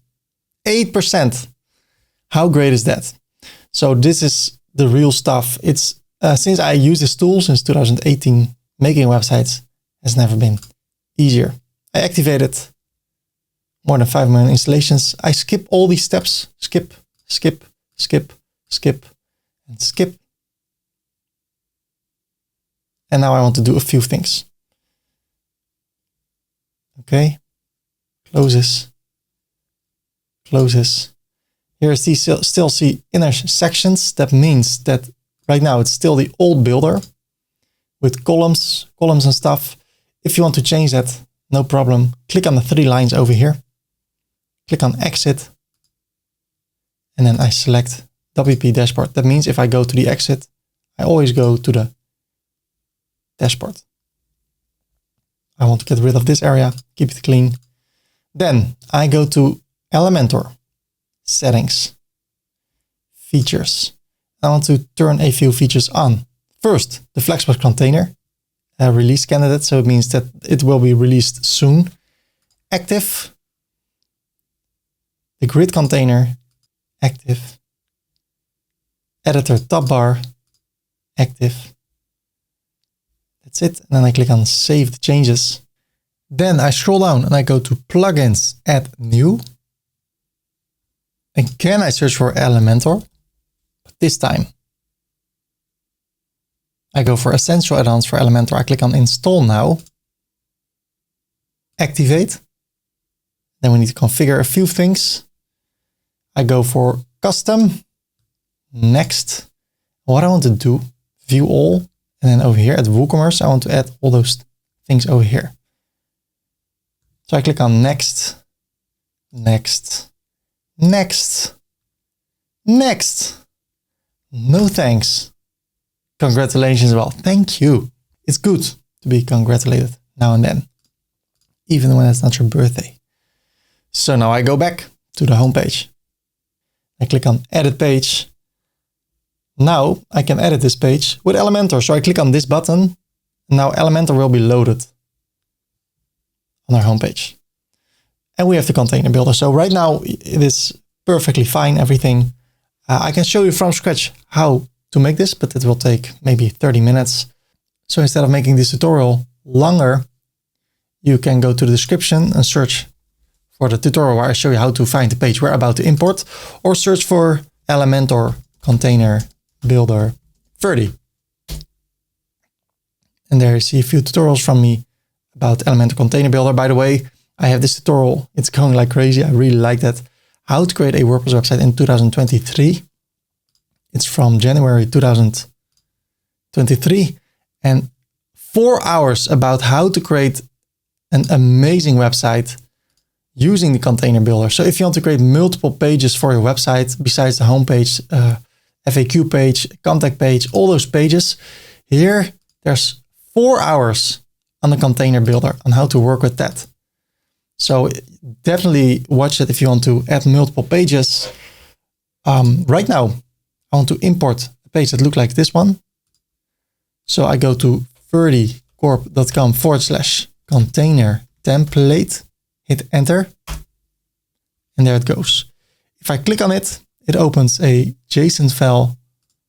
How cool would it be if you have a child and you don't call it Jason with an A, but just Jason, and it's your son? Wow, that will be such an in-depth name. So let me know if you called your son Jason based on this tutorial, Ferdy or whatever. So I want to import this. So I click on the folder icon over here. Before I do it, wait. Before I do that, I like to go to the settings and make this page an Elementor full width page. So the title's gone. Publish. That is another word for saving. And if you want to see the results, you can view the results over here. Now I click on the folder, arrow up over here, select a file. Now I go to my downloads. Where is the JSON file? JSON downloads. There it is. WooCommerce homepage. Open. Don't show this. It's safe. Enable an import with all the settings. And then I can find it over here. So what I will do, I will click on Insert, Apply. And now it looks like this. Cool. We can adjust things. So I can click over here, change the image if I want to display another product. This one, for instance. Then I can play around over here. But if you want to learn how to create a page like this and adjust it, you can go to the internet and search for my tutorial about that. So I think it looks amazing. I click on Publish, click on the eye so I can see the result. So now this is our homepage. So if I click over here, I go to the homepage. It looks like this. But wait, there's something else we can do. We're about to make a few drastic changes if you want to. It's not mandatory. I'm not gonna say you have to do it, but I want to show you how you can do it. What we're gonna do, we're gonna import a pre-made website that's already been made by a professional digital marketer / designer, or actually a whole team that's making amazing products. The great thing is that the products you have created will still be on your website. Only the look and feel changes. I'm going to show you a few different kind of websites you can import for free. And then if you want to maintain the settings you have, for instance, my blue header or top bar, my header, my footer, if you want to maintain that, I'll show you how to export those settings and then later on import them after you imported the starter template. Wow, that's a lot of information. But before we do that, I'm gonna show you how to make 3 kinds of backups through one plugin, through a second plugin, and through your web hosting provider. Because if you mess things up somehow, then we have those backups that we can restore and then everything will be fine. It's really important to backup. So that's what we're gonna do first, and then I will show you how to import a pre-made website. In order to make a backup of your website, we can go to the backend and we go to Plugins, Add New. And I search for all in one WP migration. I did not come up with this name for this plugin, but it's a really good plugin. Installed more than 5 million times, and it's really straightforward. Just click on Install Now, then activate it, and then go to all-in-one WP migration, export. As you see, I use it all the time, already 5 backups. Export to file, then it starts preparing. 265 megabytes. I click on download, or I click on this, download gameconsole.com, and there it goes. The second option is Plugins, Add New. And then go for WP Vivid. Install now. Activate. Okay, then I click on Backup Now. Then starts preparing. Now I scroll down. There it is from today. I click on download. Download. It's a lot smaller than the one from all-in-one WP migration. There goes the second backup. And then we have Hosting itself. I log in. I go to Websites, Game Consoles, Manage. And then over here, Files, I go for Backups. And I can generate a new backup. I select it, proceed. And now it is creating a new backup. So I have 3 backups, really simple. If I want to import those, for instance, with all-in-one WP migration, I go to the website, import. I can drag this one over here and then it will import and I have my website restored. So let's install a starter template. As I explained already, we're going to import a pre-made website. We have a backup, so if we mess things up, we can restore things. But right now I will show you how to create a pre-made website, or how to import a pre-made website, and then how to export the settings you have right now on your Blocksy website, and then how to import them later on after you imported the pre-made website. Let me show you what we're going to do. Right now we have this website. I think it looks amazing. If you prefer, you can also have the shop page as your landing page. And then there's another option, a starter template. It will override all these settings over here. So if you don't want that, maybe not use this option. But what we can do, we can go to the customizer to get the best of both worlds. Then I go to General, Manage Options, and Export Customizations. All the settings, export. Okay, there it goes. Close it. Close this. It will maintain all the products we have, so that's a good thing. So let's go to the website, to the backend, to Blocksy, starter sites. Now we can install one of those starter sites. The ones you see are all free. So if you see one you like, you can import that one, or you can take a look at the preview and see how it looks. Well, I found one, multiple, but I see there's one that's selling phones and stuff. Gadgets. So I click on preview. And then our website will look like this. How cool is this? And it also has other products about us or other pages. And then we can adjust the information, adjust the content, the video, the testimonials. This is all fully created for us. It even has blog posts. Look how beautiful it looks. Still using free tools. I love it. So what I can do, I can click on import. I don't install a child theme. I click on next. I use Elementor as the page builder. I click on next. Next. And you know what? I don't need the contact form. Next. Install.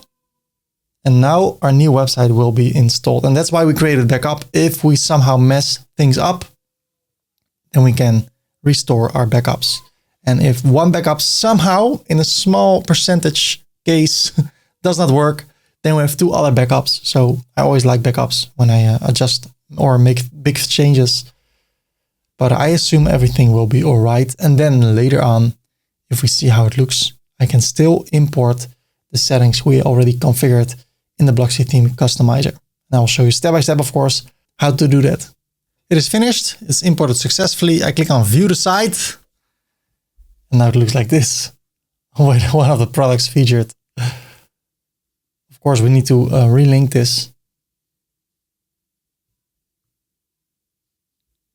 And we still have all the products, which is a good thing. Here's a featured product. Blog posts. So it's a matter of changing content now. But that's also what you can do.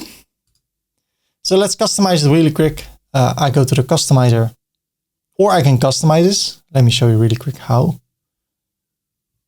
I can go to the menu and I can select our main menu. There it is. Publish. Close. Then I can go to Elementor. I can adjust the information. Click over here. So I go over here to the style. Then I can change this to something else.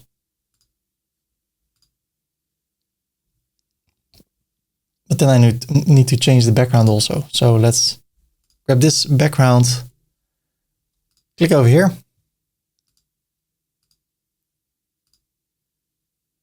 Go to the background color, paste it, and then hover. Nothing. So it stays like that. You can also change the text when we hover over it. Here we can adjust things. We can change the amount of columns. So let's say 4. And then 8 products to show.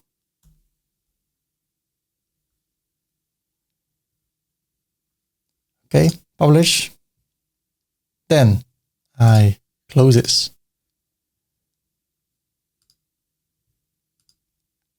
And then I can go to the customizer, and what I can say is, hey, import the settings I had. So I go to General, Manage Options.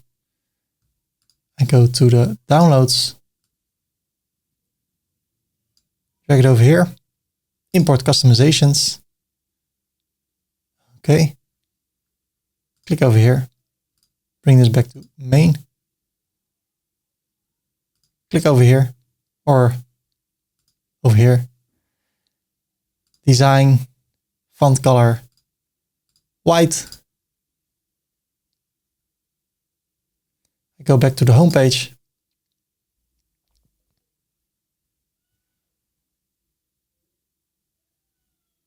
Now it uses the colors of my website. Publish, close. Let's go back to the customizer because it's not grabbing my menu. Main menu. So let's take a look at the main menu. It's probably added. So what I can do, I can go to the menus, main menu. Yeah. Okay. Get rid of this. This block. All those links are already over here. So PlayStation, Xbox, contact us. This is perfect. And now it's a matter of adjusting the information. So it's a framework, it's a starter site, and now we can adjust all the information over here. And then you have a good looking website. Also over here, I go to the customizer.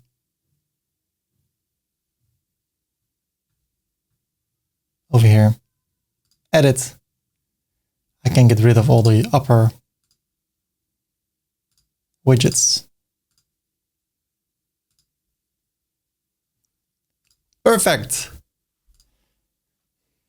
So I've shown you how you can create this website yourself, or how to import the pre-made Elementor homepage, or use a starter template and then still use your own settings. So there are 3 ways on how you can do this. And now you can adjust this information. And if you're not happy, I showed you how to create a backup. So what I can do, I can go to all-in-one WP migration, import, and then I can go to downloads, go to the WordPress file, import it over here, finish. Now if I go to the website,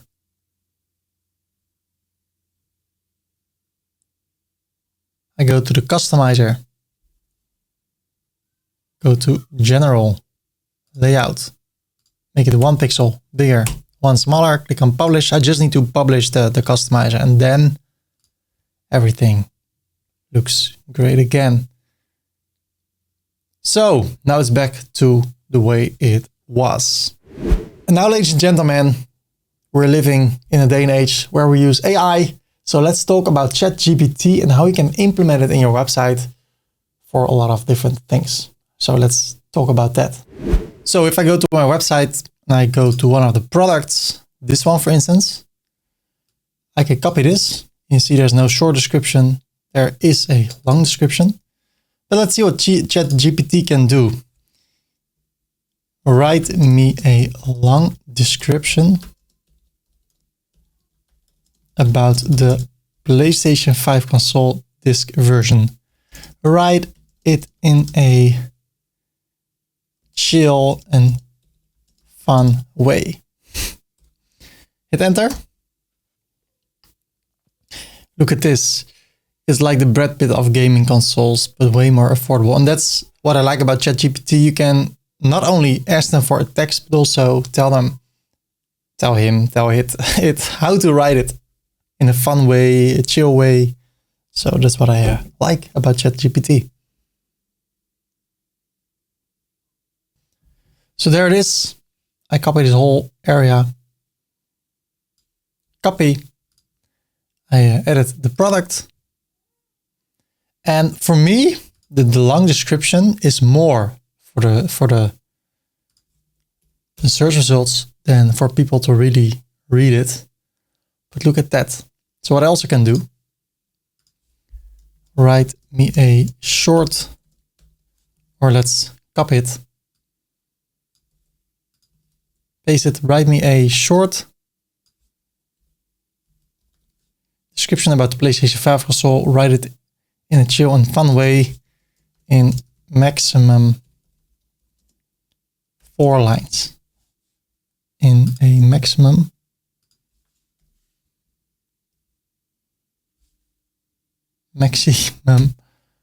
of 4 lines. I don't know if that English is correct, but hey, ChatGPT probably understands me.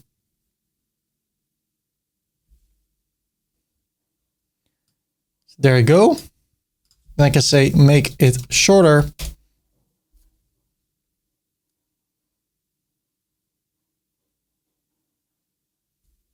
Perfect. Copy it.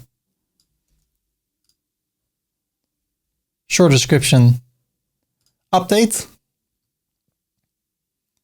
View the product. And there you go. Long description. Okay, let's take it to the next level. I go to the backend. Plugins, add new. And I search for AI power. We can integrate ChatGPT in our website. I click on install now. It's from Sunol Sahin. Install now. Activate. I can go through all the products one by one. Or I can just install this. And what I want to do, optimize WooCommerce products. Then I need to have my OpenAI API key. Get your API key, click over here. I can create a new one. And it is for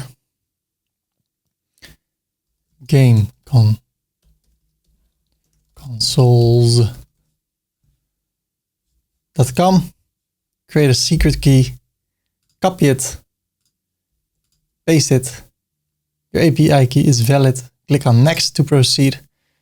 What do I want to do? Product titles, descriptions, short descriptions, meta descriptions, and product tags. All of them. Adjust your prompt. Do you want to use your own prompt? Yes. On the other hand,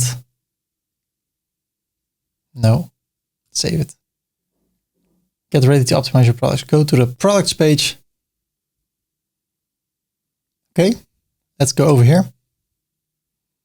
Scroll down all the way. Original title, PlayStation 5 charging station. And I say, you know what? Generate everything for me. It will take some time. Meanwhile, let me take a look at, copy this. Take a look at the website. Let me close this and close this. Then I search for this controller. There it is. Supercharger PlayStation 5 controllers. No content right now that's being generated. This can take some time. I will show you how much time it took. It took 3 minutes. Now I can copy and paste all this stuff over here, or I just save it. Look at this, PlayStation 5 controller at the tags. And now here, all those tags. How awesome is that? So now, before it looked like this, Supercharger PlayStation, tags, no description. And now, voila. I still can go to chat.openai, make this text shorter. And then copy this. Paste it here. You see it's shorter. Update. Bam. Now it's shorter. So let's see, 1, 2, 3, 4, 5, 6, 7. Let's say 40 words. So I want to have a maximum of 40 words for every short description. Then I can go to the backend to AI settings, to WooCommerce, use custom prompt, and I go for the short description. Use a maximum of 40 words. Save it. Now I go to all my products one by one.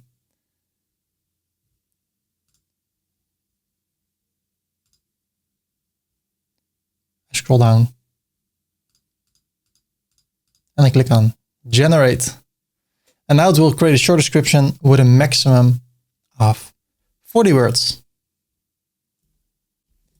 And it took less than 20 seconds. Save it. View the product. And there it is. 1, 2, 3, 4, 36 words. How amazing is this? There you go.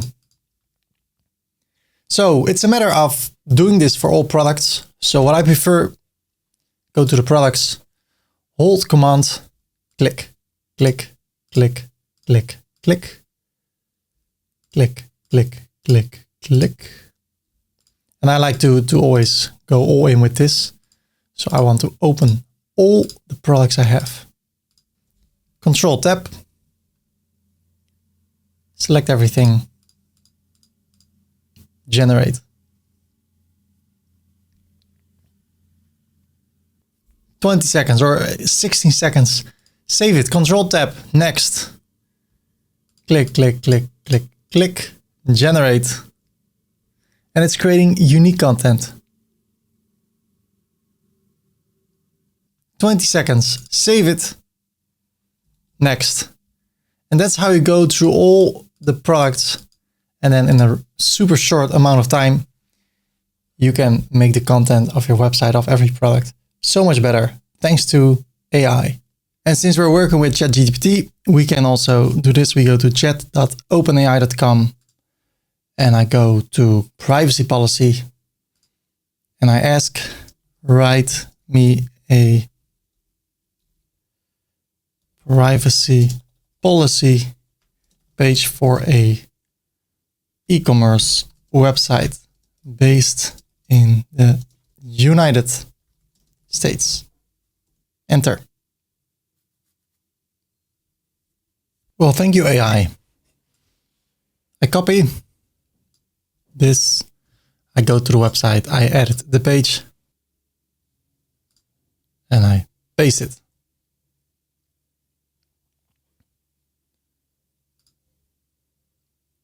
And I say game consoles.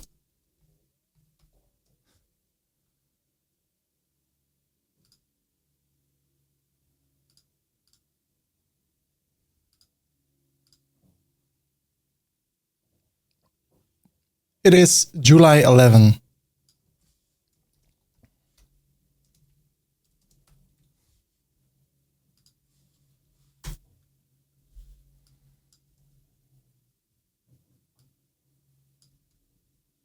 Update. Okay. Next. Terms and conditions. Write me a terms and conditions page for an e-commerce website based in the United States. And that's how we roll. So it will be generated over here. And then I can do the same thing with all those pages. But I still, I suggest you hire a lawyer to make sure everything is all right. Or you do some deep investigation on the internet on how to make this work for your area. Because every area is different and that's why I cannot give you one size fits all solution on this. I want to end with the following, a CSS trick. If I go to a product, the add to cart button is green. I want to do the same, but over here, if I go to the customizer and I go to WooCommerce product archives, scroll down, cart options, add to cart button, we go to design. Here's the button text. So we can change that, for instance, to green. But I want the background to be green. How can I fix that? We can use some CSS. So right mouse click over here, not on the text, but over here. Inspect using Google Chrome. Okay, this area is selected. So what I do over here, what I try to do over here, I say enter. And I say background #000. what you see, this area becomes dark. That's what I want. So what I do now, I can also click over here, make it now green. Okay. I can copy this whole area. Let's see, including this area. Copy it, close it. If I refresh the page, it's gone again. I go to the customizer and I paste that exact CSS code, additional CSS. I paste it and now it's this color. But I only added a background. So all this stuff, I don't need that. And I also want to see if I need this area. So if I remove this and this stays green, then I'm happy. But if I hover over it, it becomes orange and a white background. How can I fix that? Well, I can copy this, paste it, and then after the A, 2 points, hover. And then I want to make this color a bit darker. So how can I do that? I go back and I go to the colors. I can search for green and then a bit darker green. Copy the color, but then make it white again. Then I scroll down again to the CSS. And I paste this. So now when I hover over it, it becomes darker. Maybe a bit too dark, but you can make it lighter. But I also want to get rid of that orange color of the text. So I go back and I go to the WooCommerce archive, product archive, cart options, design, button text. It should always be white. Also when you hover over it like that. And if I want to, I can click over here, grab the same green color, copy it, and in that way make it look better.